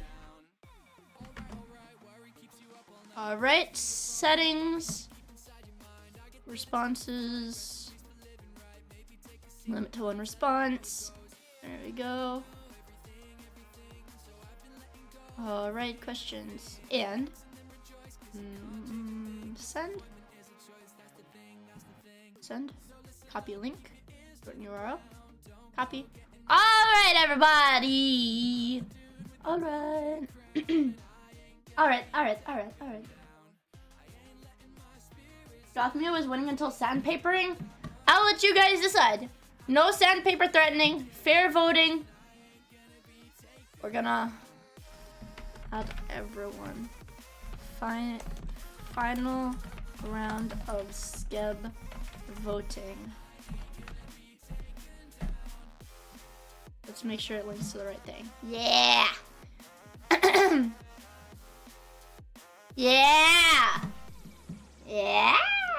So, we've got that in there. I will also post it in the Twitch chat just in case some of you guys aren't in my Discord server, discord.gg/Miia, which you should be in the Discord server because that's where I post all of the stuff.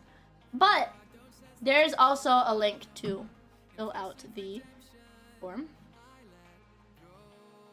We've got it. What are you? What are you? But that is the form. I want you guys to go fill it out. I'm gonna check. I'm gonna go check to see if you guys have been filling it out. Forms. I'm gonna go look. 27 responses already? Holy shit. Holy shit. Holy shit, these responses, this is a little bit of a... Ooh. This is a little bit of turntables. Do we get graded for our answers? No. Ooh, the turntables are turntabling. Fuck, you guys. It only updates like every 10 seconds, so it'll jump by like a bunch of votes every 10 seconds. Holy shit. We're getting close to 50 responses. What's a skeb though? It's an art piece. It's an art piece.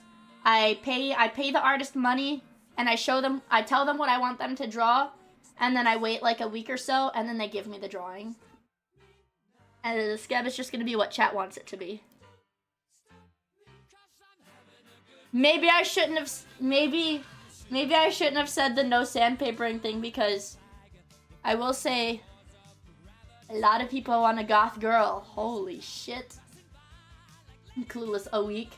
My skeb that I got, well, the website is called skeb. The website is skeb.jp. It's a Japanese website. But here, let me show you a response of what a skeb is. Let me show you what a skeb is. The most recent skeb that I purchased. Ooh, so big. It's my Discord profile picture. This is the most recent skeb that I paid for. They made her boobs really, really big. But that's also one of the main features of skeb, is that you submit an initial request. The artist doesn't give you progress pictures or anything. You don't get to make changes to your request after you submit it. You don't get to ask the artist, actually, can you change this, this, and this? You get what you get. That is skeb. This is what I got. Their boobs very big. And I appreciate it. An artistic rendition of what Miia may have looked like. I'll never know for sure. Alright, we have over 50 responses, so I think I can give you guys a little preview of what is going down.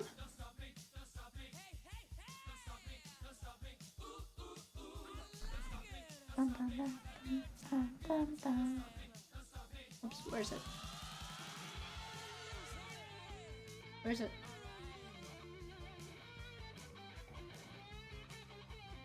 Let's crop this. 54 so far.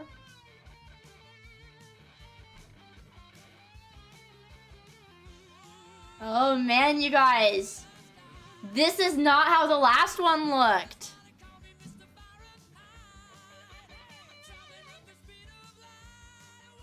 We've got time though. We've got time to see how this could change in the future, yeah? We've got time to see how this could change in the future.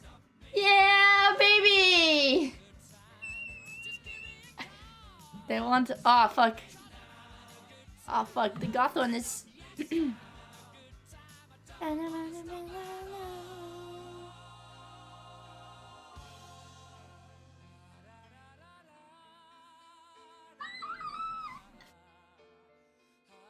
Oh boy, bros. Oh boy, can we pull our Miia and Miioid votes? You guys gotta figure that out. You guys gotta figure that out, yeah? You gotta figure that out. You gotta figure that out. What is this? Cringe music?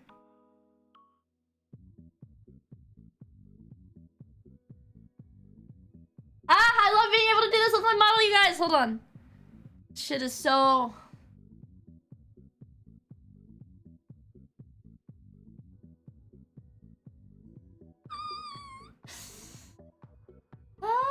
Can we split the difference and go with goth Miia with fucked up and weird? It's nice. It's nice to finally be able to, like, headbang. Or bob my head. It's not really headbanging.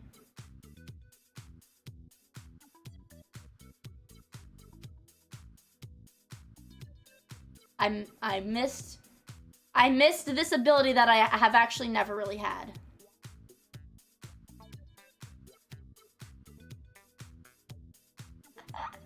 She moves a whole lot. It's so crazy to me how you made all this. It's so good. It took a really, really long time. A very long time. Pretty long time. Because I think I told you guys the design for this.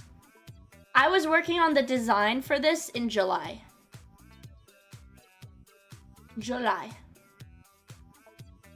And I ended up drawing it in August. I was working on the art for this model in August and September, and then I rigged it in September and October. This was like August, September, October, November. This model was like 5 months in the making. That's probably why a lot of people don't make their own models. At least from scratch, because holy shit, that's a time commitment. And I feel like a lot of people that get into VTubing. Did you still use your good? Yes, I still use my Goober Paint Tool Sai. Of course. Absolutely. Absolutely. Why wouldn't I?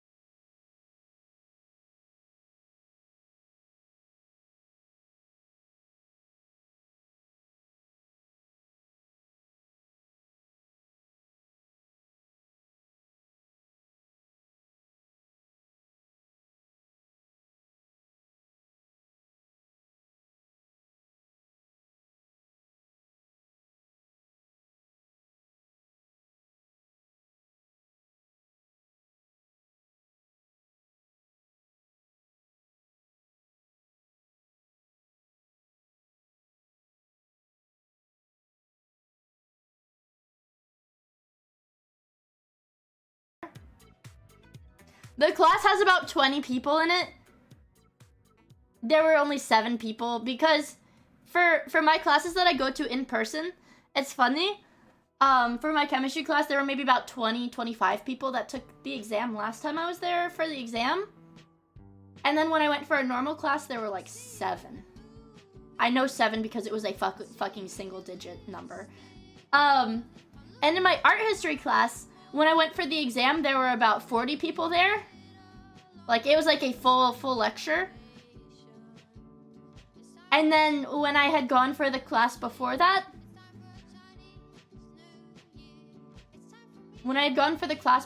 there were about like 10 or 11 people in class. And when I went on Saturday, there were 7 people. And 2 of them showed up late. Only 5 of us showed up on time and 2 of us showed up late. I showed up on time, by the way. I was there 5 minutes early. But...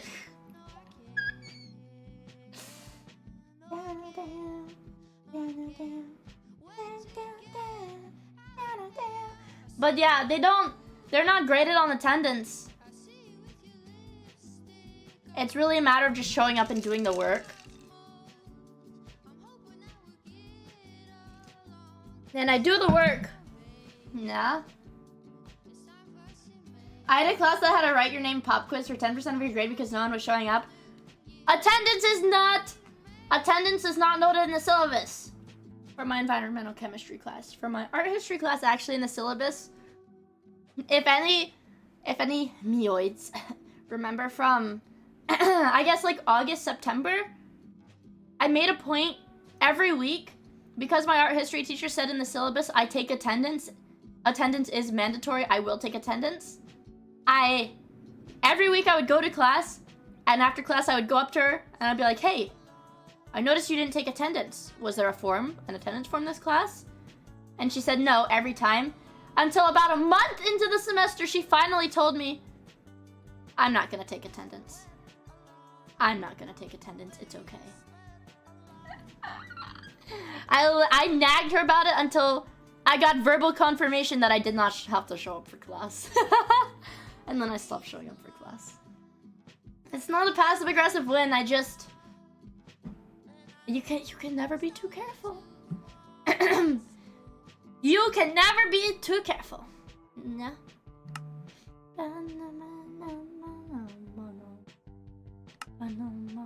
We're gonna spawn in the nether. We have to be really fucking careful.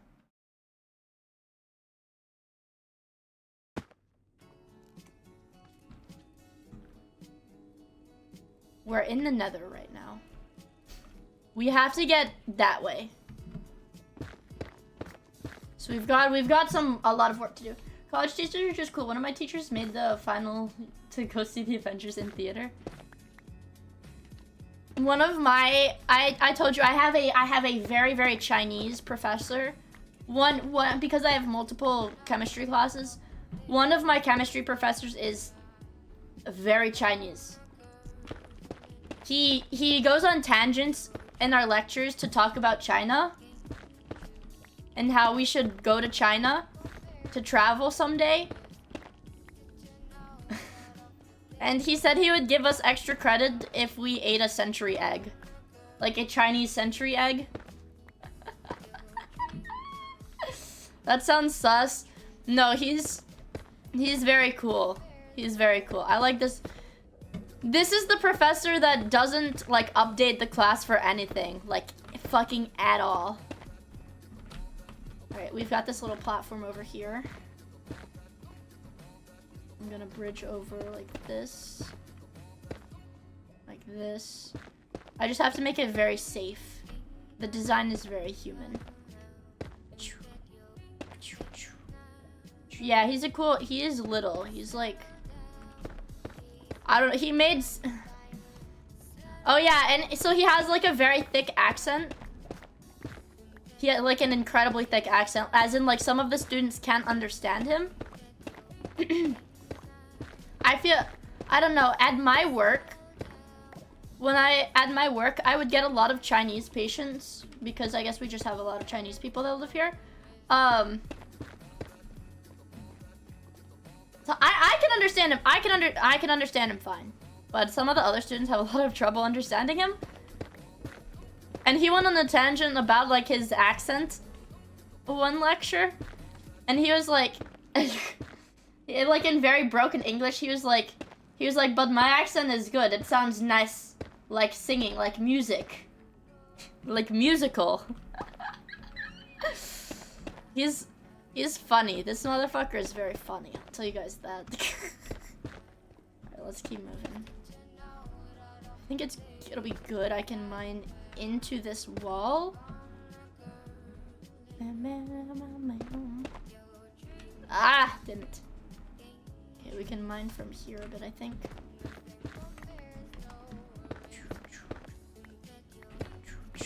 Alright, that should be enough blocks. The worst accent for teaching is African or Indian. Well, I also have an Indian chemistry professor, and she actually, I don't know if she does it or if we have like some like really good AI, but all of her lecture videos have a full transcription that's like incredibly accurate. She also has like a heavy accent, but all of her lectures have like a super accurate transcription.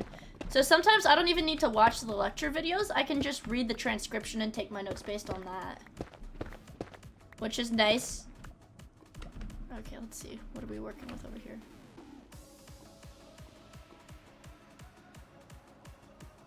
Look at that. Oh wait, that's my shit! That's my fucking staircase. Hold on. We are so back. I finally get a view of the nether. Wow. This is what it was the whole time. This is... I just want to reiterate, guys, this is such an insane nether spawn. My portal right down there. Fortress, bastion. There are 5 biomes in the nether. Biome 1. Biome 2, biome 3, biome 4. And can I see the 5th biome? Anyways, the 5th biome is just past over there. Wait, no shot. Guys, this is a different bastion. This is a different bastion, you guys, because the bastion I was looting is connected to the Crimson Forest. Or the Warped Forest. This is a second fucking bastion. I swear to God, I'm not cheating, I'm not cheating, I'm not cheating, I'm not cheating. This is insane. This is absurd. This is fucking absurd is what it is. Alright, so let's clear this out. I'm not saying streamer luck is real. I'm saying streamer luck is 100% real. What am I saying? What am I saying? Yes, it is. It makes me super excited when I get these like incredible fucking RNGs though. Like, how does this happen? Whoa, careful now. Oh shit! I'm putting this in the wrong fucking area. I blocked off my staircase. Okay, so that is from over here. We can do this. Like that. That's where the staircase comes up. But we've got a little bit of a barrier, so it's safer. There we go. There we go. Alright. And we can do that. Alright, we go up here. Cover this up. And mark this. Oh, scary. Do that. We got a little staircase here. Now we can kind of walk. We mined that. Oh, I could just mine a staircase down from here. And then we'll be fine. We'll end up like right next to it. Uh-oh. Mr. Person, the second bastion has hit the nether.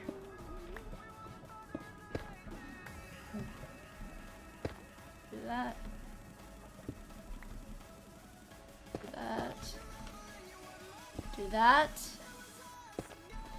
It's a little bit scary, I think. But as long as I can get this staircase to connect, I think I'll be able to bridge down to it too. Once I get it to the same elevation. Alright. So very carefully. I can do that. That. That. That. That. That. That. Much like mustard? Dude, what the fuck? What's up your ass, dude? Be nice to me. Okay. We just have to get over there.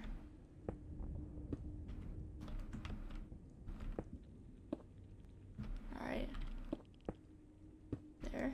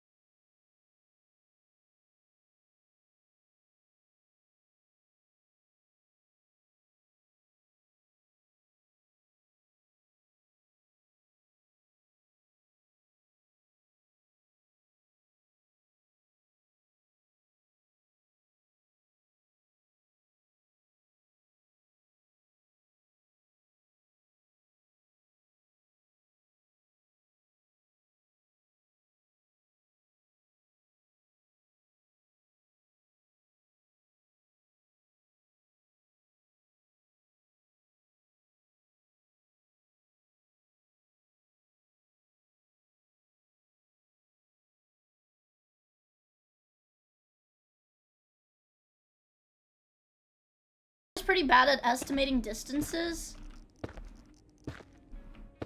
I'm like numbers challenged. Cuck song! Everyone, it's the cuck song!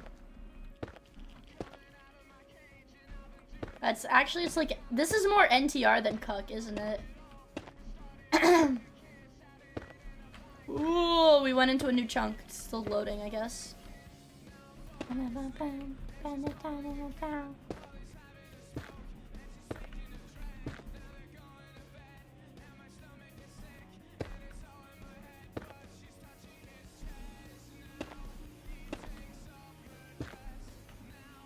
There we go.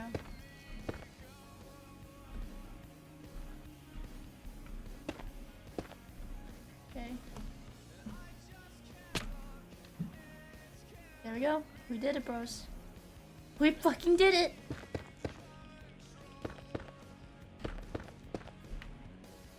Now we have to make a spiral staircase. My X... I don't have an X-ray mod, you stupid fucks! I'm not cheating.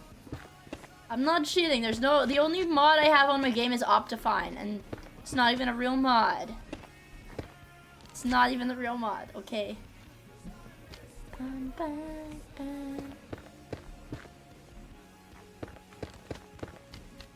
Alright, so let's start the staircase here.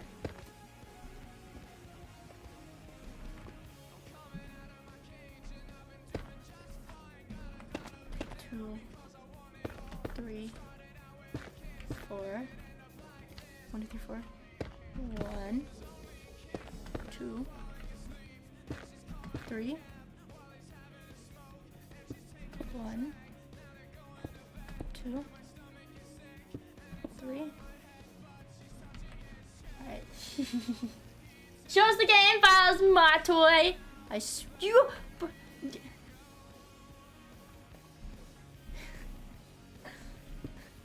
I don't have an X-ray mod. You just have to believe me, okay? That's my favorite kind of the fucking soy jack memes. Like, it just does, okay? So fucking stupid, man. Now let's go up here, place all my blocks. My blocks.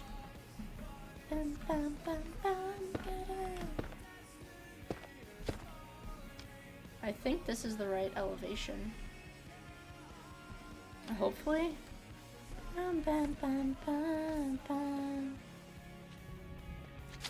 Okay. Ah! Holy fuck, holy fuck, holy fuck, that scared the shit out of me.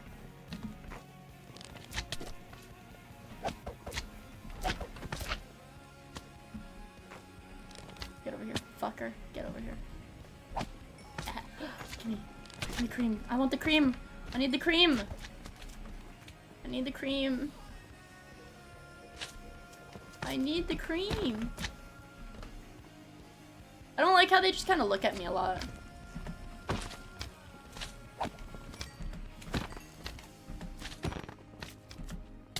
Fuck you, fucker.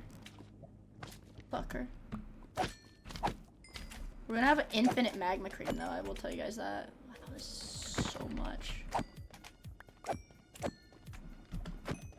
Yeah. Sounds like there's a baby over here. We got 6 from that. 7.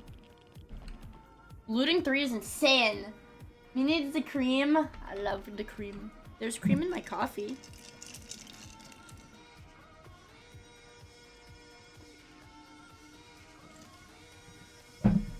I don't like the nether dandruff in this biome. Ah!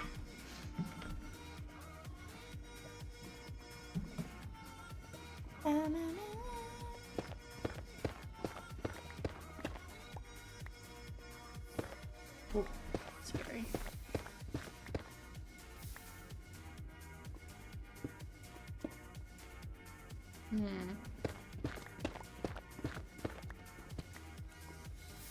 Well, 18 is hopefully enough. We get a little stairway up here. I'm gonna take this extra one because I'm a fucking cheapskate. Yeah. And this one. All of these actually. Fuck you. Give me my money back.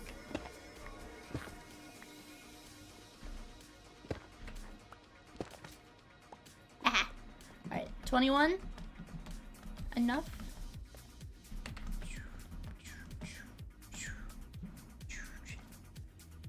This is our car. Let's do this too. Hope we're doing well. Alright.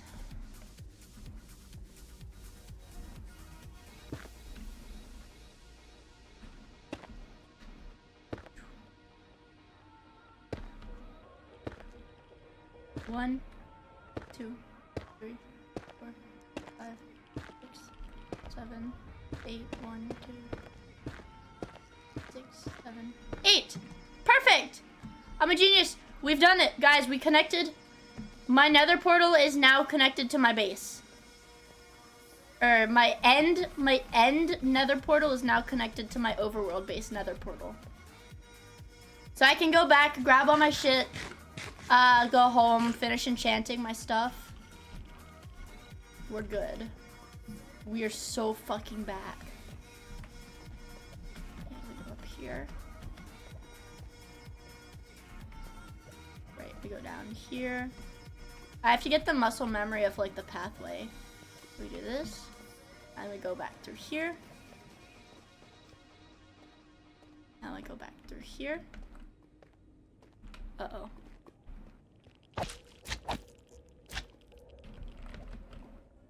Can I hit him mid-jump? Fuck you. Oh. Scary!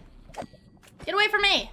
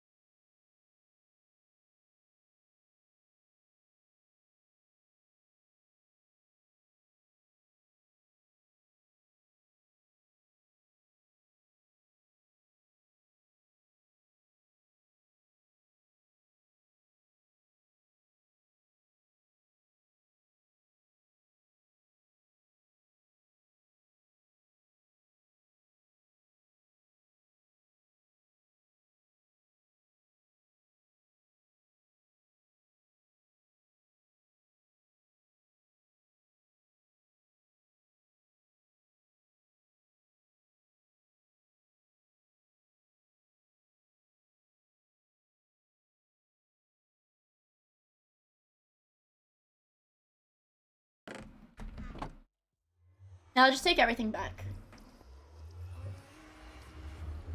Would you eat an iron ore? Dude, I think it would shatter my teeth. If like I tried to crunch down on just like straight up iron, I think it would shatter my teeth. You know? Because like your jaw can bite with a lot of force. Or whatever. But I think it would shatter my teeth. We have to get to safety first. Okay, fine. Wait, hold on. What? What?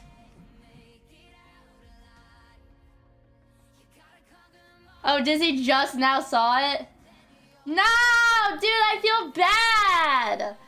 I feel bad because she tweeted about like, she tweeted the other day about not streaming because of like, you know, like poor mental.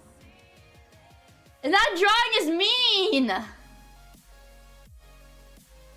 Oh my god. Oh my god.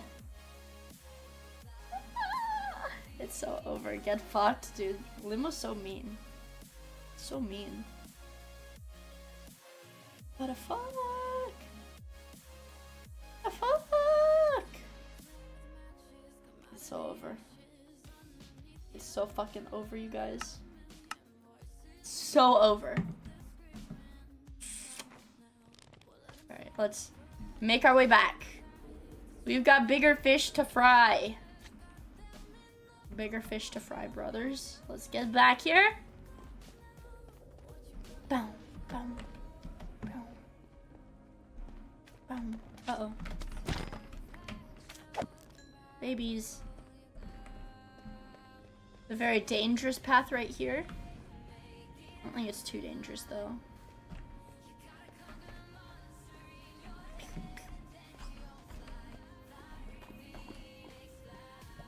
I believe it's right here. And then I've got a thicker path for most of this. Well, I say most. Some of this. I think it's pretty easy to maneuver. Yay! Okay, where did we go for this? I think I just... No, we go up. Up. And we go down. Then we go around. And go down. We're doing it! We're unironically doing it. The holy shit. Kill baby. And then we go down like once more.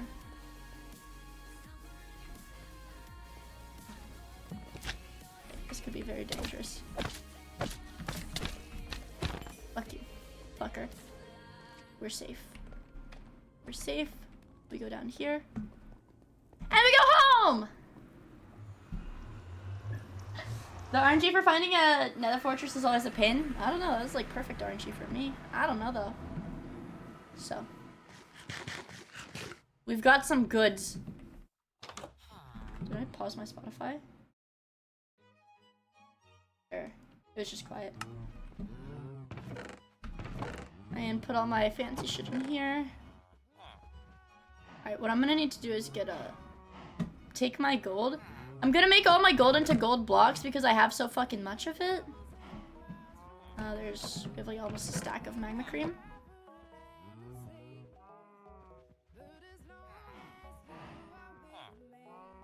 We fucked it up.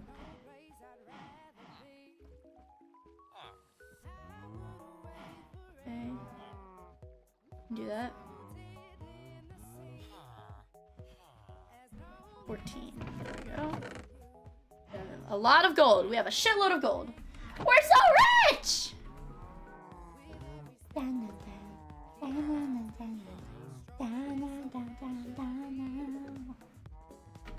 Alright, did I do everything? What responsibilities do I need to carry out today? I put the meat in the fridge. I let the dogs in. The cats are fed. I don't have to feed the fish. I don't have to feed the lizards. That's everything, I think. The front door is locked. My favorite part of Minecraft is how a stack of 64 items does not divide evenly into 9 crap. Yeah, but imagine if the stacks were 81. That would be such an...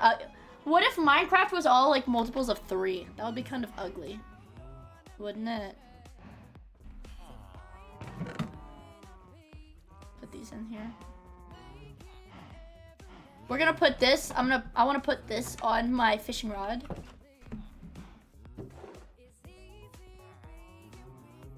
Put this in here for now.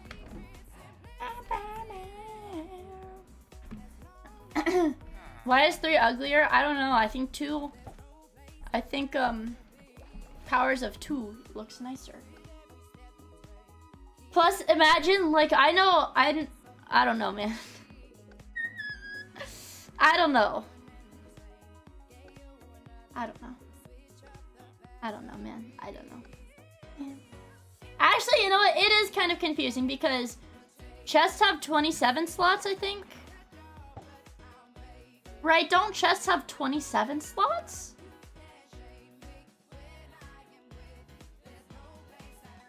Your toolbar has 9 slots. And yeah, your toolbar has 9 slots. The chest has 27 slots. The crafting table has 9 slots.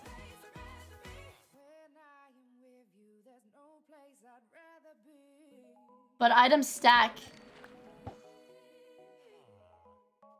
And they did it to fuck with us. They did it because they knew it would make autistic people freak out, huh?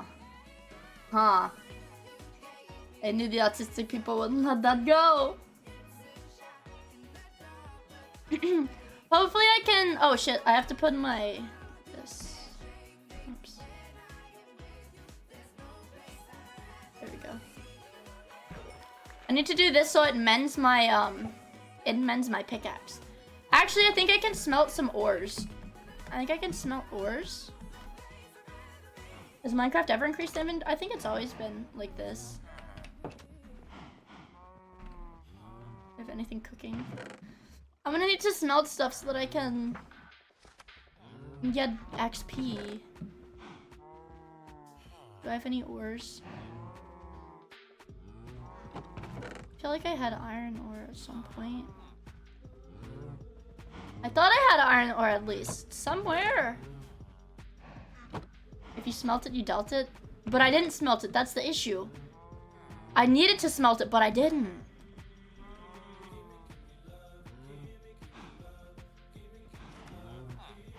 Gem. Amethyst can go in the purple category now. Ender pearl.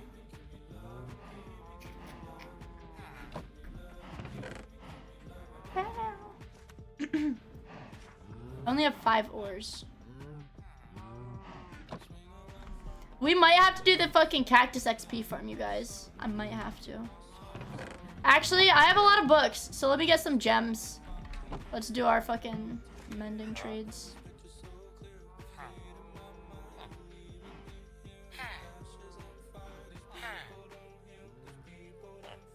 Huh. 3 of them. Huh. You should level up. You gonna level up? That's right.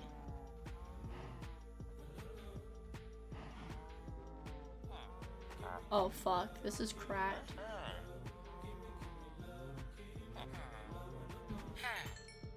We locked his trade. Now what? You fucking kidding me? Curse of Binding? Okay, that's fine. It's kind of insane. So what was this? This was looting.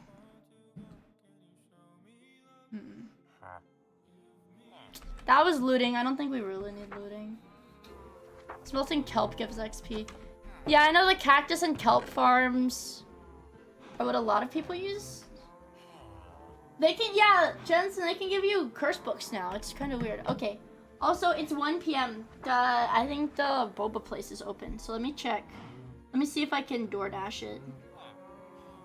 DoorDash.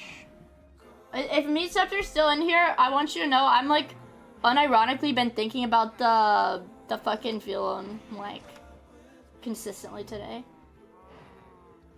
Oh, there's a Chinese place. Oh fuck, this place looks really good.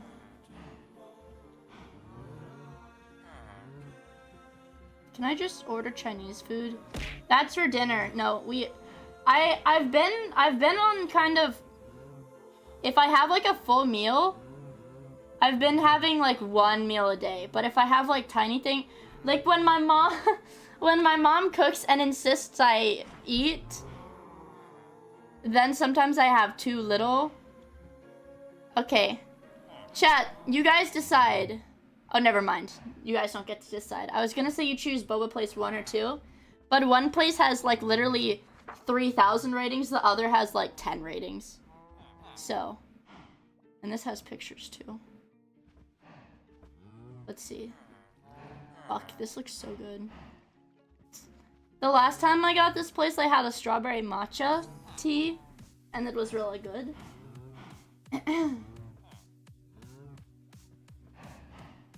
We could get a matcha smoothie. I think their popular things are like Yeah, they have Thai tea and mangoes. Yeah. I would get the brown sugar one, but that's like really normal. I like the Thai tea. But I want something weird. I don't know. I want something fruity, because I'm a little fruity guy. Sorry. Alright.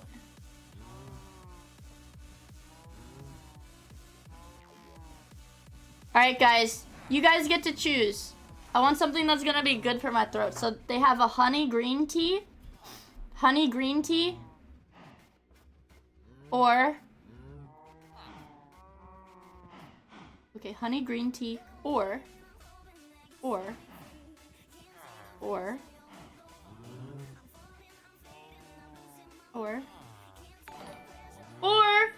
Amanid Sama, thank you for the follow. I really appreciate it. I hope you have fun hanging out with us. Honey green tea sounds good. Or I'm trying to look at the menu. Or we could get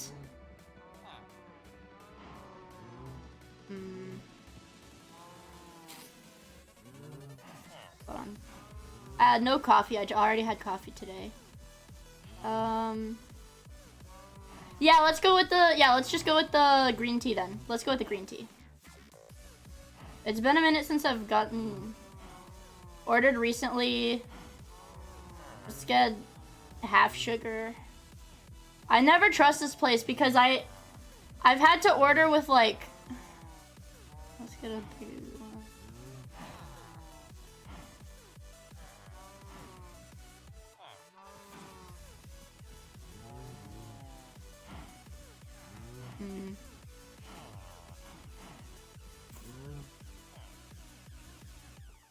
Okay. Add to order. I'm afraid it's gonna be too sweet. I'm afraid this is gonna be too sweet. I only ordered it with half sugar, but... Okay.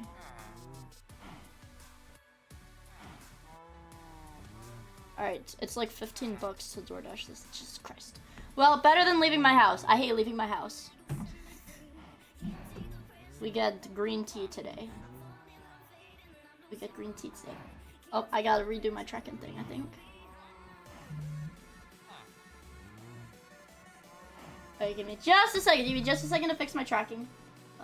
Boom.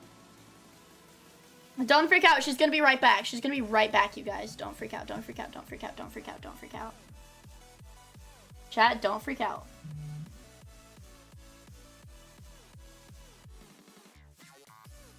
Don't freak out, guys. 0 updates per second. There we go. Don't freak out, don't freak out, don't freak out, don't freak out. I'm back. Hello. Hello. There we go. Hello. I'm back. Did you say panic? Don't panic. I would put my gems away. I also have a lot of blaze rods. I don't know where to put all my nether shit. We're really gonna have to organize our chests better, I think. I'll keep my mending books in here, so I have 1, 2, 3 mending books. That's good. I can put mending on this. I'm back! You have to go to work. Thank you for stopping by, Pancakes. I hope you have a good day at work. I will be here for another day. Another day and some hours. I will be here. To you.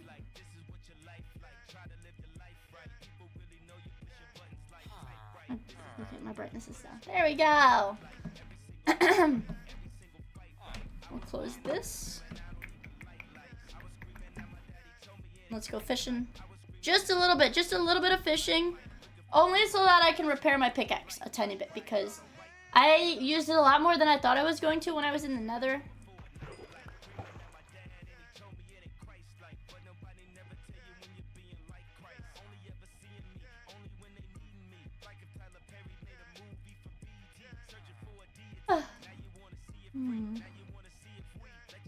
Those are the doctor said you have strep throat, which means you don't have to go to work. Let's go! No way! No way!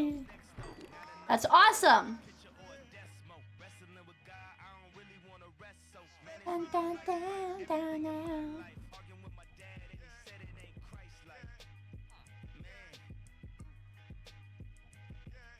At least until the little durability bar turns like kind of green.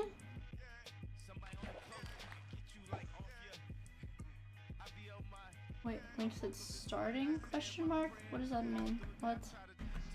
Ah! Ah! Ah! Ah! Okay, catch that fish. Ah! I gotta scroll in my chat. Mia's starting her degen streamer arc by door dashing her lunch on stream. My lunch is literally a tea. I don't even think this one has like pearls in it. It's like just tea. Kind of lazy, guys. I just don't like leaving my house. Can you blame me? I'm a shut-in. I don't like to leave my house. I don't like to leave the house. That's why, you guys, that's like most of the reason why I decided to like actually have the subathon keep going, because I realized I actually don't really mind. I actually don't really mind staying in my house and just streaming all day like this. I really don't mind it. Because I've had time to do my homework, right? I've had time to take my test. I've had time to go to school. I've had time to do my homework. I don't really mind.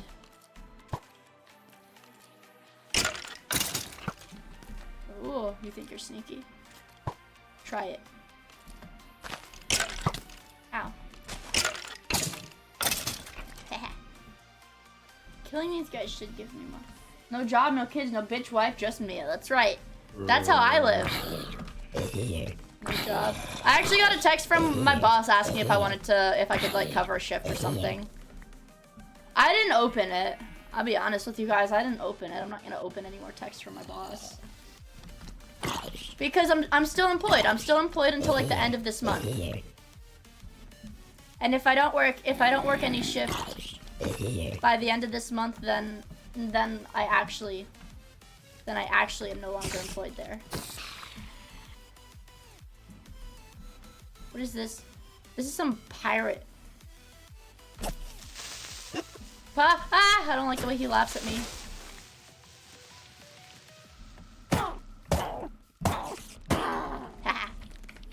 Bitch.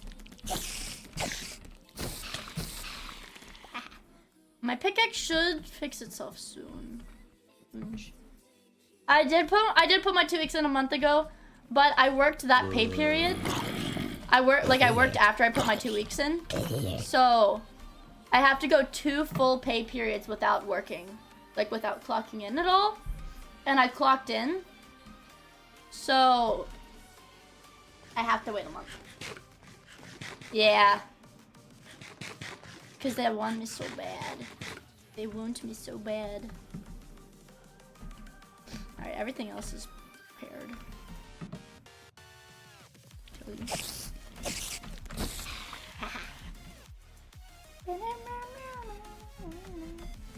Yeah, they probably thought they could bully me into working extra, but I like sitting at home. You can't make me work. I like being a NEET. NEETs don't work. Well, not a NEET, but I like going to school, but I don't like working.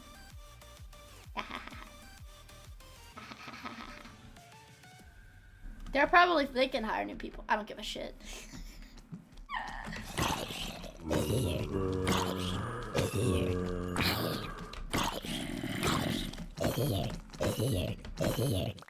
Look at all the durability. We're getting it back. This creeper.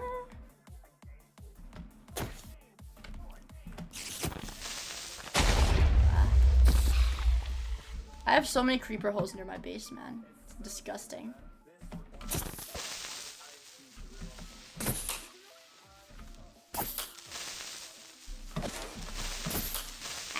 We got it.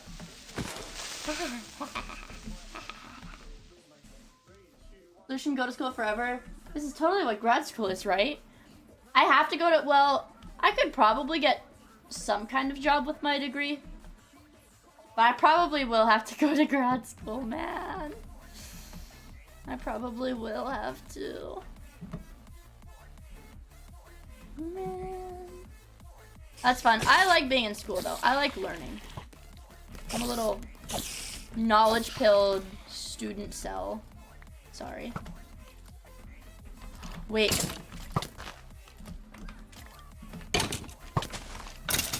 Yes! We're gonna have a full set of chainmail armor. Fuck, okay, that was close. I knew I was gonna have to take that explosion head on to get the loot. I was a little worried. I knew I was gonna have to get fucking blown up to get that.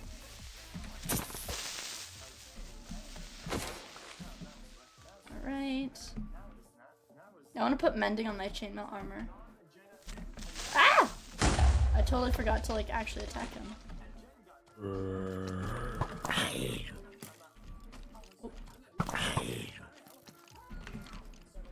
Good luck.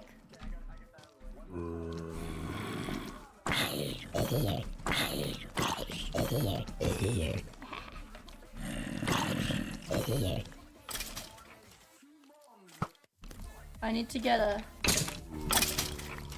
so now I just need a chainmail helmet and chest plate.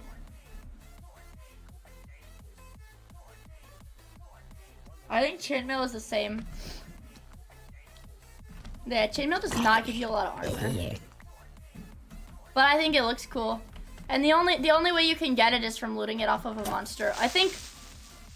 Or does chainmail armor spawn in dungeons?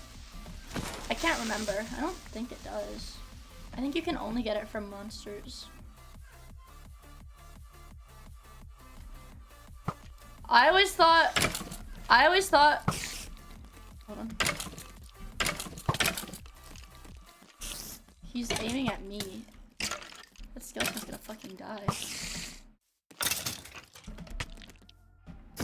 I always thought that was a critical hit, and I always thought that did more damage, but maybe it doesn't.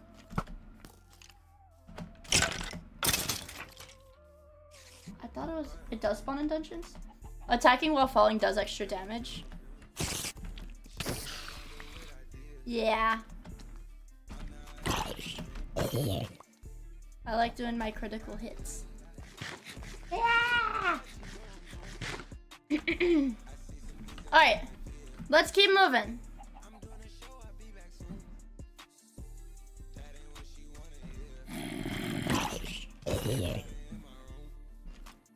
This bitch.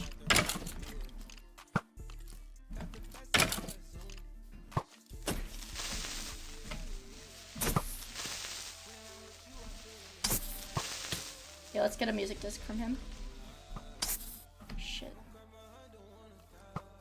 We're very limited on time right now.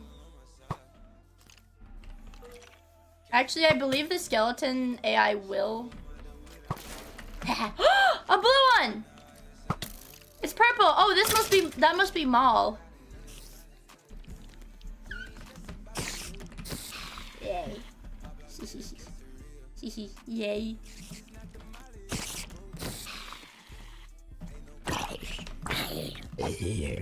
Yay.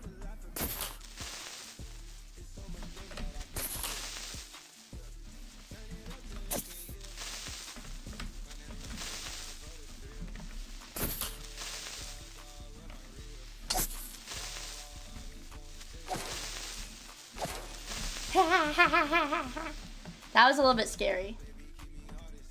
Hey. Oh yeah, I need to get a trident now. Oh shit, isn't trident the strongest weapon in the game?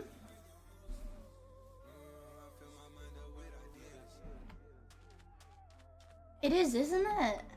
As long as you have the enchants on a trident, isn't it stronger? I got flamed for buying Vilon. They don't get the joke. No, I get it. I get it. You know, me, Scepter? I get it. They don't get it, but I get it. I got flamed too. I got flamed too. It's okay. They don't get it. It's a bit. It's funny. No, it's fucking it's hilarious, dude. They don't get it. They're not with it like that. They're not locked in. They're not tapped in. Alright, it's daytime, so I don't think any drowned are spawning. You didn't get shoved in the locker for being gay? That's what Sato did. Sato shoved me in the locker and bullied me for being gay. You got shoved in, and for being white. And because I'm white. Look at how happy they are. They only eat tropical fish, it looks like, so. I'll put all my fishing shit in my barrel.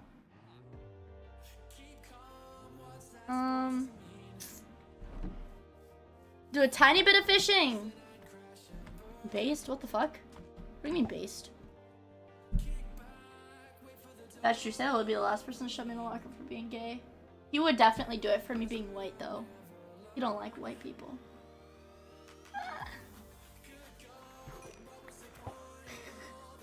Let me see what my durability's at. 1400 out of 1561. I think that's pretty good for one night of killing mobs.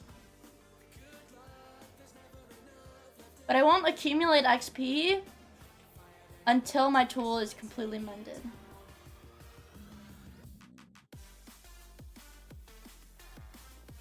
Need one fish. I'll kill that pig man. Bum, bum, bum, bum. Fish.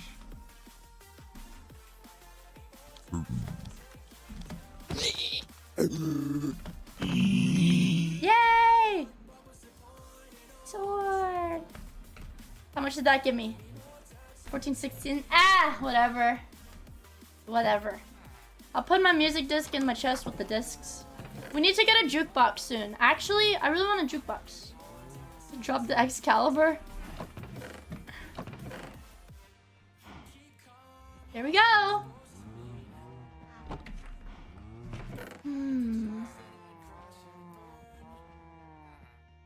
I need to make an armor stand. Well, I guess I can just put it in a chest somewhere.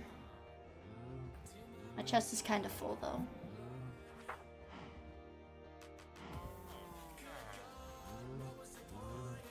Will any of this stuff fit? No. Will any of it fit here? No? Yep. Yep. My armor trim can go in here. Where'd my other smithing template go? What? I had a Vex one. I'm retarded. Oh. I'm retarded.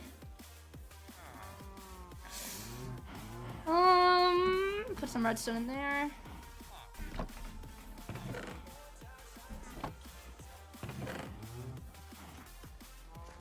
Do I have to smelt the ancient debris, or is there a way to cheese it with fortune so that you can get more?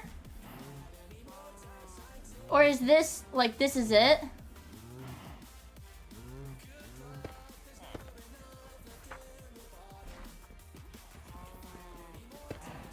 This is it.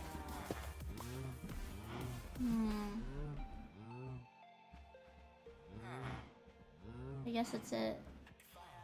Damn. Fuck, okay. Damn. Fuck. The whole point was to keep the pickaxe in my inventory when I did that, and I forgot to.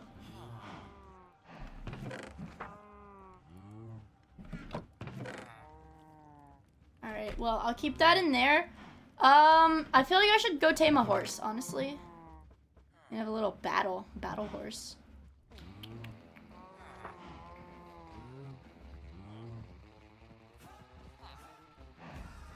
What? Okay, I'm accidentally like splitting all my stuff in between my chests. It's getting very messy. Ah! Okay, let's get out of here. And you need 4 scraps for 1 bar. Okay. Wait, let me see if I can do a level 30. Dude, this will be the most busted shit. The most like fucking bougie. Protection 3 on the leggings. Protection 3 on the boots. Sweeping edge on the sword. I need a trident though. Alright, my next goal, Chad, is I want a trident. Really bad. I want a trident really bad. So, what I'm gonna do for that is I'm gonna put my Eyes of Ender in here because I don't need them anymore. I'm gonna take my boat that I have somewhere. Yes. And some of these, why do I even have some of this shit?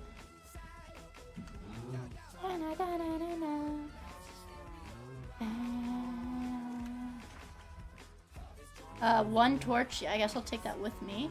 1 egg. Shatter it. Alright, and I'll get rid of all the shit I don't need. Put this in my barrel.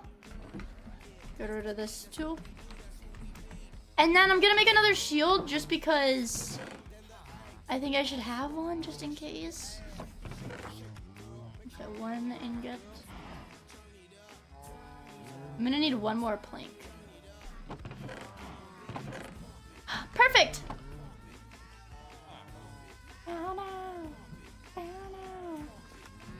Alright, there we go. Do that. And now I'm ready to go.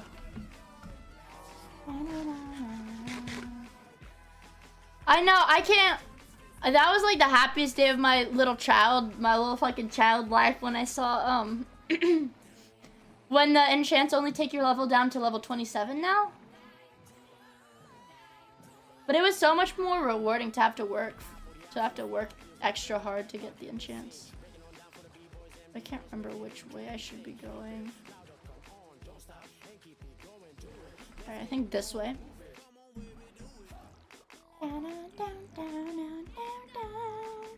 Let's see.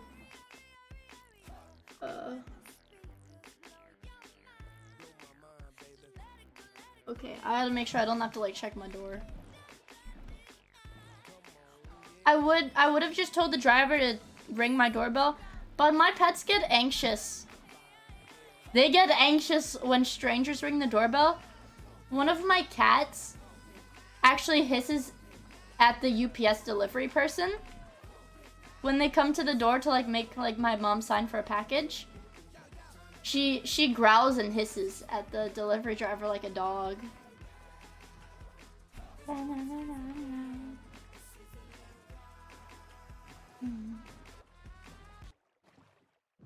So I need to find the little stone structures. Look, thank you for the follow. I really appreciate it. I hope you have fun hanging out with us. Okay, that's where I was. I was over there earlier. COD.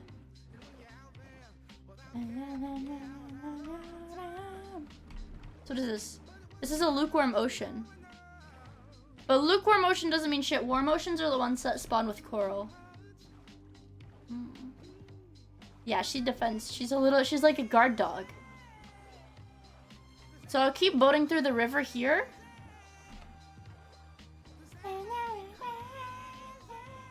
Hi, Gay Toad Howard! It's good to see you. I hope you're doing well. Appreciate you stopping by. Oh.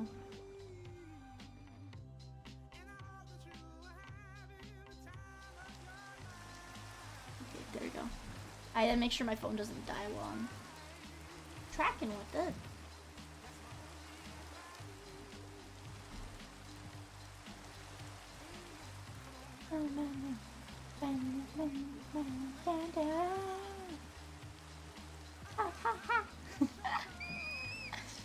Let me keep boating through this river. It's gonna lag the fuck out of my game because I still have my render distance jacked up a bit. But I need to get to the ocean.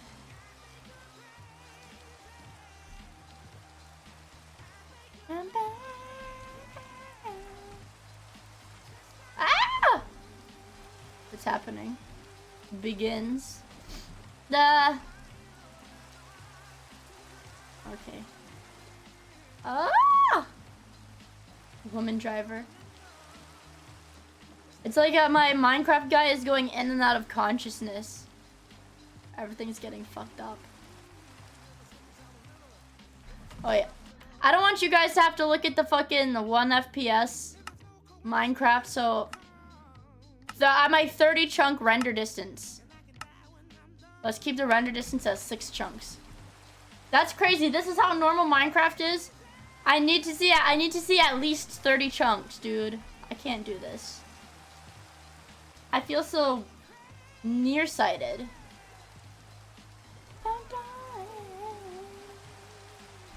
Hopefully this will pump me out of the ocean. Hopefully. Because there should be an ocean sort of over here in this direction. In this direction-ish. Because that's the way I had to go to get to the nether, or not the nether, the end, the stronghold.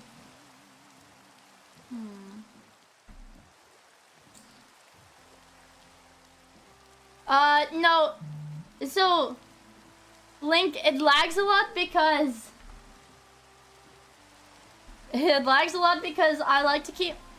When I play off stream, I like to play with maximum optifine render distance, which I think is like fucking 48 chunks or something.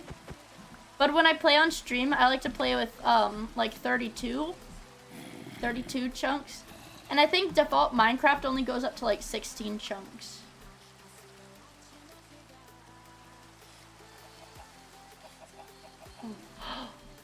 Wait. Oh!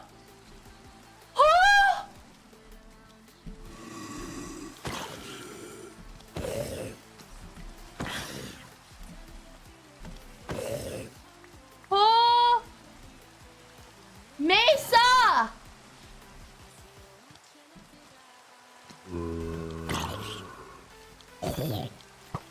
Ah!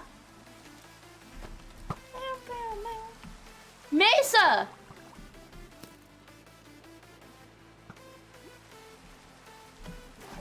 Desert? Desert and Mesa! We're finding like all of these fucking biomes, you guys. Holy shit. What if there's a desert temple? Desert temple, desert temple? Oh. I'm so greedy. I really want to find...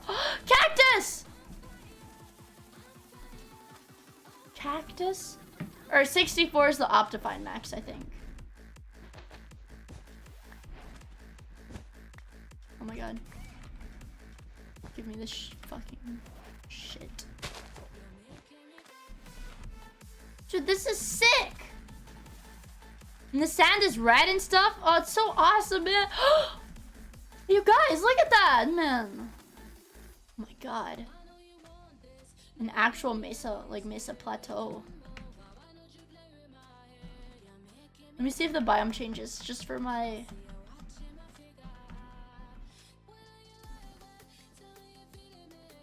Wooded Badlands?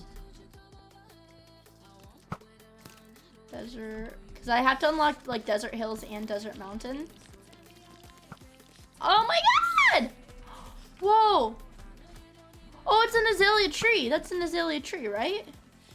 Yeah, it's an azalea tree. Shit, okay. Bam. Let's see. None of this still doesn't count as Desert Hills. I guess it's just cave generation. Holy shit. Oh! Oh, oh, oh! Oh!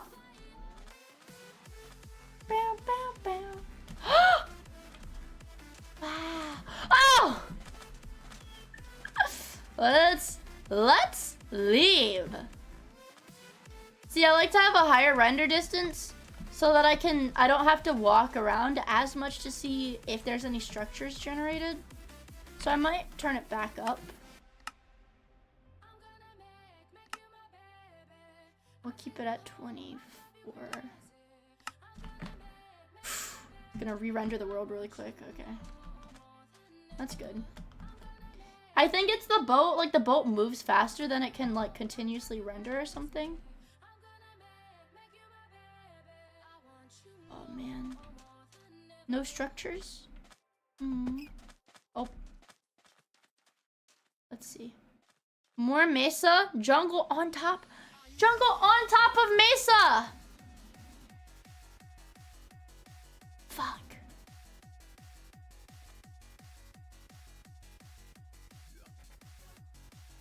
Fuck.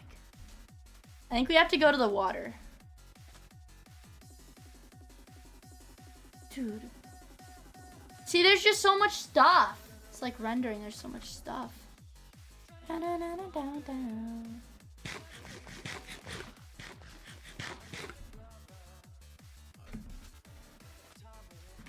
Let's turn the render distance back down, just because I know it's gonna like crap out.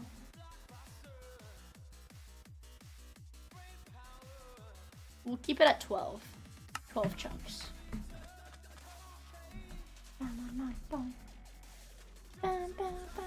I'm trying to find like a middle ground where I'm not gonna like be...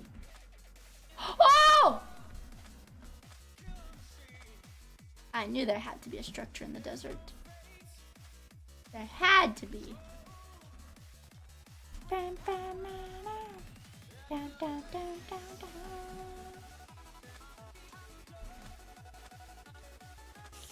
Kill the spiders.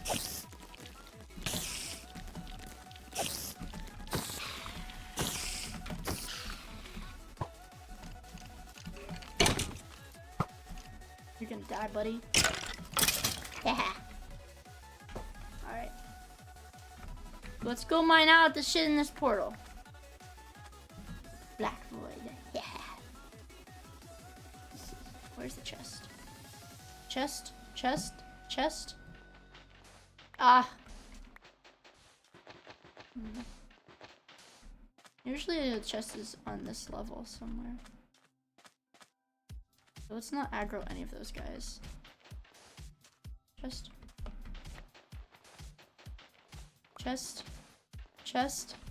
They always spawn with a chest, right? I thought they always spawn with a chest, right? Right? Right, bros? They do always spawn with a chest, right?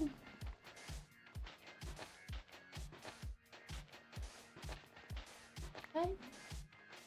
Right? Yeah, that's right, there's a tax system in this world. Everybody owes me taxes. You have to pay a Miia tax on everything I do. This is big. I don't think this is a lot of netherrack. Is this normal? How far does this go? The netherrack goes all the way out to here.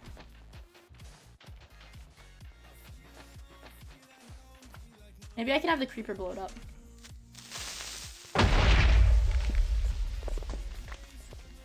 I'm gonna go out on a limb and say there's no chest over here. But maybe it's over. They've gotta have chests. They always have chests. I'm greedy. They always have chests. Give me my money. The fuck? Give me my fucking money. Bitch. Where's my money? I'll dig this whole thing out till I get it.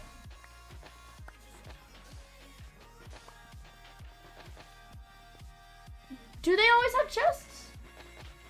Oh, there it is! That wasn't really worth it. A golden shovel with mending. And a helmet with blast protection. That wasn't really worth it, you guys. Wait, I gotta mine this. I forgot. Gimme. No, not that, this. Yay! There should be another crying piece somewhere. There's only... What?! I'll save you, chicken. Oh no. Oh no. Okay, there you go, chicken. Well, let's go. Let's get a move on. Just to get though. Yeah. Ah, baby zombie! I hate baby zombies. I'm just gonna hop in my boat and start exploring the ocean. Oh great, it's raining. Actually, rain should be good for drown spawns. I guess I just have to farm drowns until I find one with a trident, and then I have to kill him. And I think that'll be okay. Uh-oh, I don't know how far this river continues.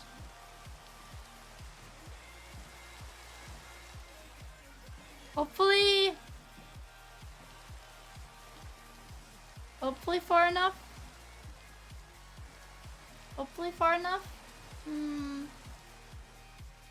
I am like Christopher Columbus because I like to kill. Okay. I conquer.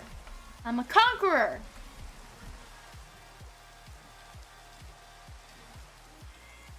I'm a natural born fucking conqueror. Elaborate. No, I don't think I will.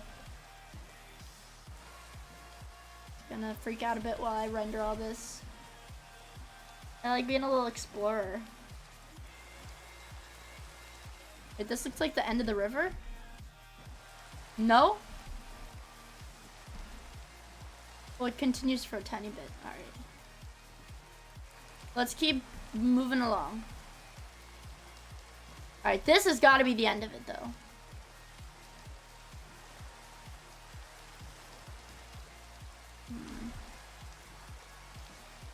Maybe? I just want to find... Was that the sound of something being thrown? No. Ah!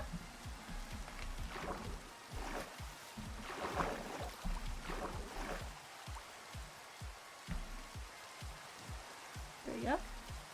Keeps moving. He is bad at math and government. Yeah, it's just like me for real.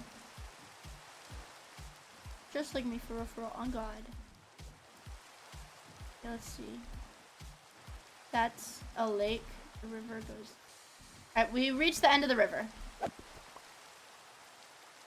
Now let's move this way. I think there's an ocean bordering the savannah. Because that's where the nether... Or not the nether portal. That's where the end portal is. At the savannah. This time I won't ride the boat. I'll just kind of run along the river until I find an ocean. The river continues, yeah, but this time I want to just find the ocean. Oh shit, my tea is here. My tea is here. Give me just a moment, bros. I'm gonna run and grab that. Give me just a moment. Alright, it looks like the game is saved. Hopefully the game isn't running and I'm not gonna die. I'll be right back, bros. Hopefully my throat won't sound as scratchy too.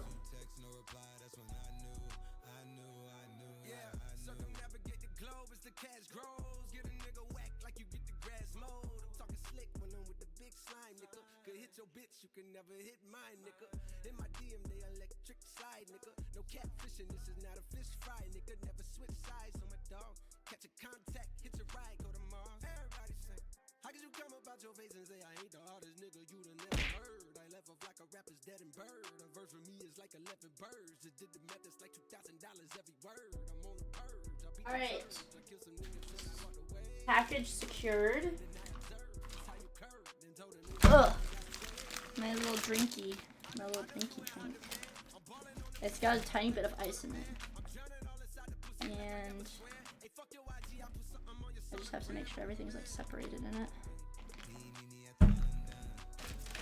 Yippee! This emote is active in chat? What is that? What is that? Are those boobs? You're playing Java, the game stops when you pause. Oh, I didn't know that. I was actually not aware of that. Yay.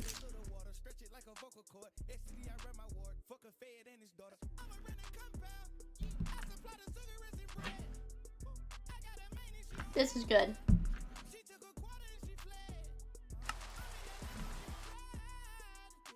I think my tits is... Oh my god. My tits was not centered on the screen, you guys.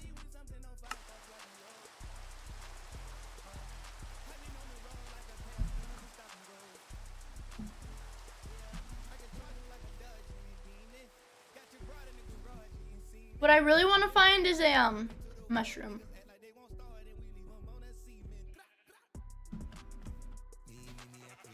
I think that's an ocean.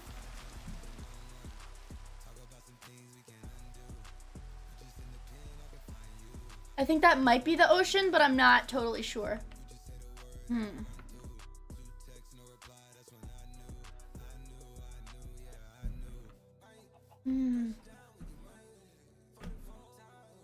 Tits works, see? It works, it just works.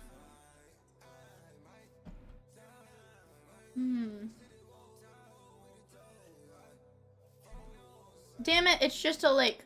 Wait, Guys, wait! Guys, these are the mangroves. Look! We need to... Holy shit. We need to get these trees.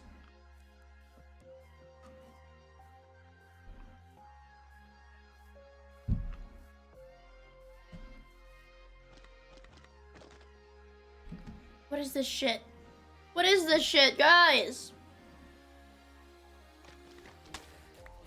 Mud.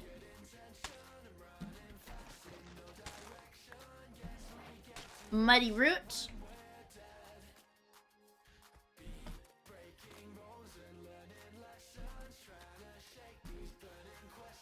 Wow. Look at these trees. What are this? Oh, here's a bigger one. Okay, here's their saplings.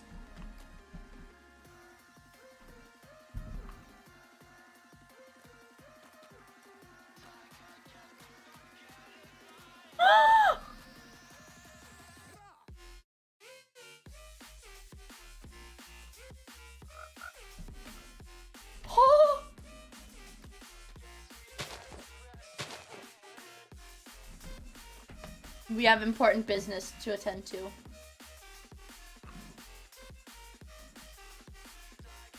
How to tame a frog in Minecraft.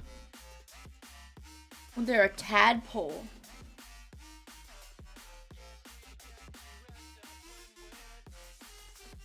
You can cage them. Oh, but how do you get tadpoles?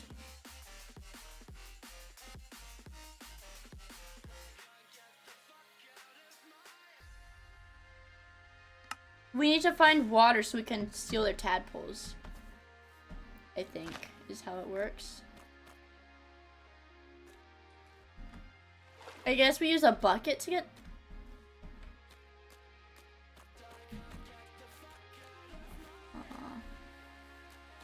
Buggy.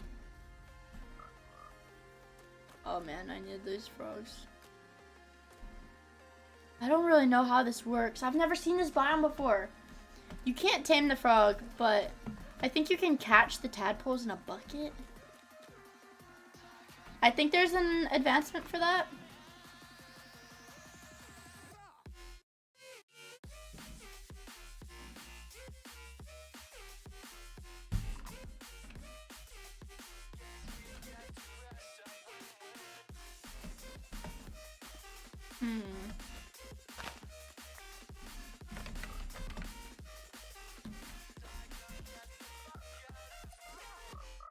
Bug.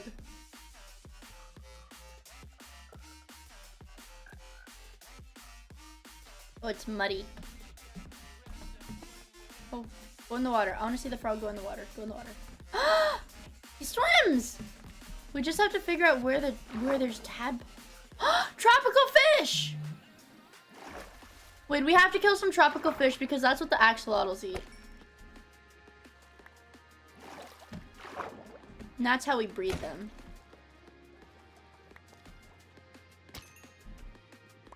Okay. That should be good.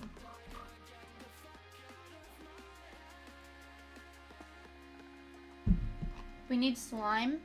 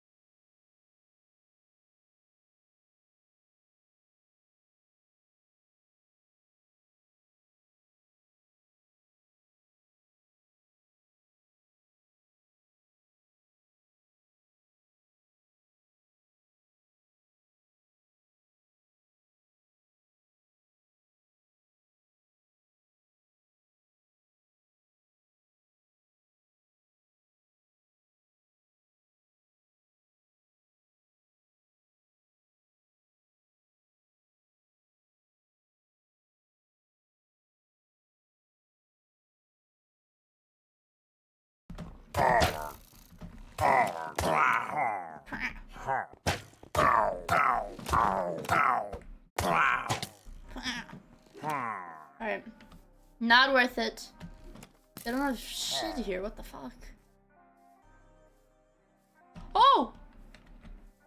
Is this what I've been seeking? Is this what I've been seeking out? Hmm?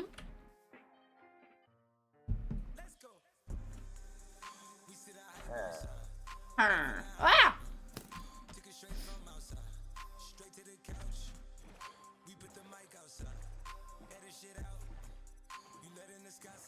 Whoa! Hey, I love you. No. Thank you. I really appreciate it. I hope you're having a good day. I'm very grateful that you decided to stop by. What was that? Another one!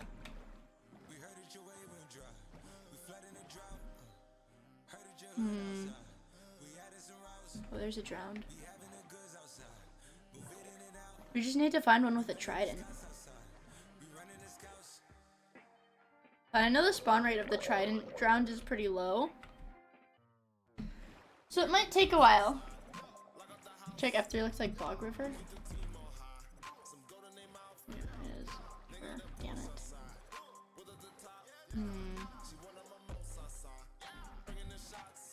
But that looks like a beach. It's sandy.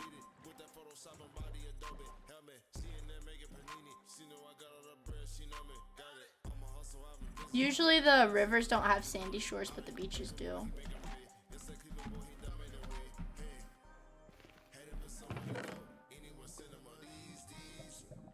The fuck, dude? Wait, silk touch mending. I'll take this. I'll take anything with silk touch and mending, honestly. And I'll take the crying obsidian too. Let's go.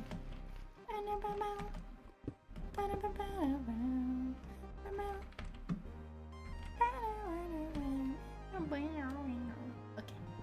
Let's take this. Because I think I need the crying obsidian to make the lodestone for those nether achievements.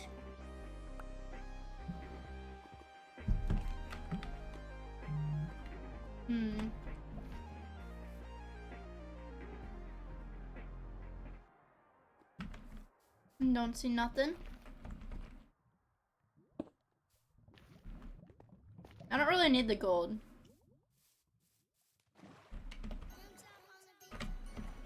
Alright, let's look.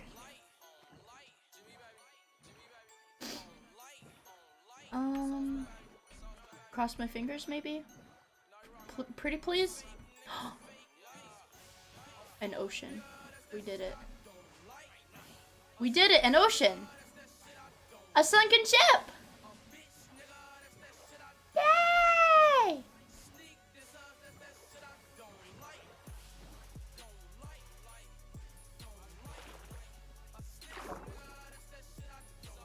What do we have?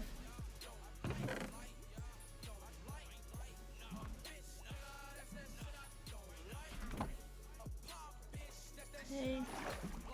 So we can make more buckets, that's good.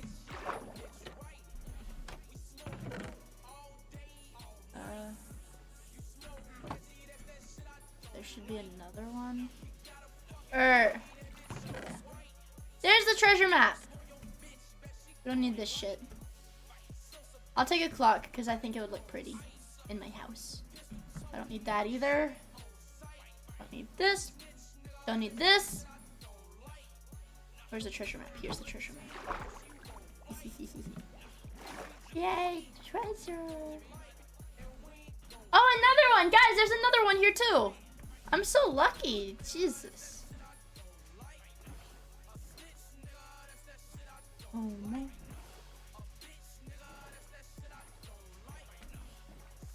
So we have to go northwest.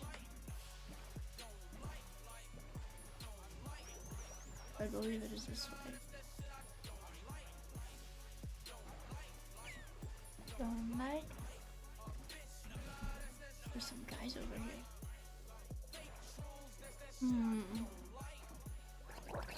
Oh good. Oh good, there's a drowned spawn over there. Okay, let's do the drowned first. Let's do the drowned first, and then we can do the treasure.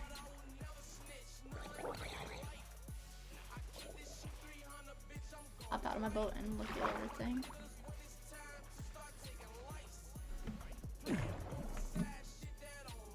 See if any trident guys have spawned over here.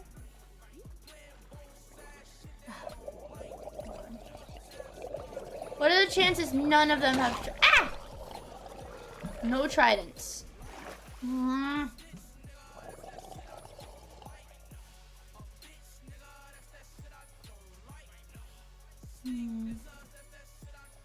Did the stream hiccup for anybody? I got disconnected from my chat.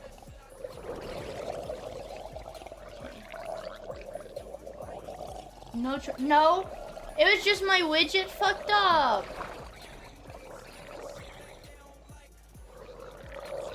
Okay.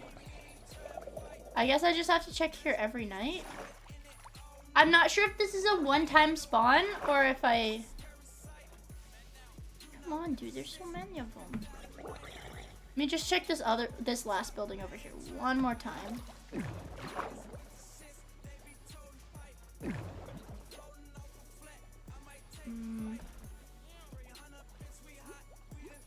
Okay, there really is nothing. There really is nothing. That's okay though. That's okay. That just means... Well, Trident drop rate is low. The spawn rate is low, drop rate is low, but I have looting 3. So my chances are Ah! Get out of my boat! Get out of my boat. That scared the fuck out of me.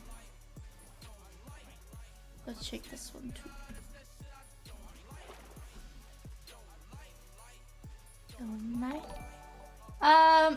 KCW Nefrin, thank you for the follow. I really appreciate it. Hope you have fun hanging out with us. Dang it, we're gonna have to mine out this sand.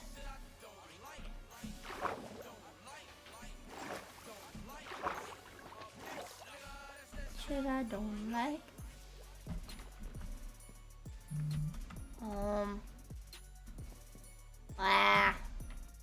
We probably don't need to mine this out, really.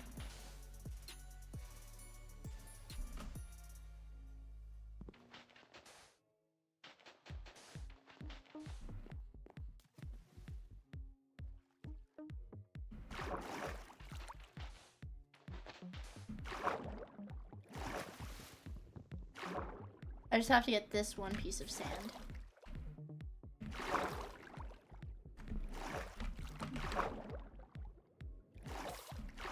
How did I do that before? How did I get under there? Huh? How did I do it there? Damn it. Let's try to break it from the... I just really don't want to break any of the wood because I'm just in my inventory and I'm lazy. Yay!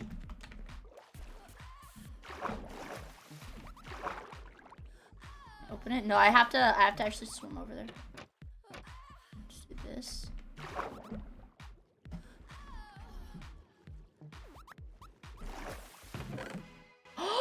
Ooh, smithing templates. That's good, right?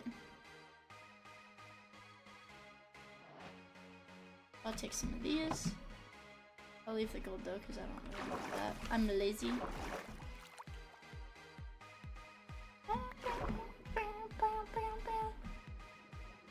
So now, if I remember correctly, there should also be one over here. Usually.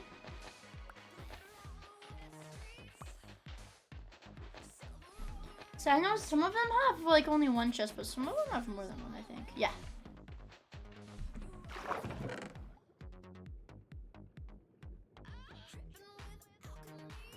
Well, I really don't need any of these. I'll do it like that just so I know I've been here. Just in case.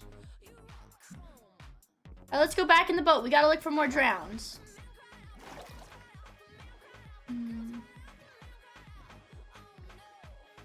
We just need to look for structures in the ocean. I'm like leaning forward. I'm getting like into this. I'm on like fucking gamer mode.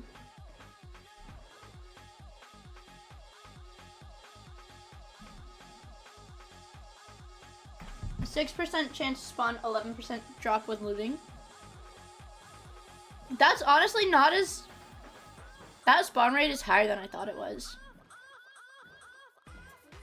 So like statistically there probably should have been. Well, statistically there should have been like one of them in that giant group that spawned, because there was like more than 10.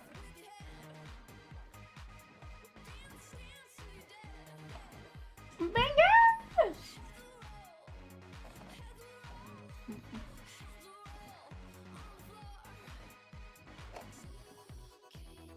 This tea is good.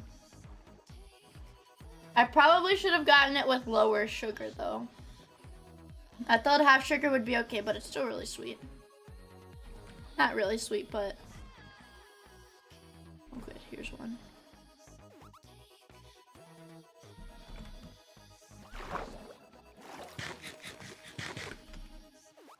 Am I stupid? Is this actually a structure? I'm just crazy.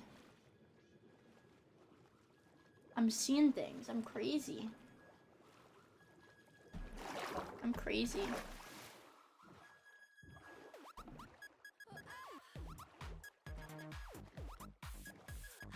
I'm not crazy. There's a chest here. This is another portal. Are you fucking kidding me?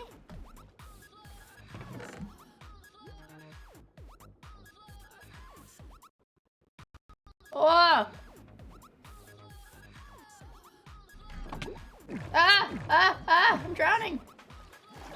I spent too long looking at it.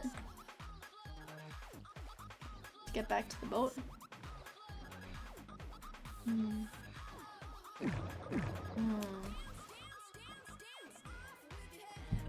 If I remember correctly, I think the drowned structures spawn closer to the shoreline, but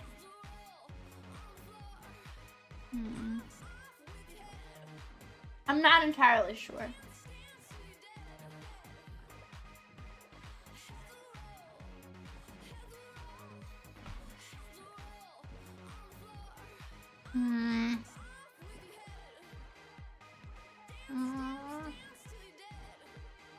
Minecraft! Yeah, I wanted to get a little bit away from being such a Redditor, so...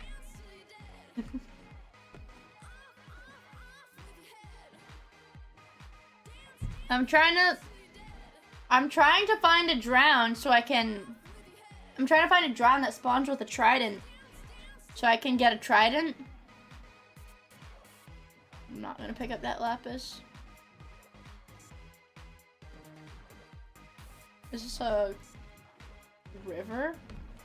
This is a river? Old ocean, okay.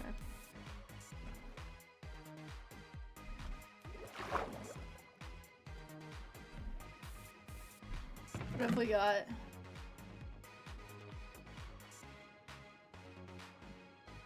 Okay.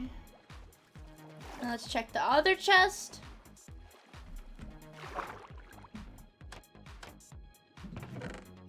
Curse of Binding, Aqua Affinity. I don't need that. R/love to stress my Oshi out. What? I'm surprised. I thought these were way more common unless they like changed the spawn. Oh, was that one? I think that is one. That's one. That's one of them.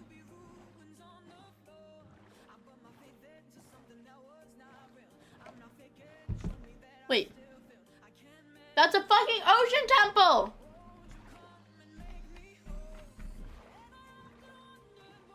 I'm gonna get pissed if I get mining fatigue trying to kill drowned over here.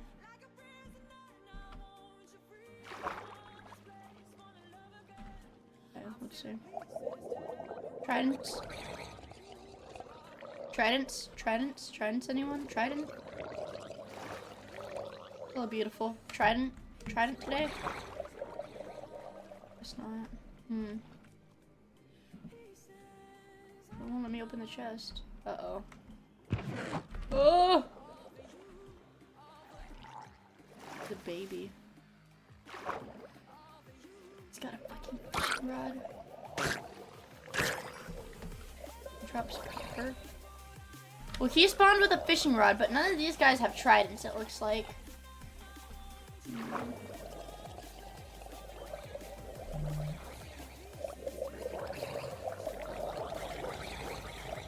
Okay, I would be able to hear them throwing tridents if they had them.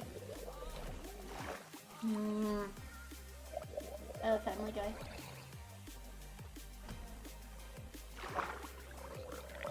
If I dreamed about Peter Griffin, I would be kind of scared. Anyone? Hello, beautiful ladies. Any of you guys got tridents? I guess it's a set number of spawns. Alright, it doesn't look like we've got any tridents over here either. Ah! They're burning me. So, we'll just have to keep looking. Yeah, we just gotta keep looking.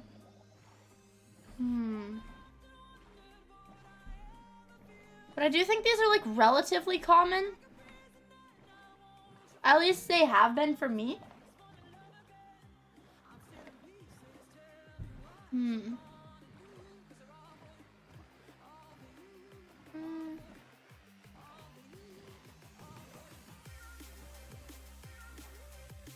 I think I have seen only one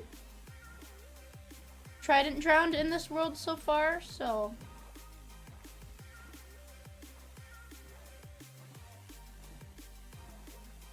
There's gotta be others soon. I have faith in my luck.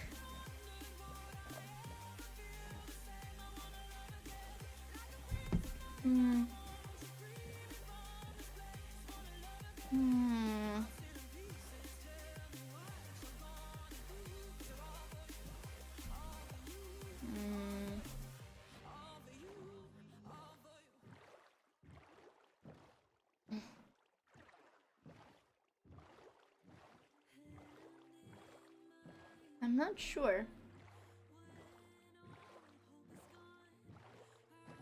Alright, so I'm gonna let you guys have a mind of your own for a moment. Do you guys want to keep listening to a Spotify playlist, or do you want to listen to Gotchi on YouTube?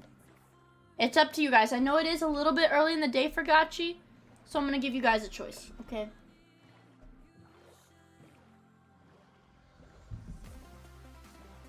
I don't like having free thought!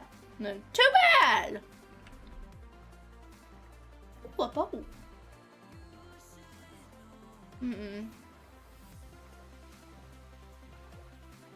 Never too early for Gotchi.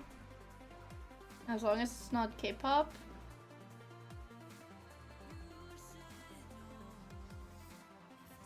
I saw the boat. Where is it? Oh, it's right here.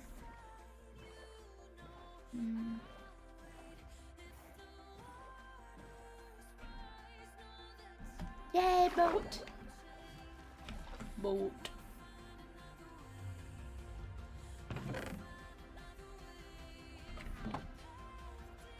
How is this shitty chest? Let's see if the next one has better stuff. No thinking? Why? I'm the one that's not supposed to think. You guys have to think for me.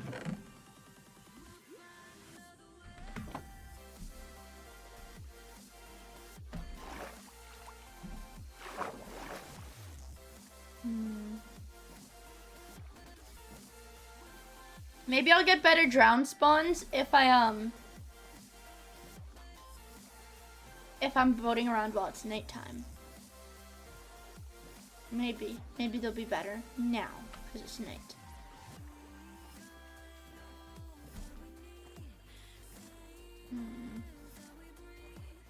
I guess you can tell it's an ocean biome if it has kelp spawning in it, but it's a river biome if it only has seagrass. Is my guess. I don't really know all the technicalities about the biome, so.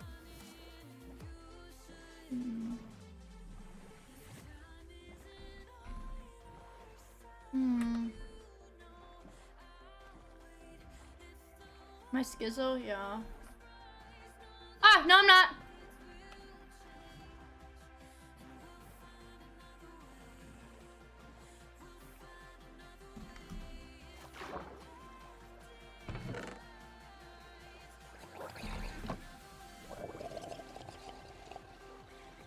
Damn it, that's a fishing rod, right? I've had 2 spawn with a fishing rod.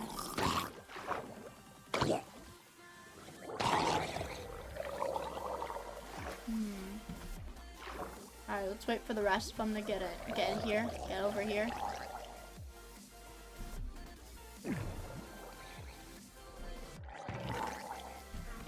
Ah!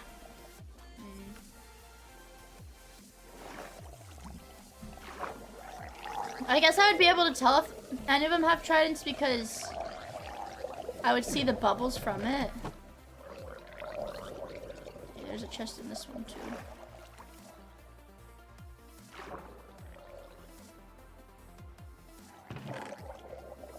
Treasure map. Treasure.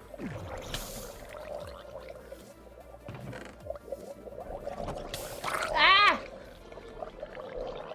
Gotta skedaddle. I don't think any of these guys have tridents either. That's a really low spawn rate. What the fuck, man? What is this, a new guy over here? Did you see a new guy spawn? No. Alright, moving on to the next one.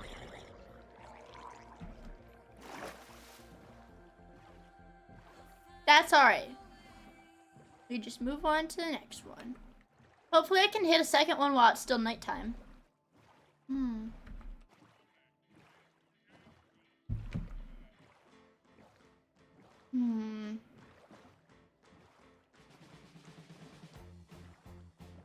I think there's a Gachi remix of this song. Dog, we are retarded.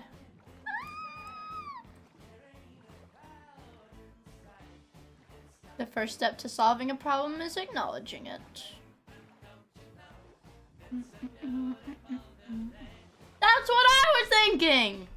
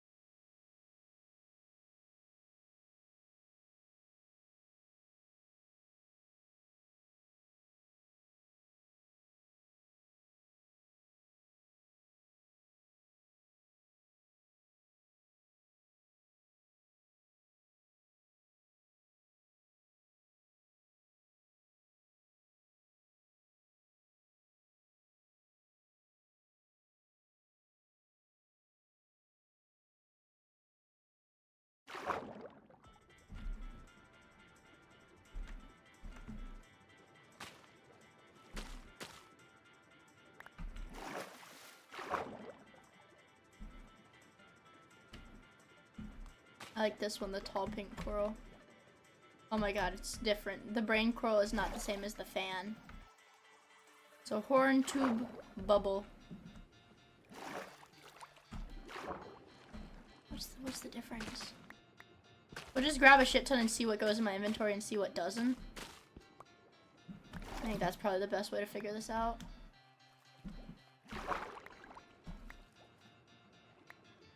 It looks like it's all going right now. Not that one. Not that one for some reason. Let's try this one. Well, I feel like as long as I've gotten multiples of everything, it's okay.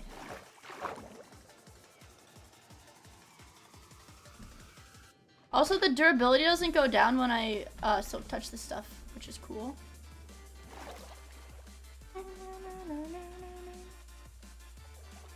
Alright, final test. Let's see if I can silk touch one of these. It's an axe, so I don't think it'll drop. But you never know.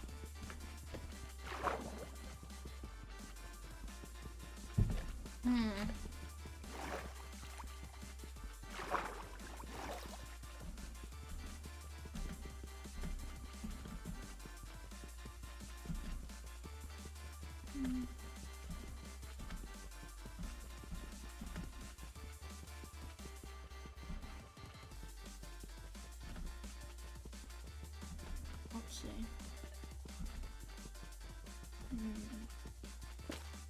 Dang it. I was mining it with my axe because my axe has silk touch. And if you mine coral with a regular pickaxe, it'll die. See, it'll be dead coral.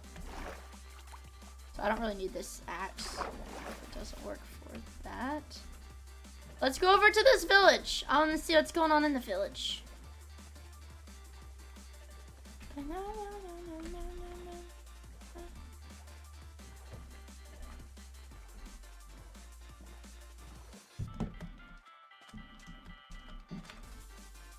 Oh! Oh! Oh! Giant fucking mesa. Holy shit.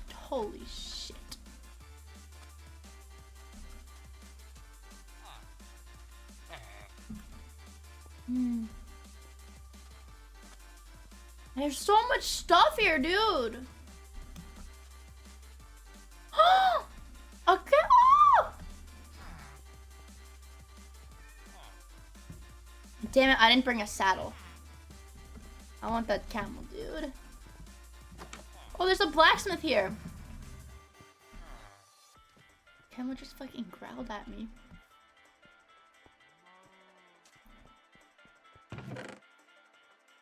Nah. Nothing really good. I'll just organize it so that I know that I've been here.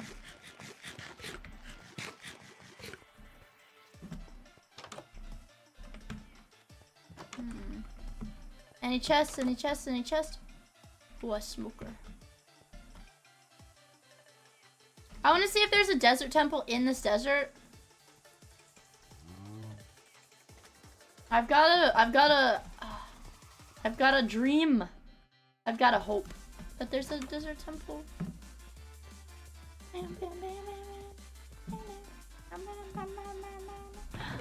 Ooh. Wow. There's no water to jump in though.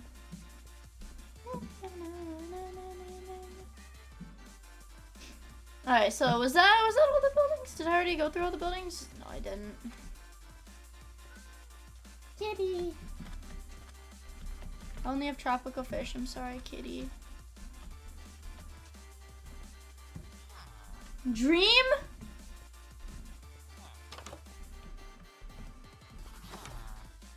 You scribbling.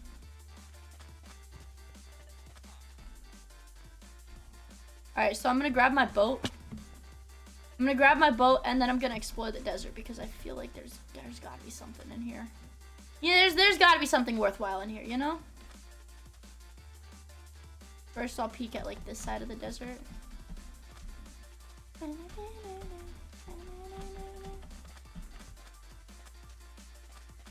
Yeah, there's not really anything here. Okay. Okay. Okay.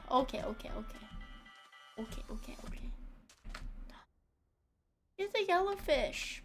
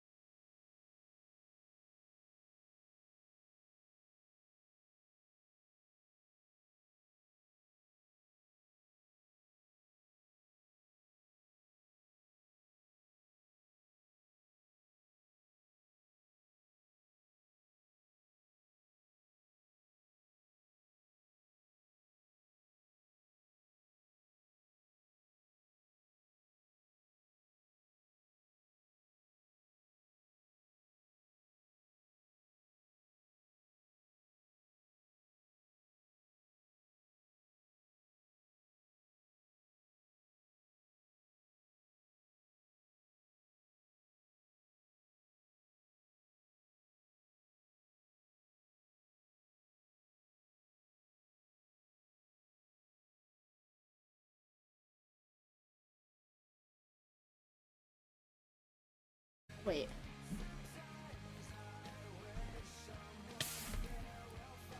Is this possible? Did two of them spawn together? Did two of them literally spawn right next to each other, or is this one of them?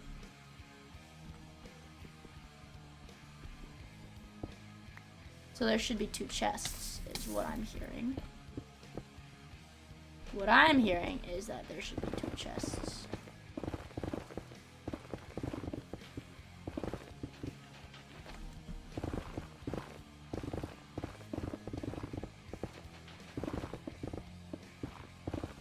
We just have to figure out where they are.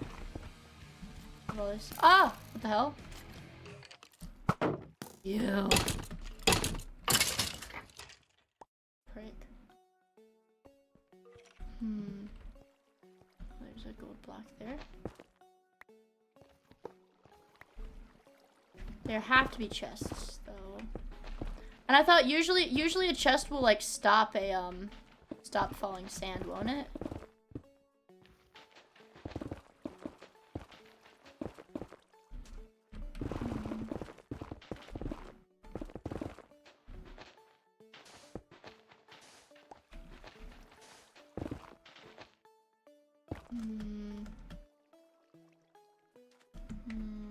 Hi, saying hi, It's good to see you. I hope you're doing well. I'm having a good afternoon.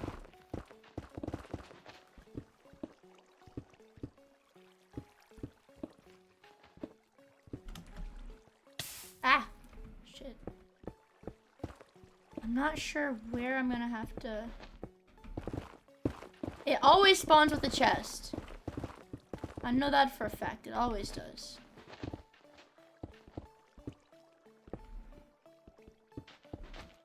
We've obliterated this fucking desert.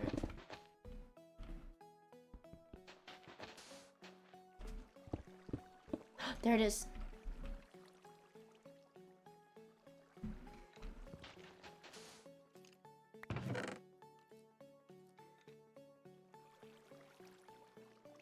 Okay, that was kind of a waste of our time. I won't lie. That was kind of a waste of our time. But now we can look for the second one.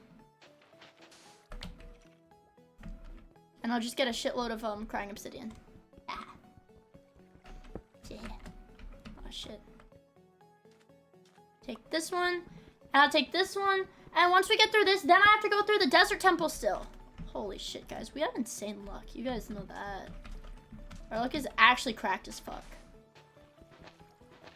Hopefully that chest wasn't associated with this portal. Oh shit, yeah. Because this portal's horizontal.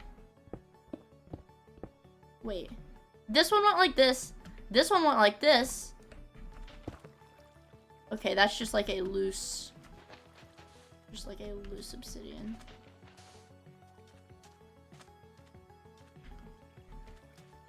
That's gotta be the portal for this one.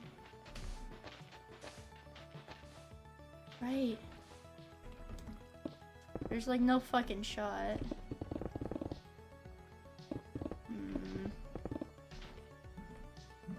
Maybe there just really is just one. Maybe there is just one.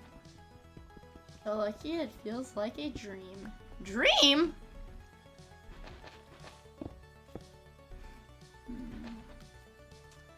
Well, I guess we can always peek at this later. Uh-oh. Ah! Get away, get away, get away, get away! Ah! Ah! Ah! Oh, I have thorns. Or not. I have thorns. They're taking damage from me. Ah!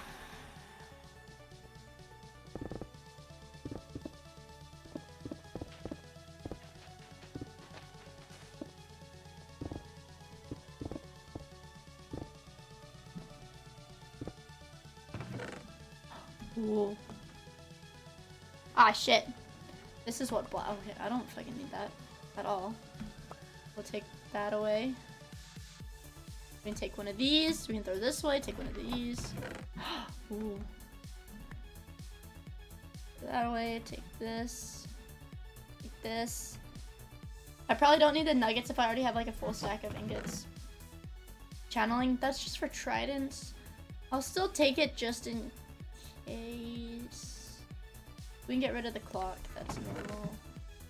We can hold on to the clock. No, we can get rid of it. Alright.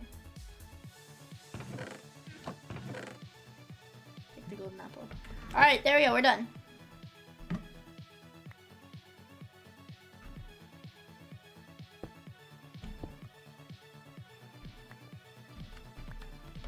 There you go. We're ready to go. I think we can go home soon. I think we can make our way home. We've got a lot of shit. Even though I didn't find what I was looking for, really, I think we still had a pretty successful outing.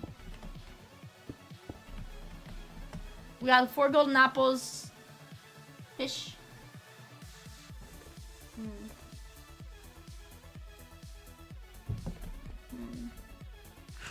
You're right.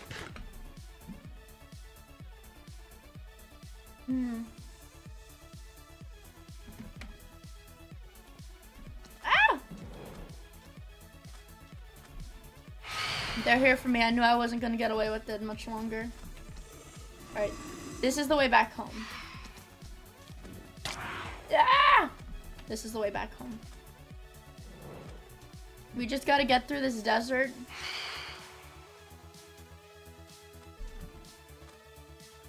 This general direction will take me home.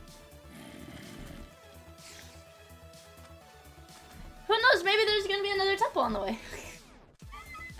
Maybe. Maybe. Who knows?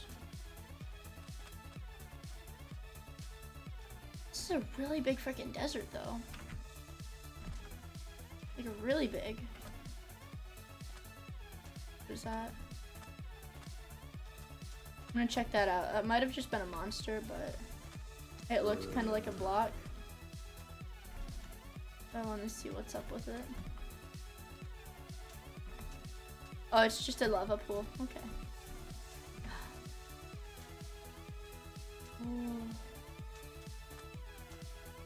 This is a... Oh, this is a different warm ocean. It's so pretty. Oh, never mind, guys. It's another nether portal. Holy fucking shit. How does this keep happening? Holy shit.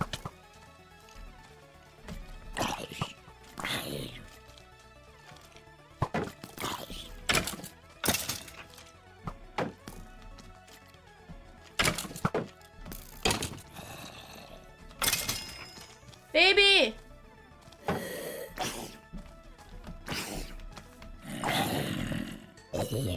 I need the gold blocks. Give me my fucking gold.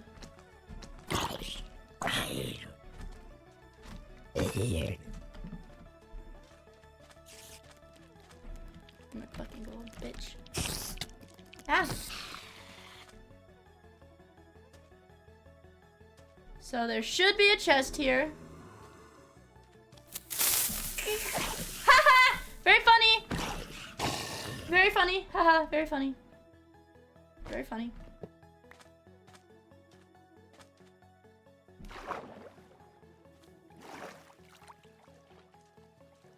Haha, very funny. It was funny. Yeah, I bet.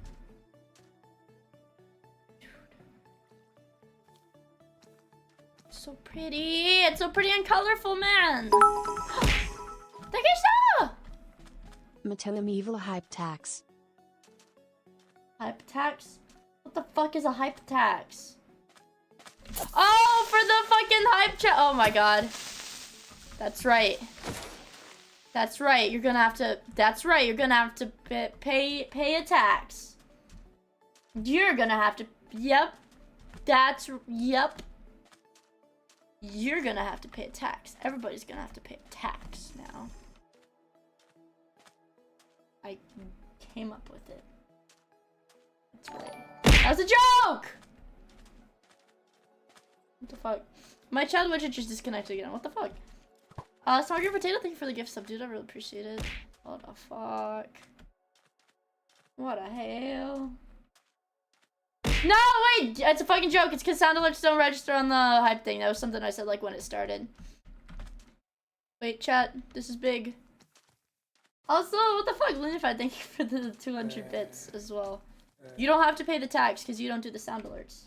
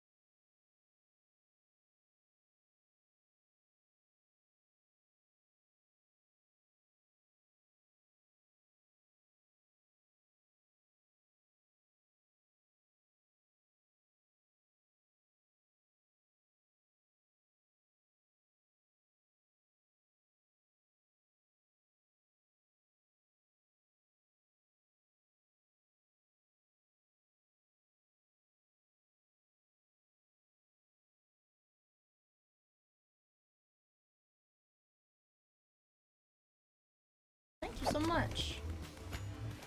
You are too kind.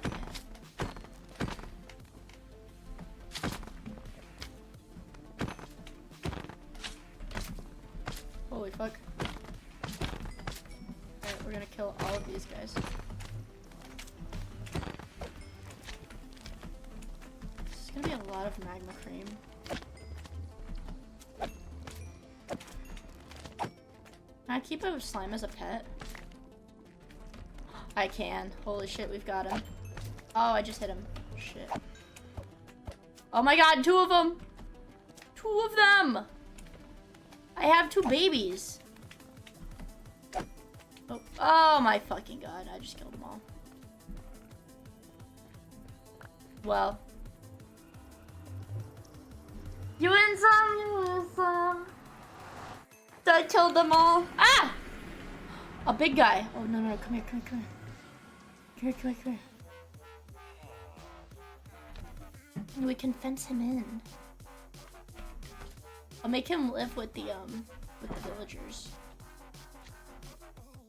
Okay, he's just gonna sit over here, I guess.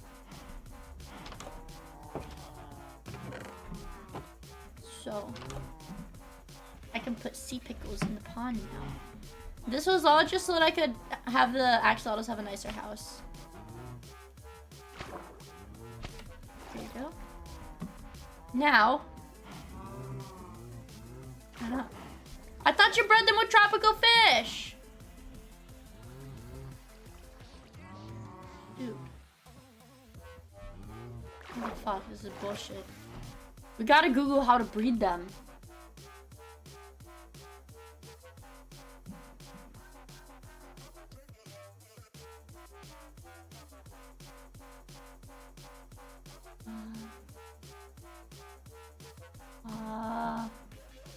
Right click them with fish. That's what I was doing.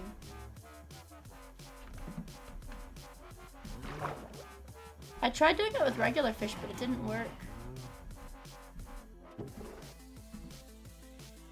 I've got too much stuff in my inventory. Let me go put all this down.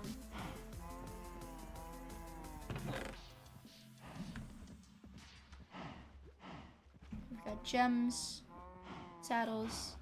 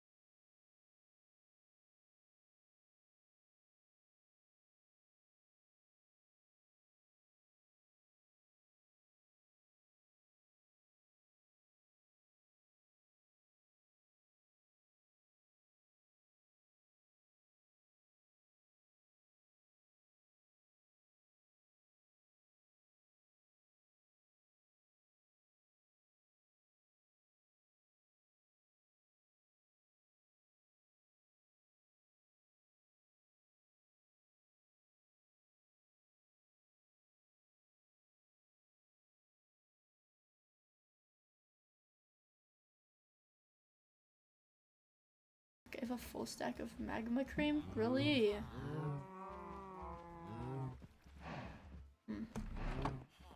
Hmm.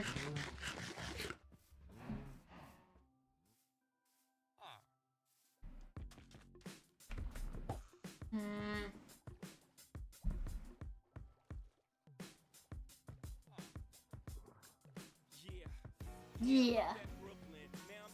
Sneezing anxiety? I get that sometimes.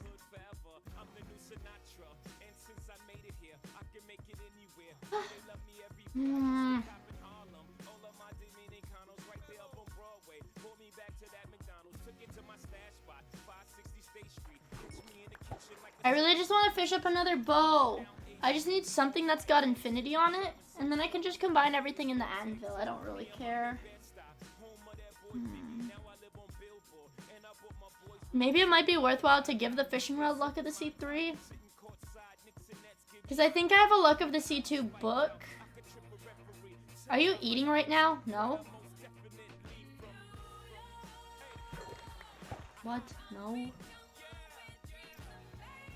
Is it making my mouth look open?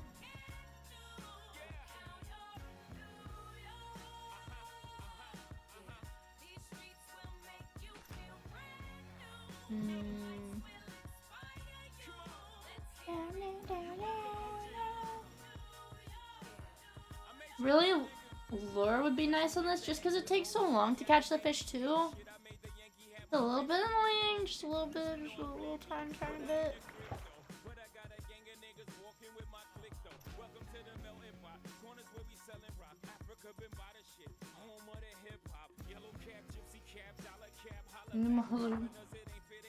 Growing pains. What the fuck?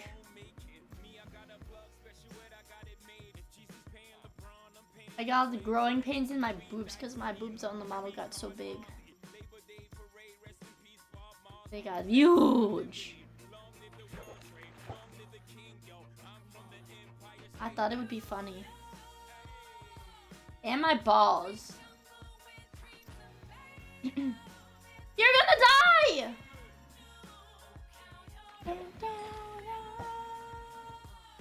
You're watching me on your laptop. Oh, the audio's delayed. Oh. That shit always annoys the fuck out of me.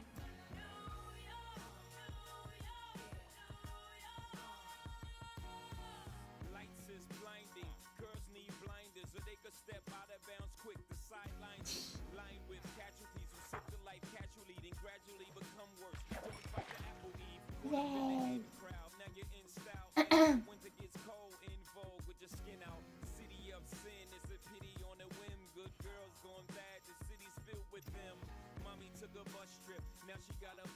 Is Mia to go too well with the song I'm listening to? What the? Why is that one dancing so fast? That one's so fast! Dude, the middle one is so fucking fast. What the hell?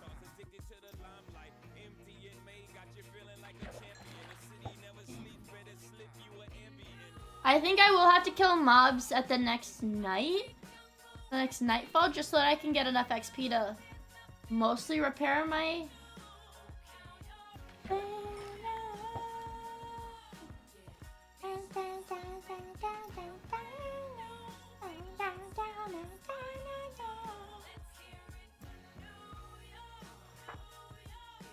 I hear him flipping through his little book. He's so evil.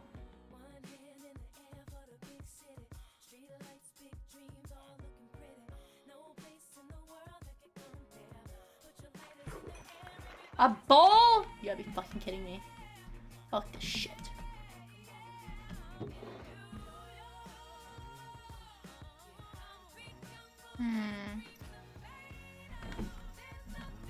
Need to put the diamond armor in the diamond section. Oh my god. We're definitely gonna need more chests, I think. This has become apparent to me.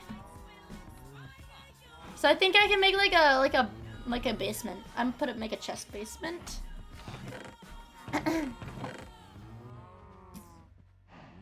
Chest basement. One iron.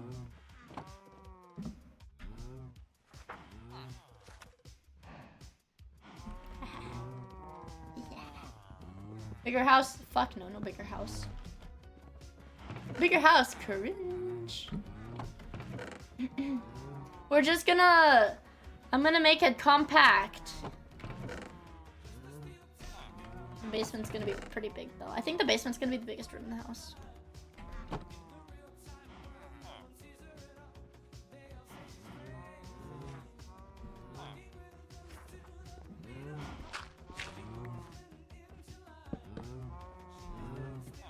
Okay, good. We can jump up from here, so you make it one more deep.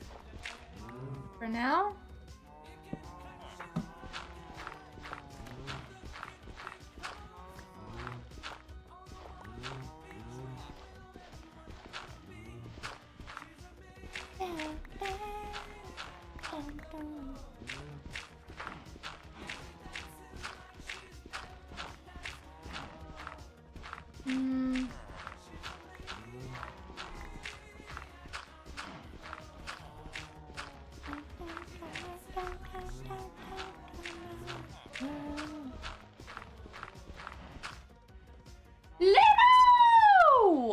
Hello. Putting a basement in my house. I have too much coral.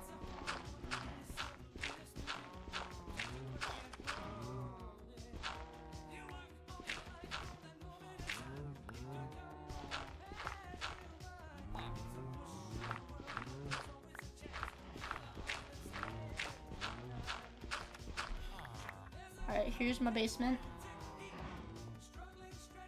Don't wreck your voice when it's just now sounding better. It took like all day for it to start sounding better. I had tea. I had green tea. That sounds a little better. Let me see if I have any iron pickaxes still in here. The wooden one. Just to fucking use it up. Oh, you heard?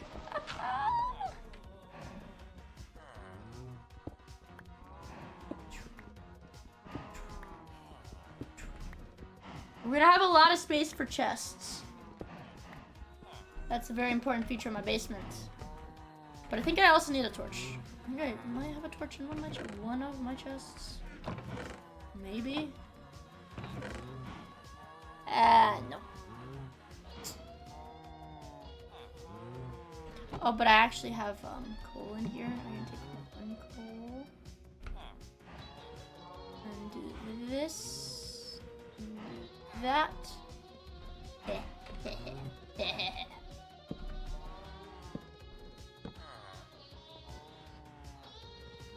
And now you can just mine this out. It should use up my wood pickaxe, so that'll be good.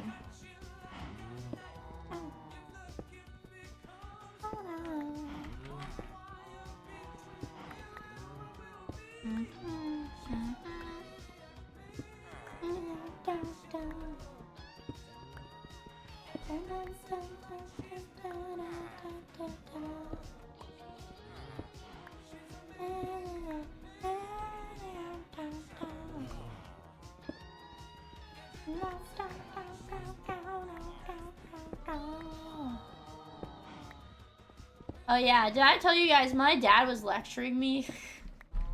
My dad was lecturing me the other day. I guess it was yesterday morning. Yeah, I guess it was yesterday morning about my taxes. He was like, Mia, you need to write down every time you've DoorDashed. You need to write down like this, this, this, and this. And he was like, and you know what? You should probably just get an accountant to do it for you. And I was like, like that.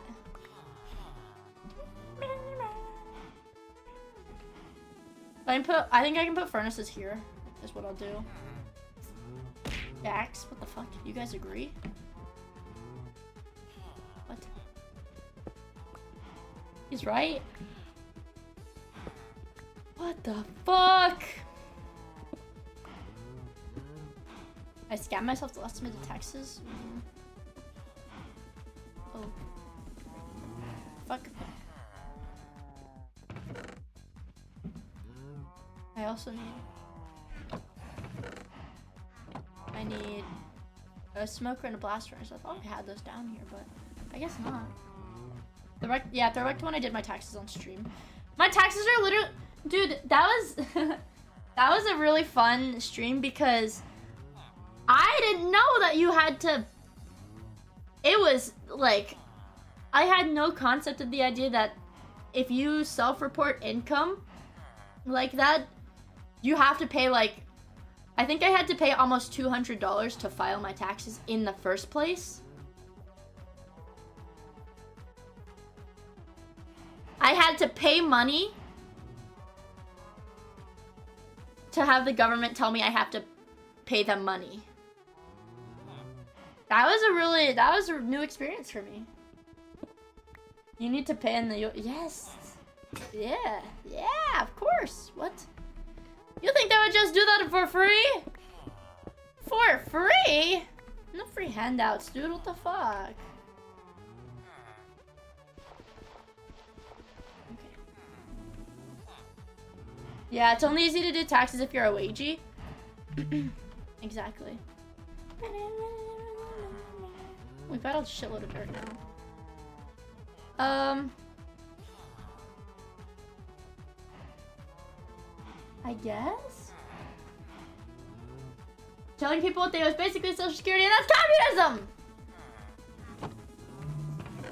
Well, yeah, the tax system is convoluted. I'm pretty sure I read that the tax system is convoluted on purpose because, like, the IRS works with the big tax companies. Like, it's, like, I don't know. It's like some shit they can charge, like, the IRS makes it complicated so that they can make a lot of money. Right? Is that how it is? Yeah, the tax companies lobby Congress. Yeah. Yeah.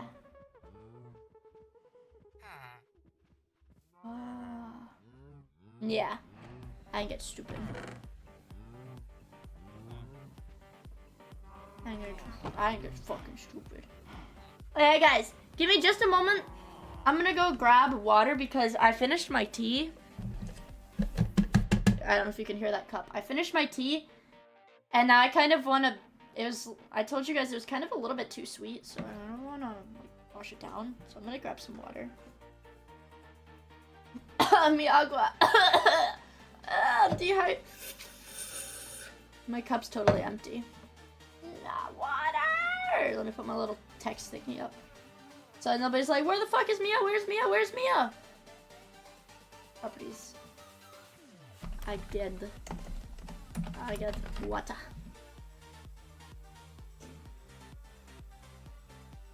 I get water.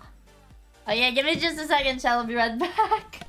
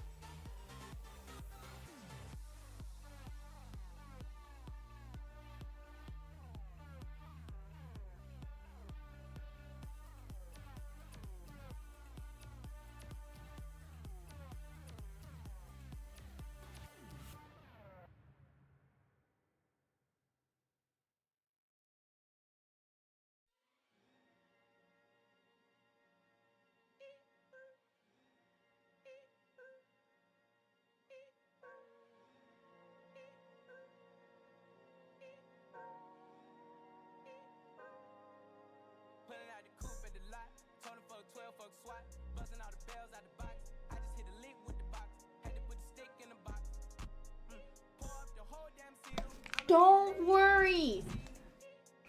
Mega Man drops January 7th. I got something even more awesome and important. I got water. Yes, and hold on. How the fuck does this work? Oh, I figured it out. Figured it out. I got my crack.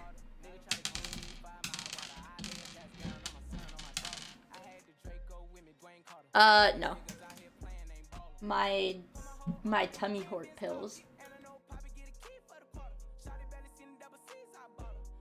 You don't understand J-Eazy Mega Man? The fuck? I need to take my tummy hort pills so that I don't complain about tummy hort and that I'm not irritable. Plan B? That's what they did in Faith. No, my tummy hurt, so I gotta take my pills. Cause I don't like complaining about it. I'm pregnant! I'm pregnant? Are you fucking kidding me?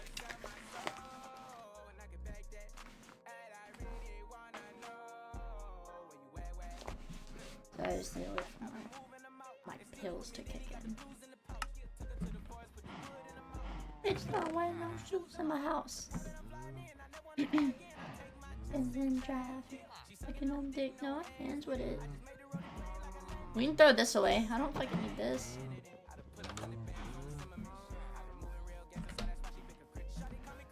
Cause I'm my shit. Mom says he's gonna Sudoku and it's all your fault.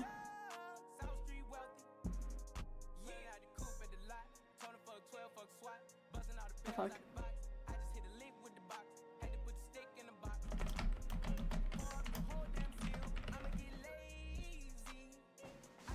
Dun, dun, dun, dun. I've got pregnant from looking at Dantes. Yeah. I see. I like being able to look to the side at my chat without my model, like... Hold on, let me calibrate. Oh. I don't know, I like being able to look to the side without my model getting fucked up. It's really nice. I do like collecting random pills off of the street. That does make me happy. Alright, let's see. Is this good placement?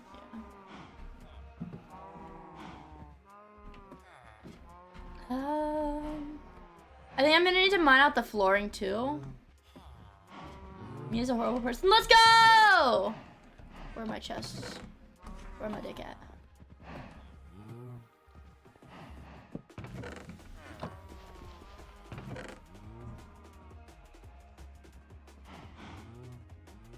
There.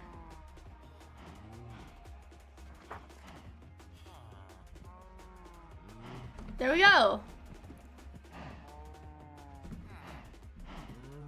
One time I had sidewalk aspirin and woke up in a different country. I get it.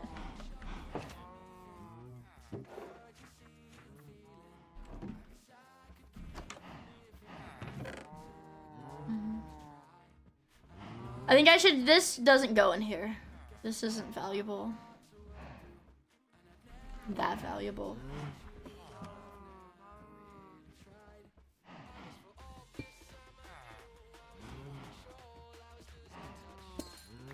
I don't know how amethyst works. I'm not really sure what it does, but I think it's cool. All I really need is that bow.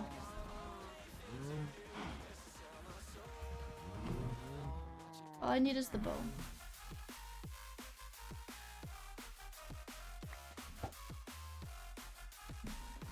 Truly, truly, truly, truly.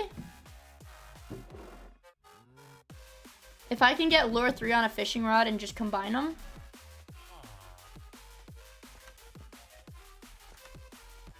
It's gonna be luck too. I don't trust that, but I don't really trust it. I haven't seen that show. No, I haven't. I haven't.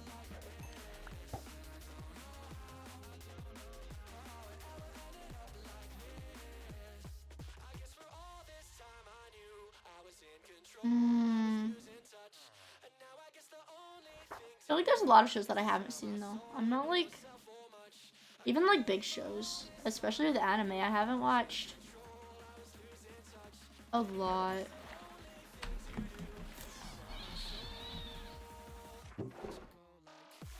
Whatever. I'll leave that there for now. My poor axolotls.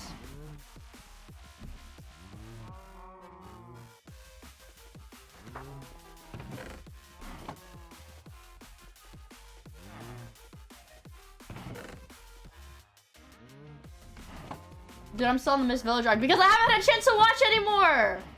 I literally have not had a chance to watch anymore. Dude. If it was fucking legal for me to just stream watching Naruto, then we would be watching fucking Naruto, but it's not. That's against TOS.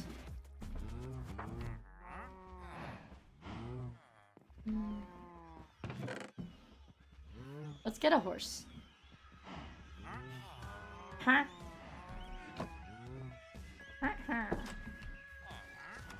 Wait, that's a traitor.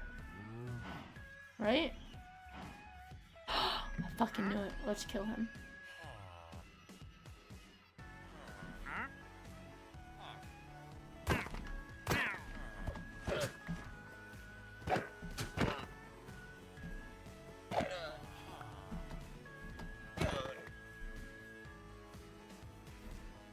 Yay, 2 leads for free! For fucking free!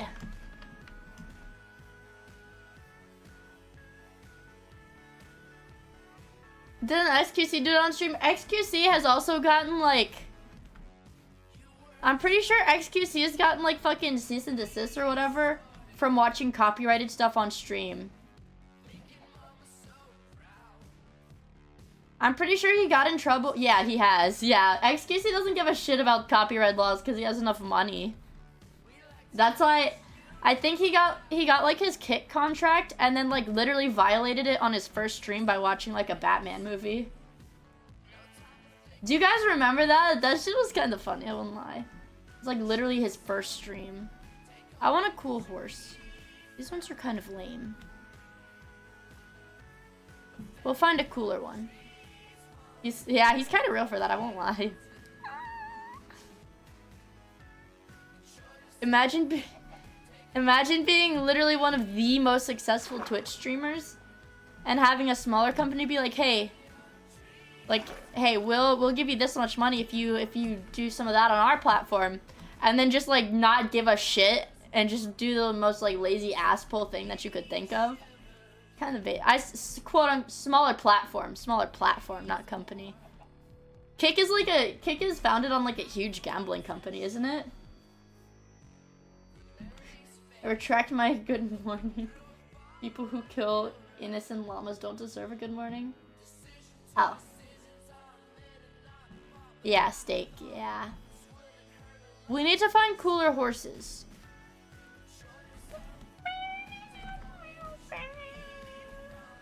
Let's see.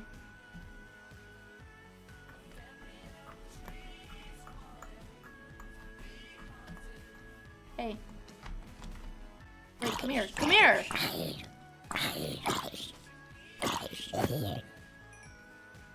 Yeah, last orb. The orb. I feel like there were white horses over here. I want a black or a white horse. No, just not an ugly one.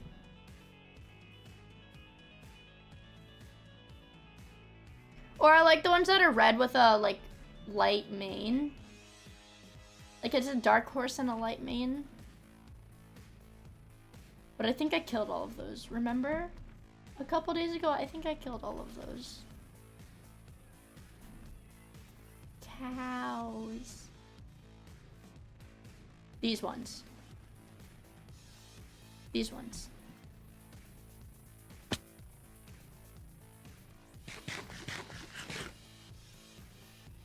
These ones. No, not those. I don't like those. Michael Jackson song horse. They look like cows. What the fuck? What the fuck, dude? Okay, yeah, that's the village by my house. I want this one. This one better be a fucking fast runner. Or else I'm gonna breed the horses until I get a fast runner. I really like doing that, breeding the horses until you get the ideal traits. Come on.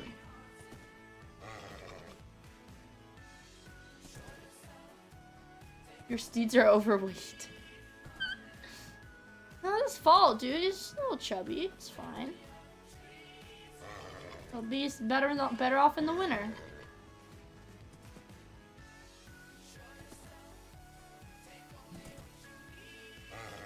Come on!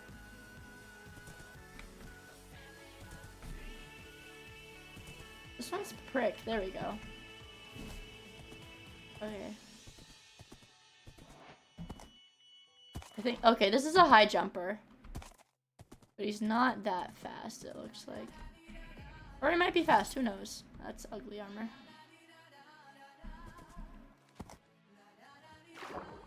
Damn it! Cross the river, you stupid prick.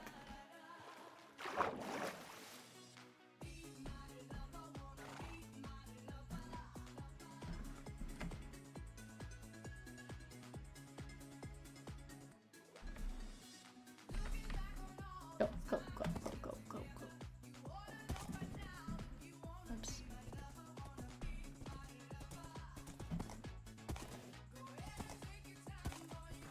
Where the fuck was the village?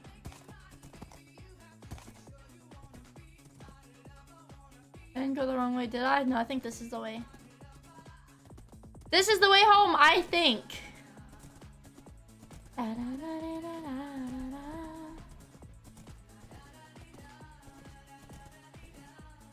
This is not the way home. This is the way home! I'm just kind of retarded.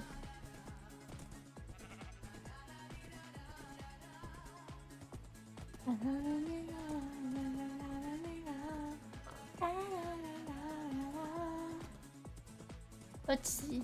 Ah! Fucker. He's gonna get my ass. We can breed. We can make a mule. Mules, I don't think mules can breed in Minecraft. They're infertile.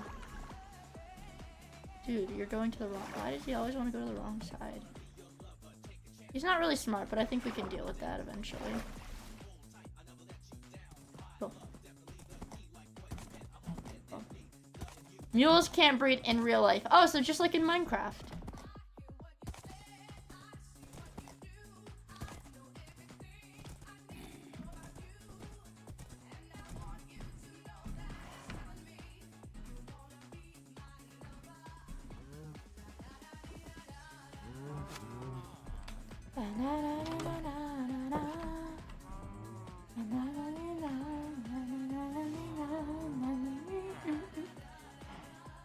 Only male mules are infertile? So what can female mules breed with?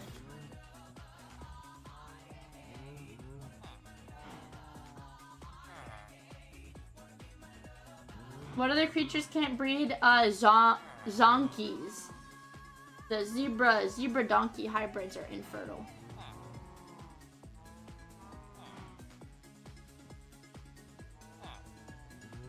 And M. M can't breed either. Off the zonkies right now, dude.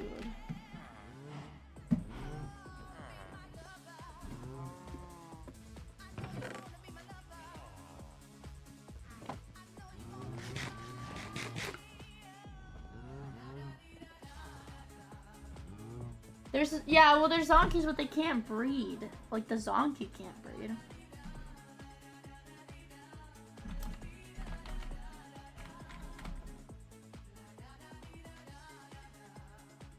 Zonkies are sterile, like mules and ligers.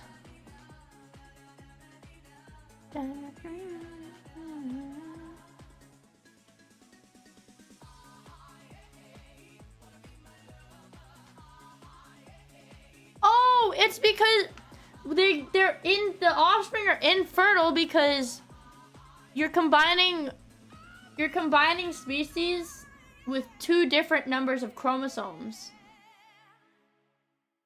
And the offspring has an odd number of chromosomes.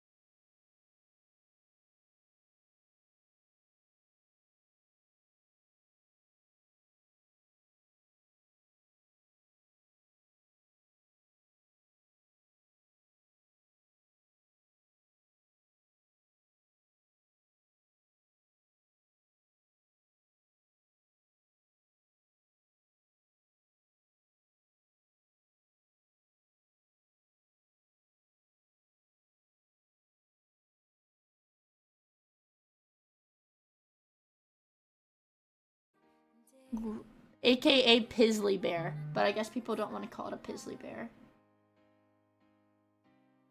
Jimmy, you're leaving too? What the fuck? You're off the Piz right now? Dude! That looks fucked up. A dolphin?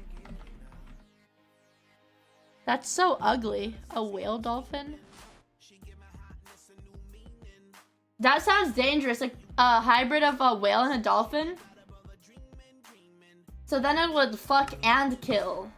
That's terrifying. That's really scary, actually. Look, I am... Wait, I want a flowering bush here.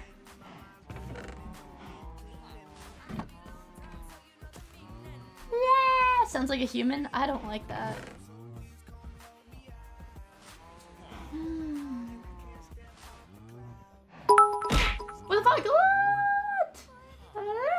wholesome BTW brothers. You heard him. You heard him. For legal reasons, I cannot endorse any specific category. However, his message does say to vote wholesome. That is his message.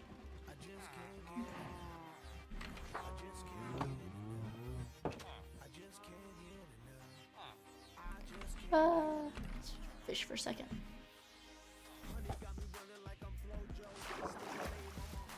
I really want lure on my rod. It would make it so much faster.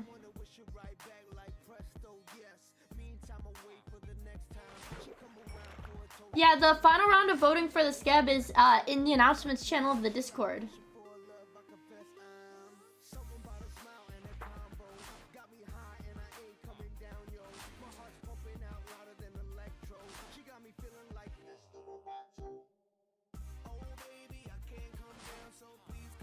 Why are you pale?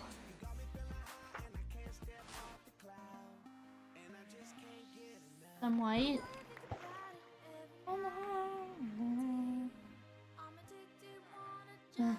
It's a trap to join our groom court. Don't tell them that!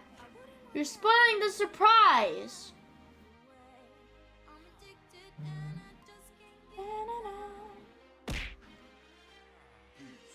Why aren't you brown instead? Because my parents are white. Switch up. Switch up.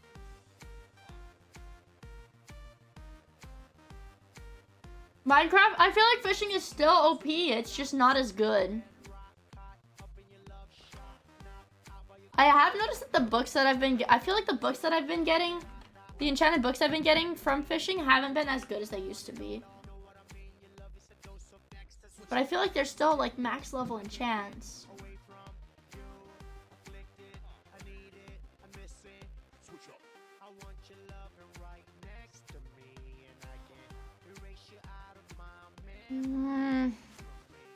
But it is...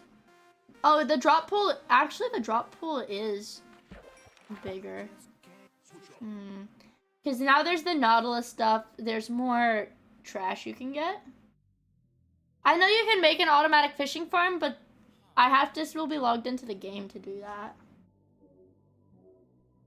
I feel like I'm pretty patient because I like fishing in Minecraft. As you guys can tell, because I've been spending so much time doing it, but I enjoy it. I've also used auto fishers, but I don't think this world isn't like...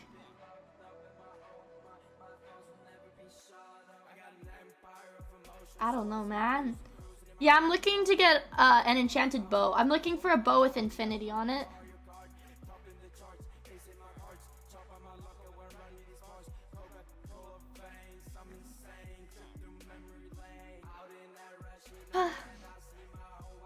Give me that.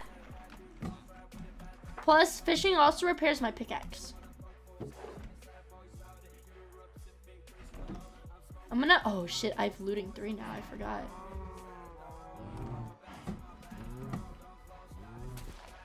I have looting 3 now.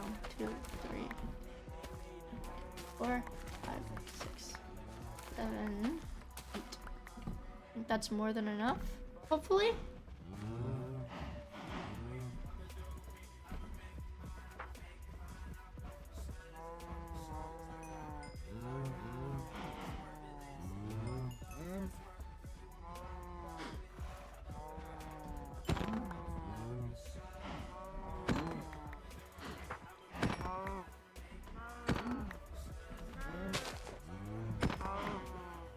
Alright, that's gonna give me 2 full.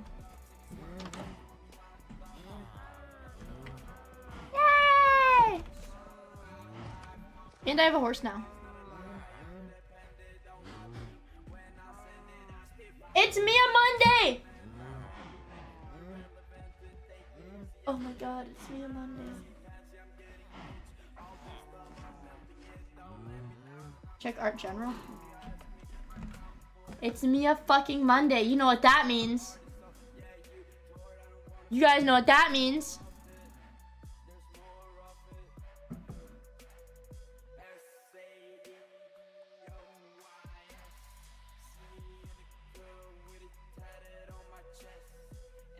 You do know it. I don't. I don't.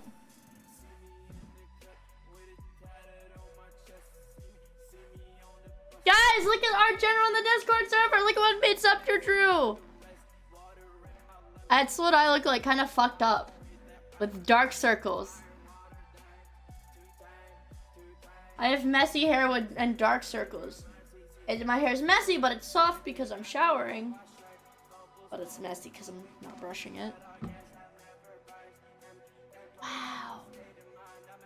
Wow. But that's still on the star. Well, it's already on the starboard, but you know.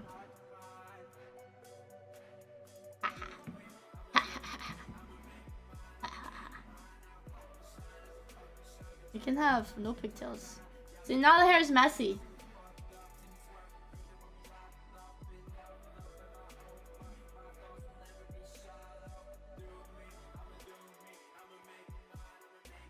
But I like the pigtails, honestly. I like them more than I thought I would, honestly. Let's check the real gay sex channel, the tier 3 gay sex channel. Zalman posted, okay. What the fuck? What the fuck?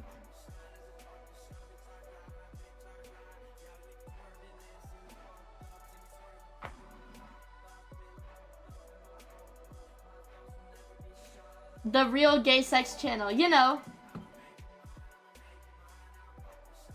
The tier 3 sub only gay sex channel.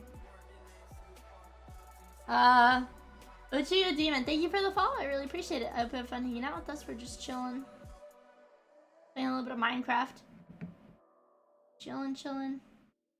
Yeah, that one. That one.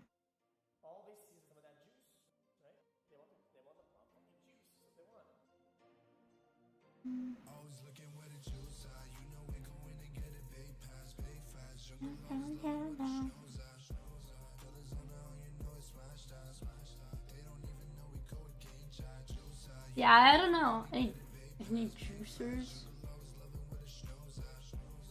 For a tier 3 sub, that must be mostly lesbian sex. No, it's gay.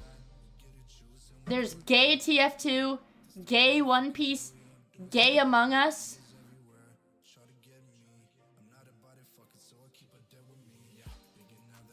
Billy, Van.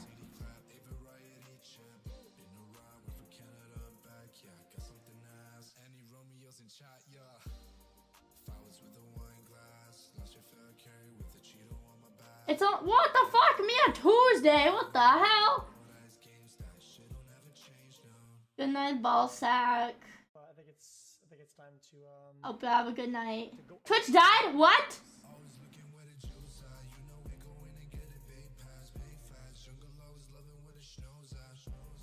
Are you guys still here? Huh?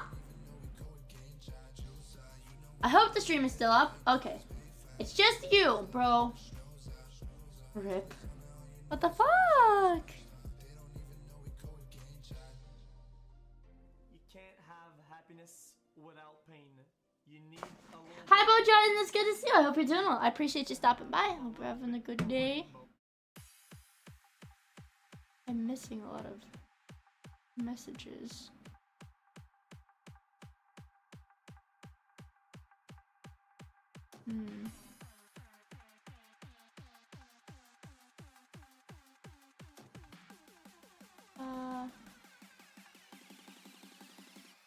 I miss it. I was a little bit bummed last night, you guys. When I ended stream, I just laid in bed and I was kind of bummed because, like, I just looked at my thing. I've missed hundreds of messages because there's like group messages and stuff. I laid down in my bed and I was just kind of bummed. I was like, wow. I haven't talked outside of stream to anyone for like 4 or 5 days. I was like, wow. I was like, what the fuck? Which, granted, doesn't really matter because I do enjoy streaming and I go into every stream every day excited to stream. It's like a completely separate thing.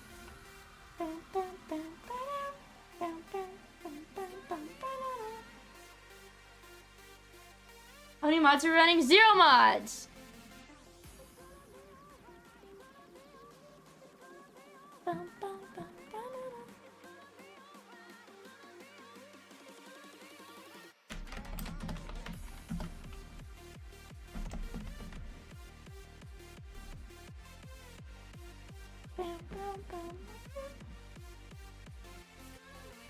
I'm so tired. Not tired per se.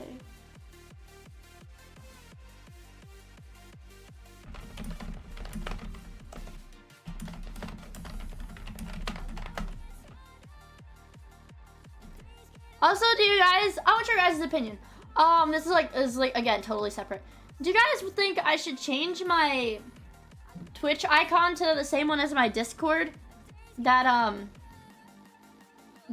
this image, like the face, just the face. So like that. Yeah. Alright, let's just making sure. I like this picture.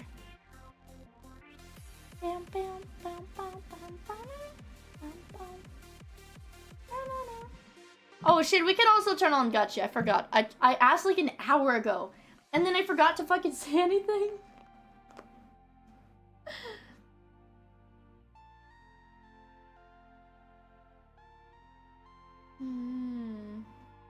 Asked.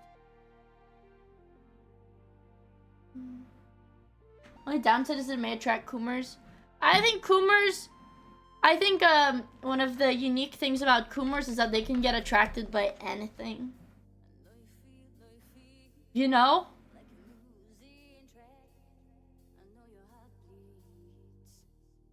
Down, down, down, down. Down, down, down, down, down. Down, down, down, down.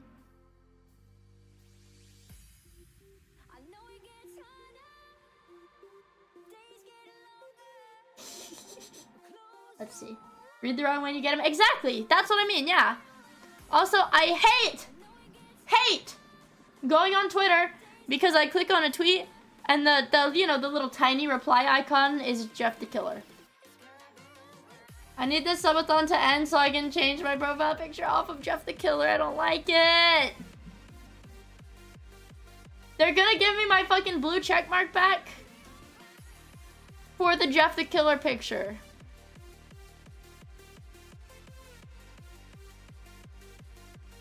It barely looks like him. When it's small, it does.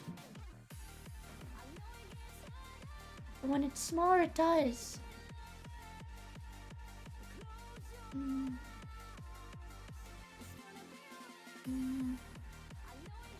I hate it. Let me see.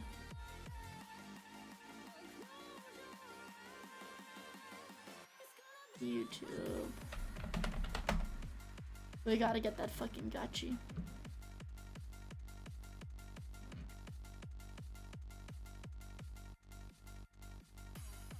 It's not a funny picture. It's fucking scary, man.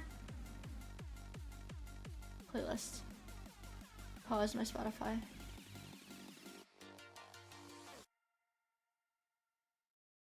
Alright. Now we can go to my playlist. Play all. Shuffle playlist. Loop playlist. It's really loud.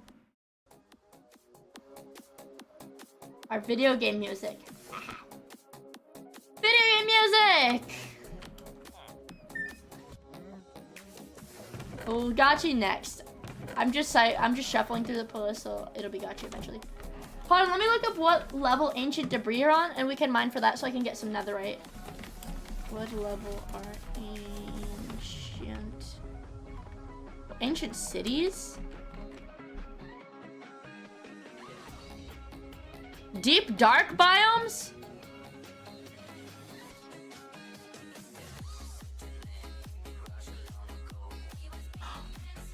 The Warden?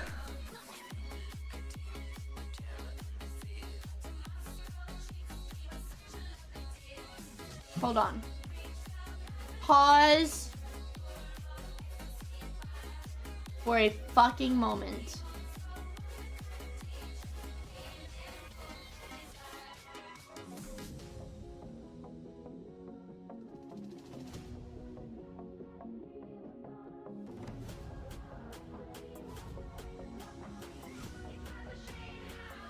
Pause for a fucking moment, guys. What the fuck is this?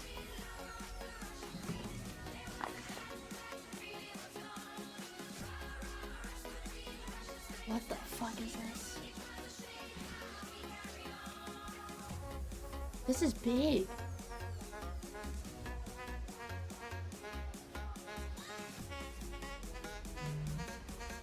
What the hell?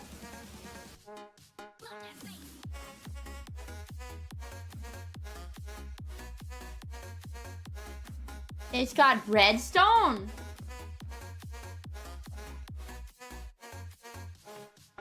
Is this in Java? Is this in the game right now?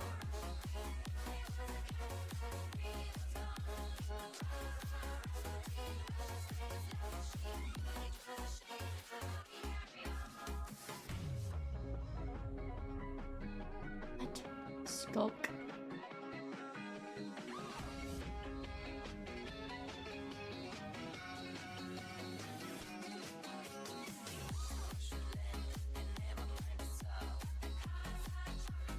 Input.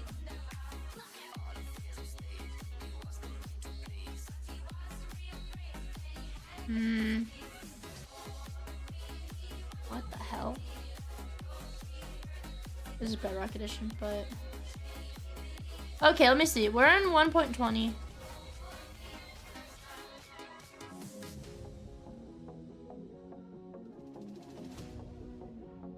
This has been in the game for a year?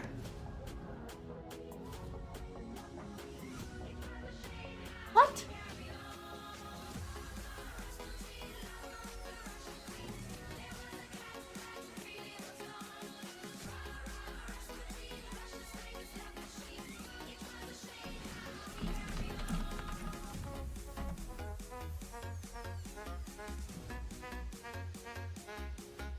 Y level 52.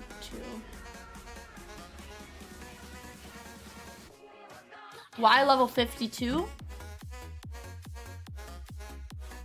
Negative 52.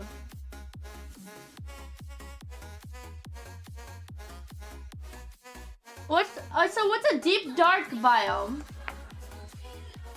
So what is deep dark?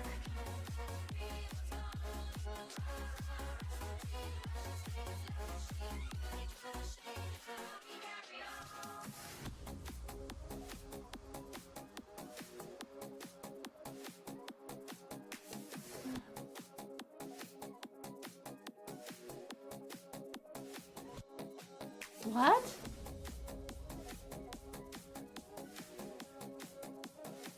Would the ancient cities show you how to use redstone? They show you how to use it?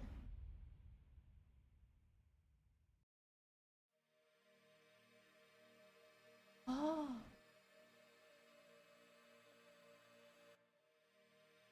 Got enchanted diamond armor.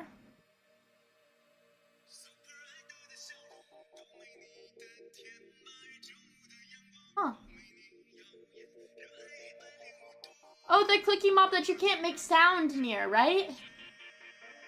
Is it sound or is it motion?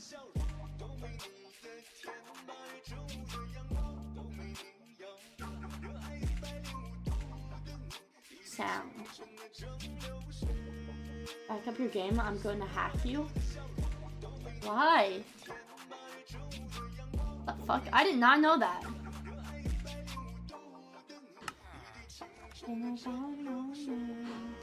Sound and it's sort of lenient. So if you sneak, it won't hear you. You have to sneak near it.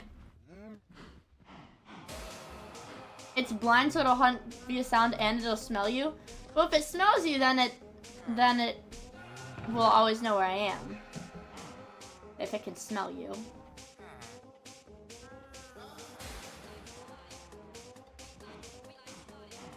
It's slow if it's not aggroed.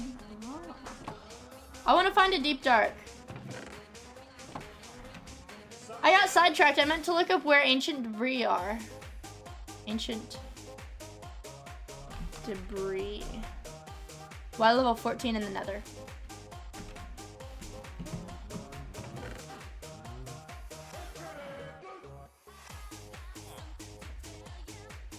Yes.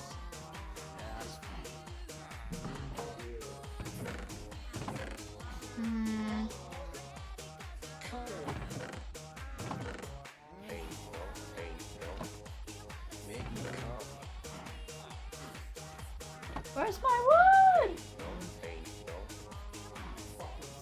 If you trigger 3 naturally spawning skulk shrelkers. Skulk shrelkers? What?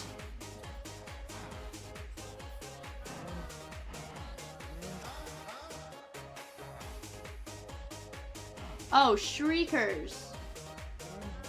Sorry, the text is really small on my computer. I was confused as fuck because I'm like, what the fuck is that? I'm like, these are made up words. These are made up words. It's not even reading comprehension. Are you retarded?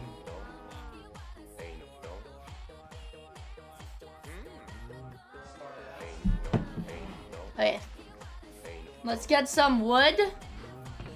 Which I should have. Where are my logs? I didn't use them all. There's no way.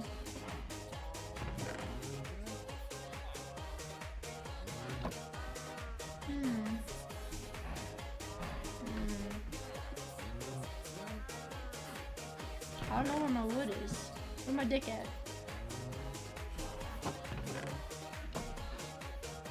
We can just punch a little bit of a tree down.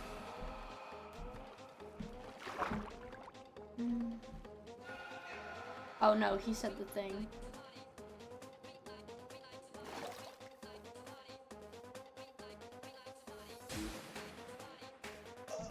Let's get this little guy.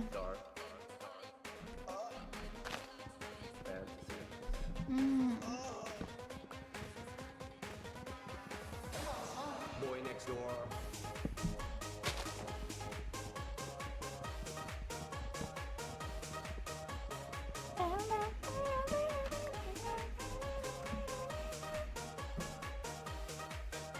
Boy next door.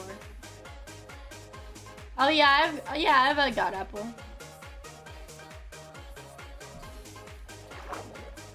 I have a shitload of golden apples too.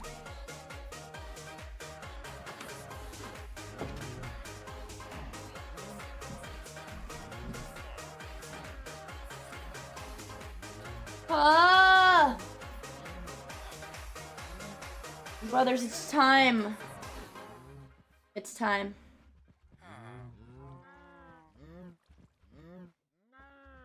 I gotta take caffeine pills. I'm getting tired. Ah. Time to goon? Yes! No, I'm tired, so I have to take caffeine. Slaves.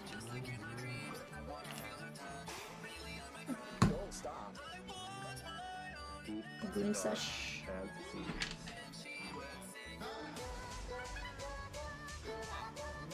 Get your ass back here! I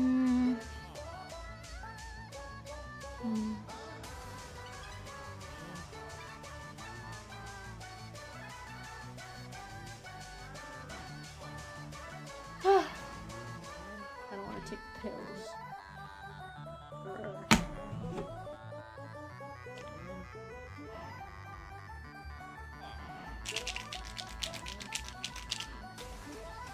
It's not my fault, I'm a sleepyhead. I guess I didn't have enough caffeine in the tea or something. It's a fucking deed.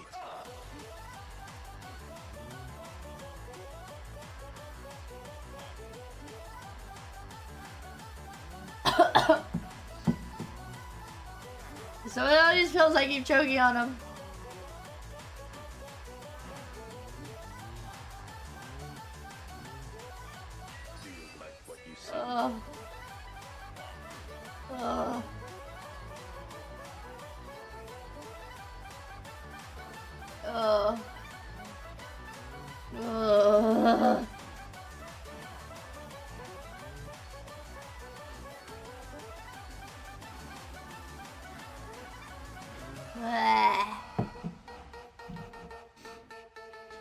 Wow, these things really wake me up.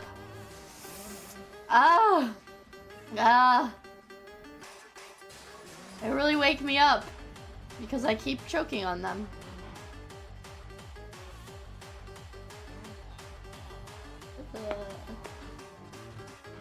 on the lake now.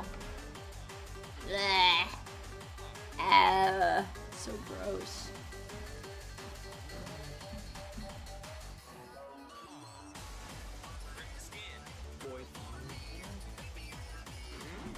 Do that, I'll just make a few of them.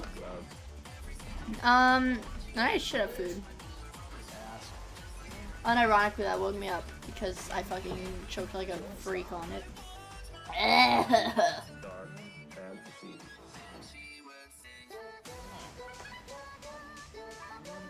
Did you take? Yeah, I took them with water. No, I took them with water. They're just big and they're not coated and they taste really bad. They don't go down very easily. I think it's mostly because they're not coated. Huh? Okay. Get in the boat, little guy. Come on.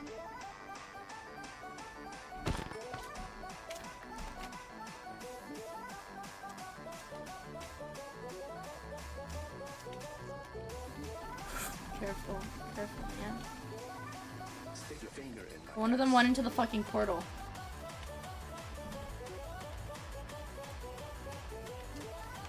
Get in the fucking boat, come on. Get in! Get in!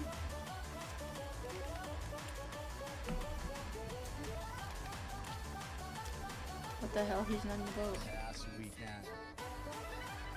Get in the fucking boat. What the hell? This is absurd. Get in the boat. There you go. You are not the chosen one. Sorry. Look at them.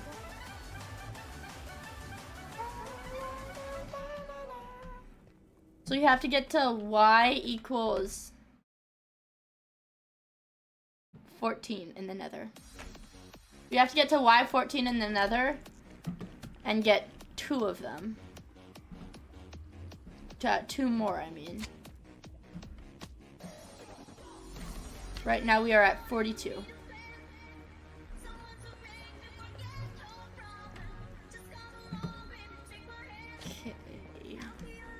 Not sure where to start mining down.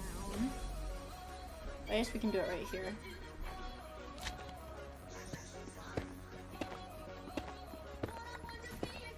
Carefully.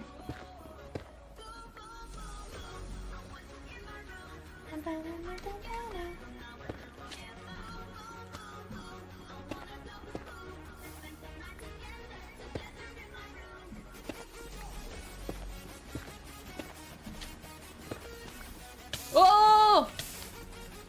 Oh wait, I have fire protection 4. We're fine. I knew this would pose problems. I knew this shit would pose problems, dude. You have to get to 14 though.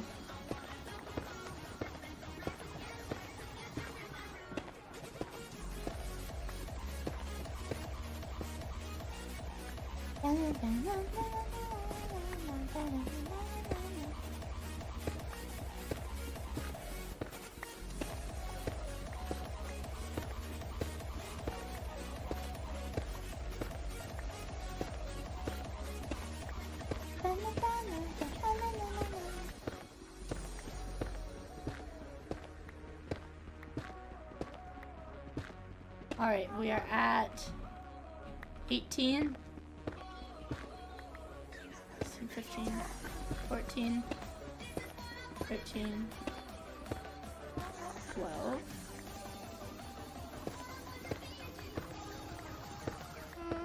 Oh! Oh!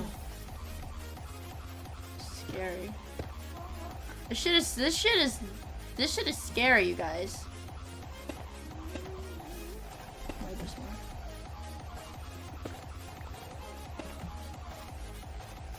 Oh, it's a lava pool. There's just a lava pool right there. This shit ain't nothing to me, man.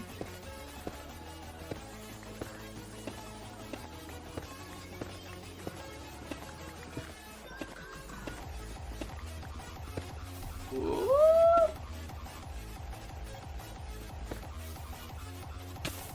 Okay, I got it in the right spot. We're good. We're chilling. We're okay.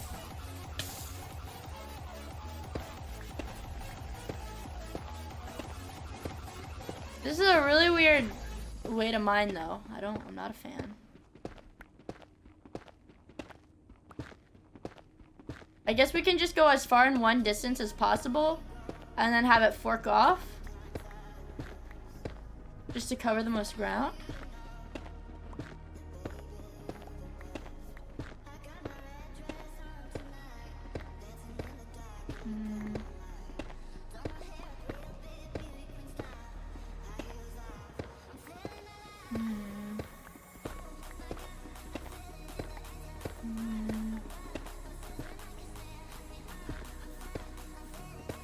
This seems pretty good. How about you, fork up, dude? You're so mean. Hold on.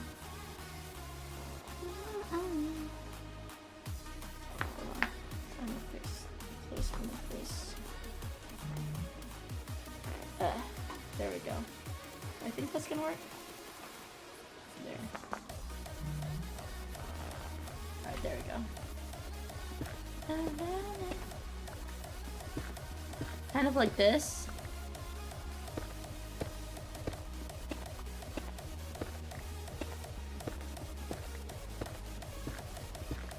Eventually, no! Miia Monday mean tax. That's right, there's a tax for being mean to me on Miia Monday. That's right! That's right. That's absolutely right. I came up with that. I came up with that. I came up with that.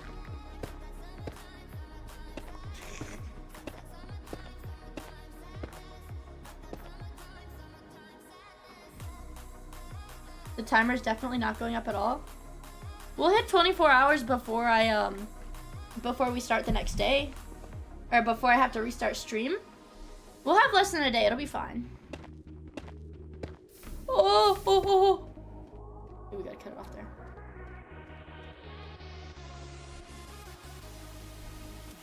So like this, we can do this.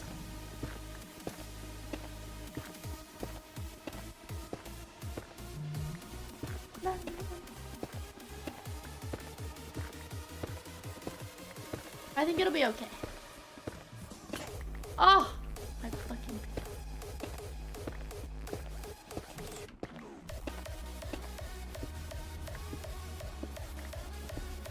Is another biome?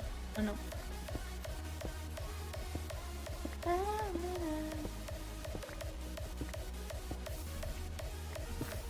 Ah! Wait, but you've been scammed all day long? What? How?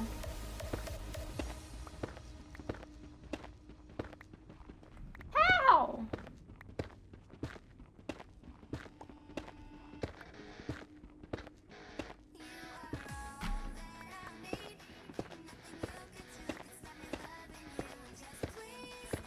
Keep going.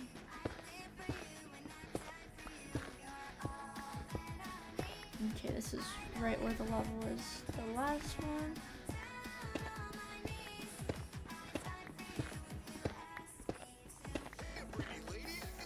Ooh. Ah. Wait, the timer, wait, was that a joke about the timer not going up? Hold on. Or has the timer actually not been working?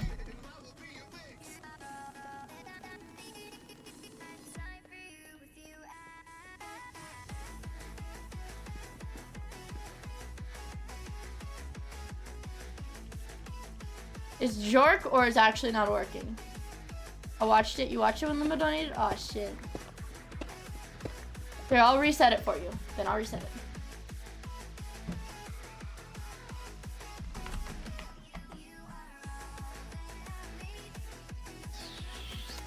Right, I just have to log back in.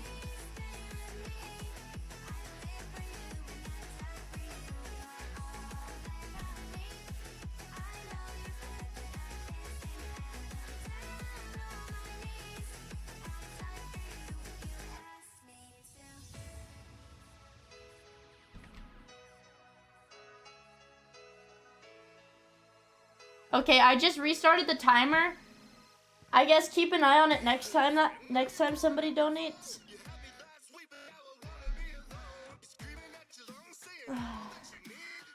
I've noticed I have to like manually reset it each day. Just because it kind of craps out when it's been running for a really long time.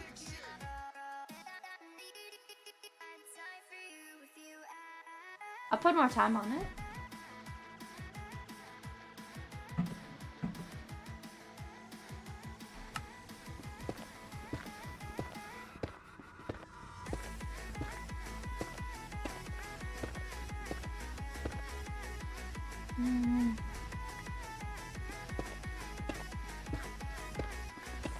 Ah!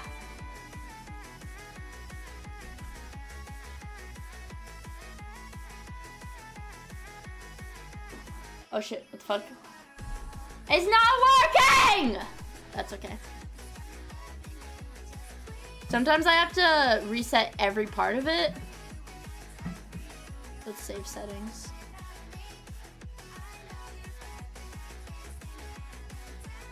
It did go up. Oh shit, oh okay. Okay. Oh, it did go up. Okay.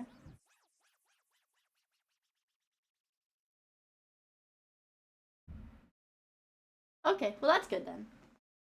Just kidding, haha, just kidding, it did go up, haha, just kidding, haha.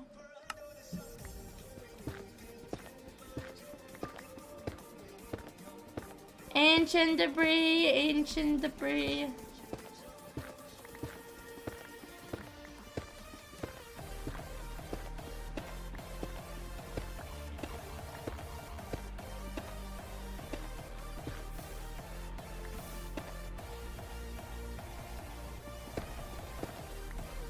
Oh.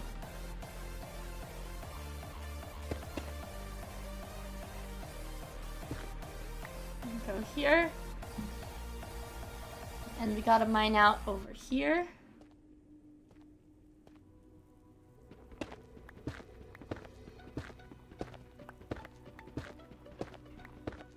Hopefully.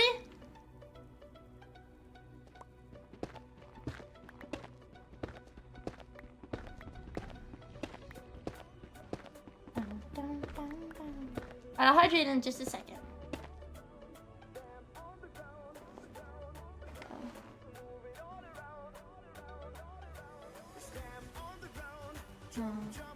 If I dig straight down, I'll find it. Really? I gotta try that.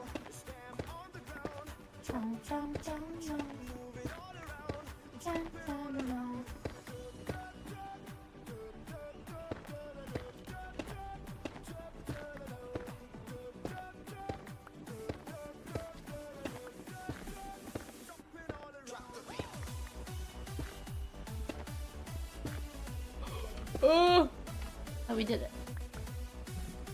Maybe evil.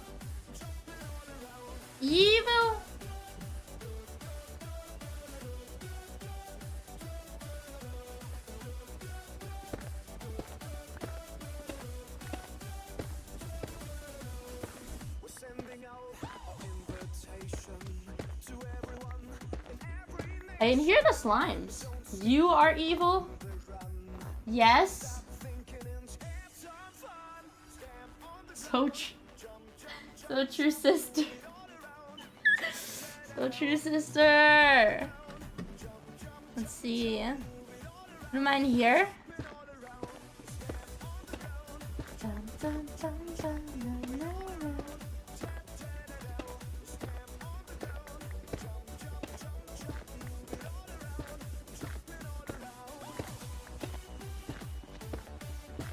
And get through all this. Why are you playing Minecraft if you're an anime person? Well, because they didn't make anime Minecraft, so I have to play regular Minecraft. At least until they make anime Minecraft exist, then I can just play anime Minecraft. I'm stuck with normal Minecraft now.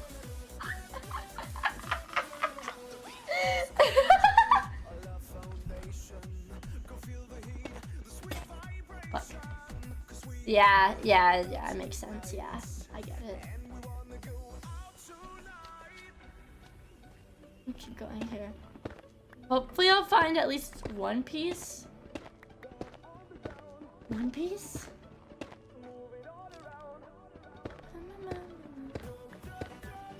What is it?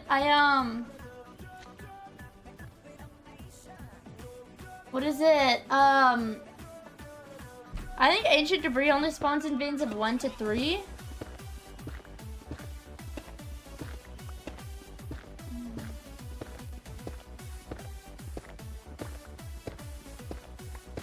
So there's a chance even if I find it here, it's not gonna be enough to make the netherite. Wait, I could loot the bastion. I could loot that bastion. Oh! You are appropriating our blocky friend's game here. You're right. Is TNT mine really? I feel like that would just make lava come out.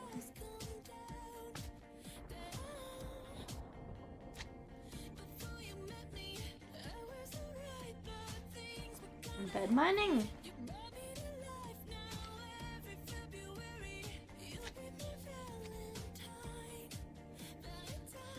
I don't have X-ray. I'm never gonna be good at Minecraft, bros. I don't have an X-ray texture pack. It's over.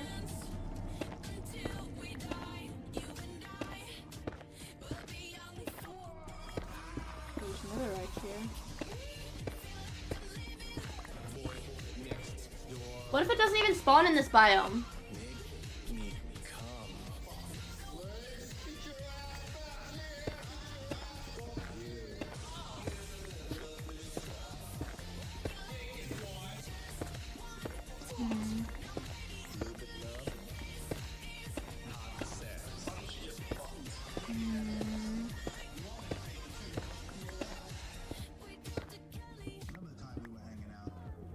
Back into the ah! Ah! Okay. Bed mining is fast. Ah, but I feel like I would die because I'm not good at. Or is there a delay on the beds exploding in the nether, or is it instant? What? The A stuff? Natural.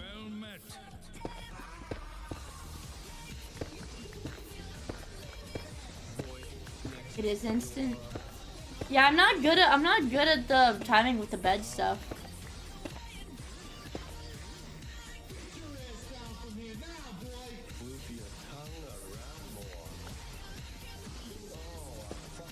Fuck, it's only one. No. No, no. Bros, we have our first fucking piece of netherite. We have our first piece of netherite. Code fucking red. We have our first piece of netherite.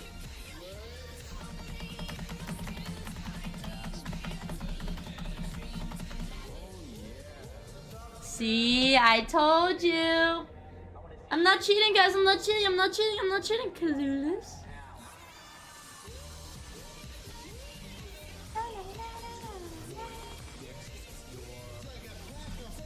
Yeah, Fire Nuke, I have two pieces of ancient debris at my house.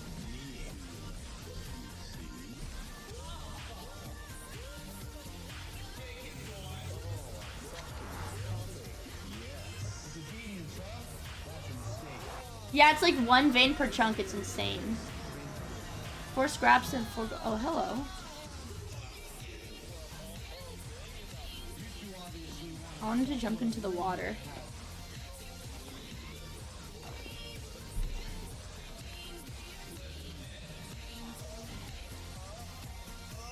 He's really slow.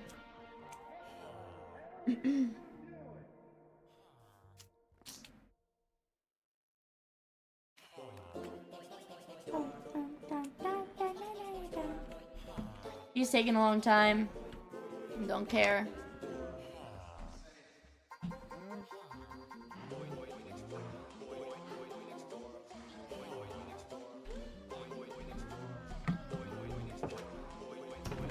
Where did I put him?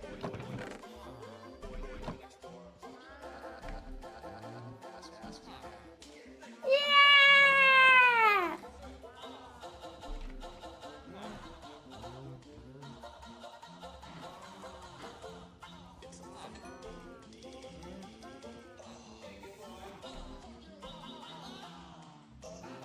How do you make netherite?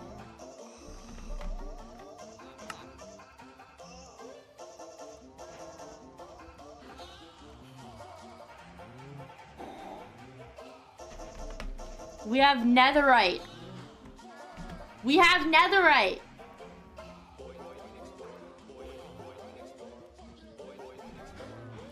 I don't know what I should make netherite first, though.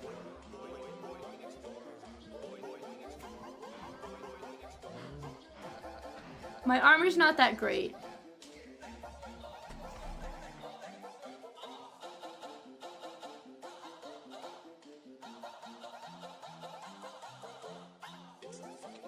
That's full netherite armor. Sword or pick, really? So what does netherite do? Hold on, I'll Google it.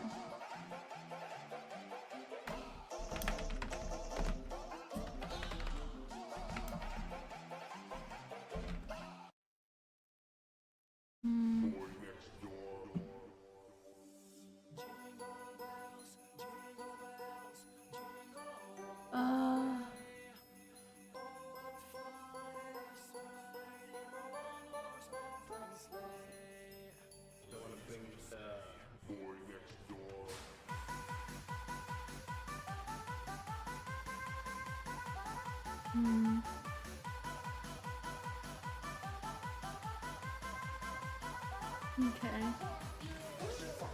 Go on the Minecraft wiki. Netherite on the Minecraft wiki. It has more durability than diamond. Okay, let's look.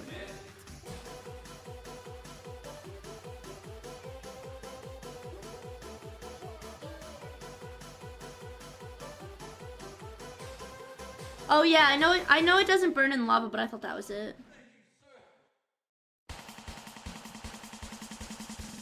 Wait, bastions can contain netherite scraps and ingots?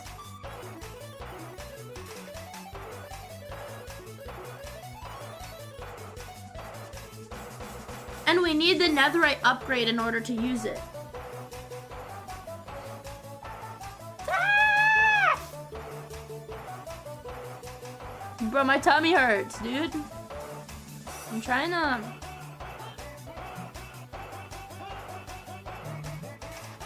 Yeah, we need the netherite smithing template.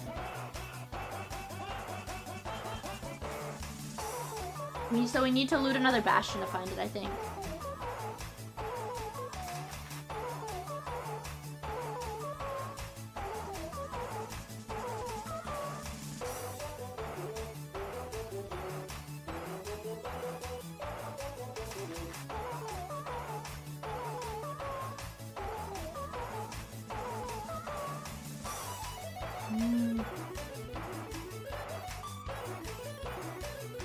I don't know, this is just the one that's popping up for me, like the first result that's popping up for me.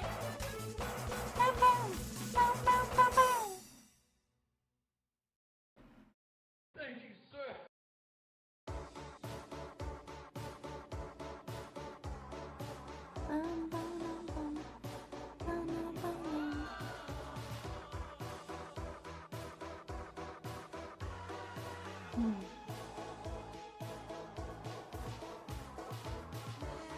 It doesn't tell me how much stronger it is.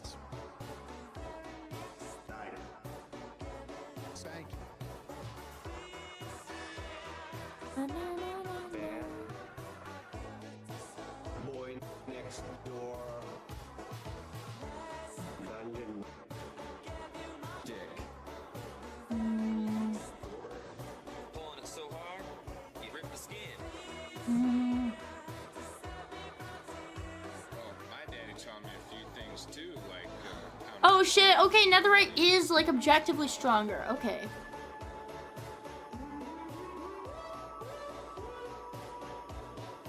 will you show me? And it has way higher durability. Oh shit. Yeah, it does do more damage. I'd be right happy to. I'd be right happy to.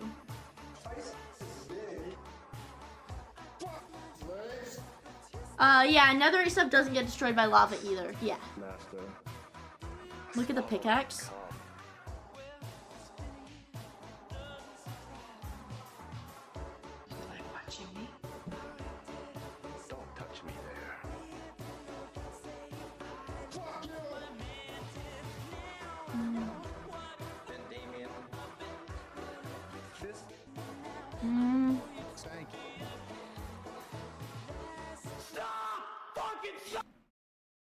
I'm trying to look. Oh.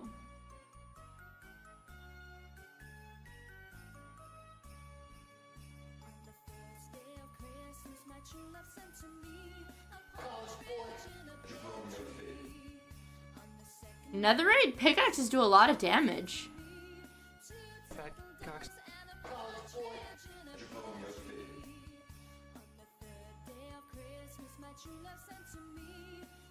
$100. Fat cocks.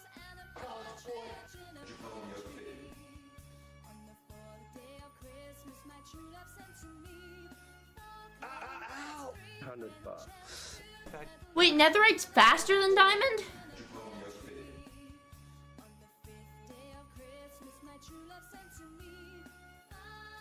Dungeon Master. $100. Fat cocks.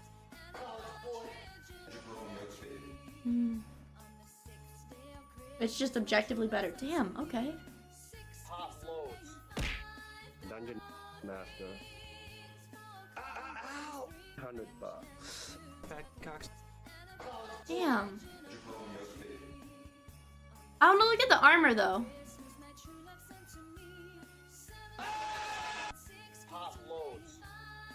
Dungeon Master. $100. Fat cocks. Wait, guys. So for armor, the armor values, does this mean your armor can be over 10, like, armor points? Like, full armor points? If you use netherite? Is these defense? This is... Oh, diamond and netherite are the same. Okay, it's the same.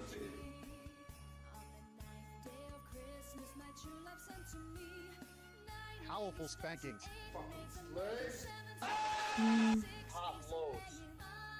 Dungeon Master. $100. Fat cocks.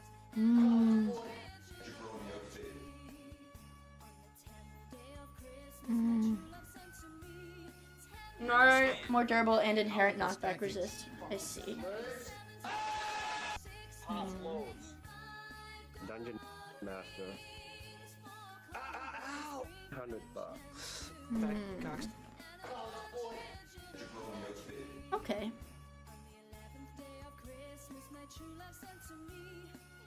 Boy next door. Rip the skin. Powerful spankings. Top loads. Dungeon Master. $100. Oh yeah, hold on. Fat cocks. Ah!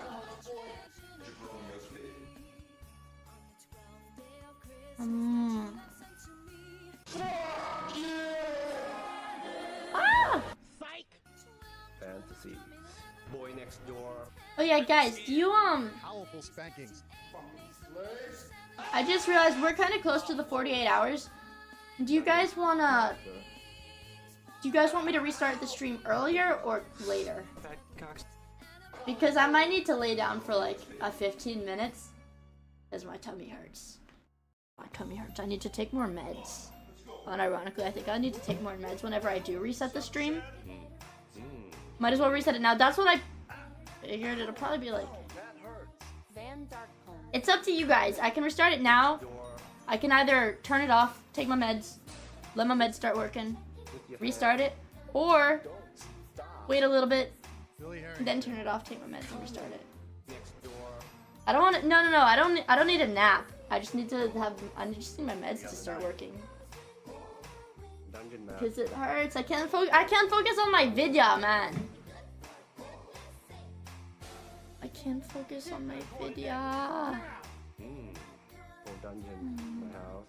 Van Darkholm. Coming. Go crap. I don't need to take a shit, bro. Oh no, it doesn't hurt like that. No, it doesn't hurt like I need a shit, bro. Oh, that's a What's going on? Oh, the stream's gonna hit 48 hours soon, so I gotta reset it. It's not diarrhea, my tummy's cramping. So I need to take my pills so that it doesn't cramp. The simple,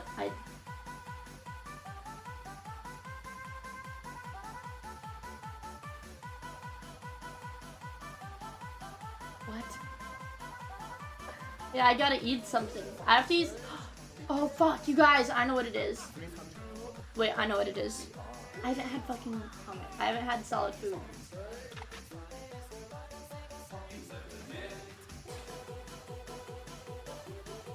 I didn't have solid food.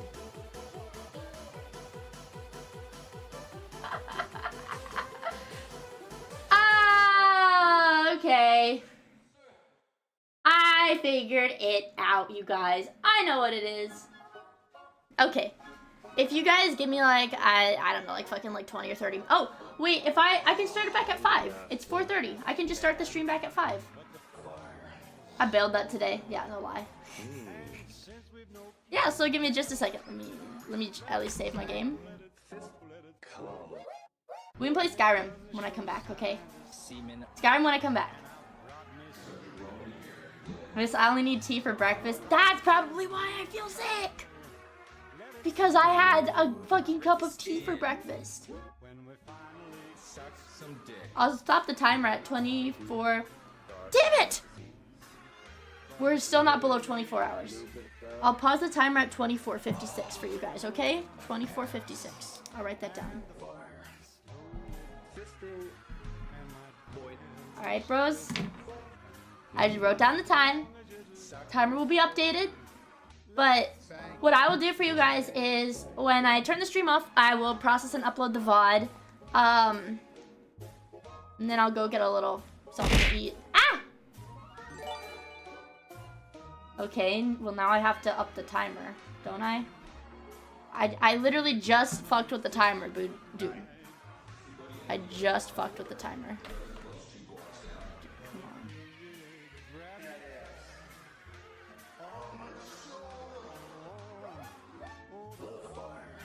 So I'll have to disable the timer and re-enable it because so that's 20. Wait, but then that's 25:01.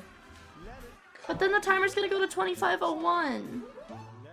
We had just gotten it below 25 hours. Okay, fine. 25:01. That's the point.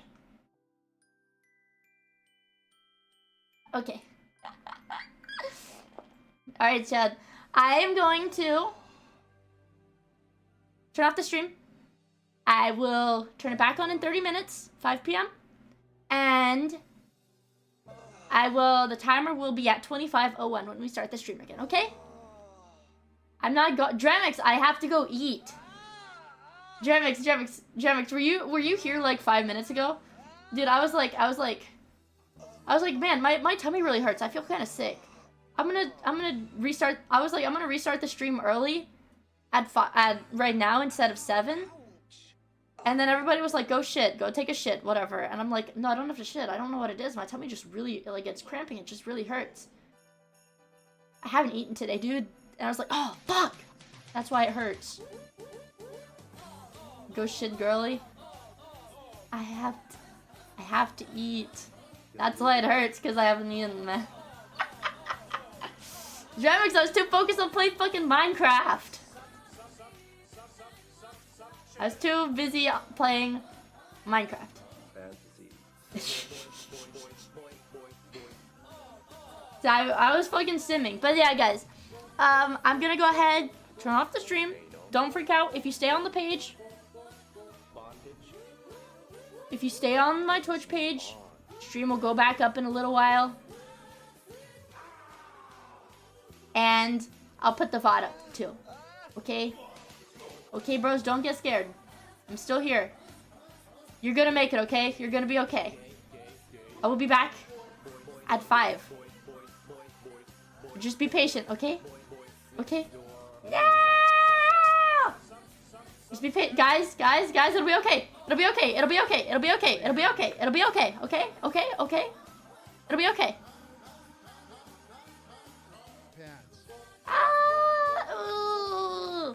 I'll see you guys at 5, okay?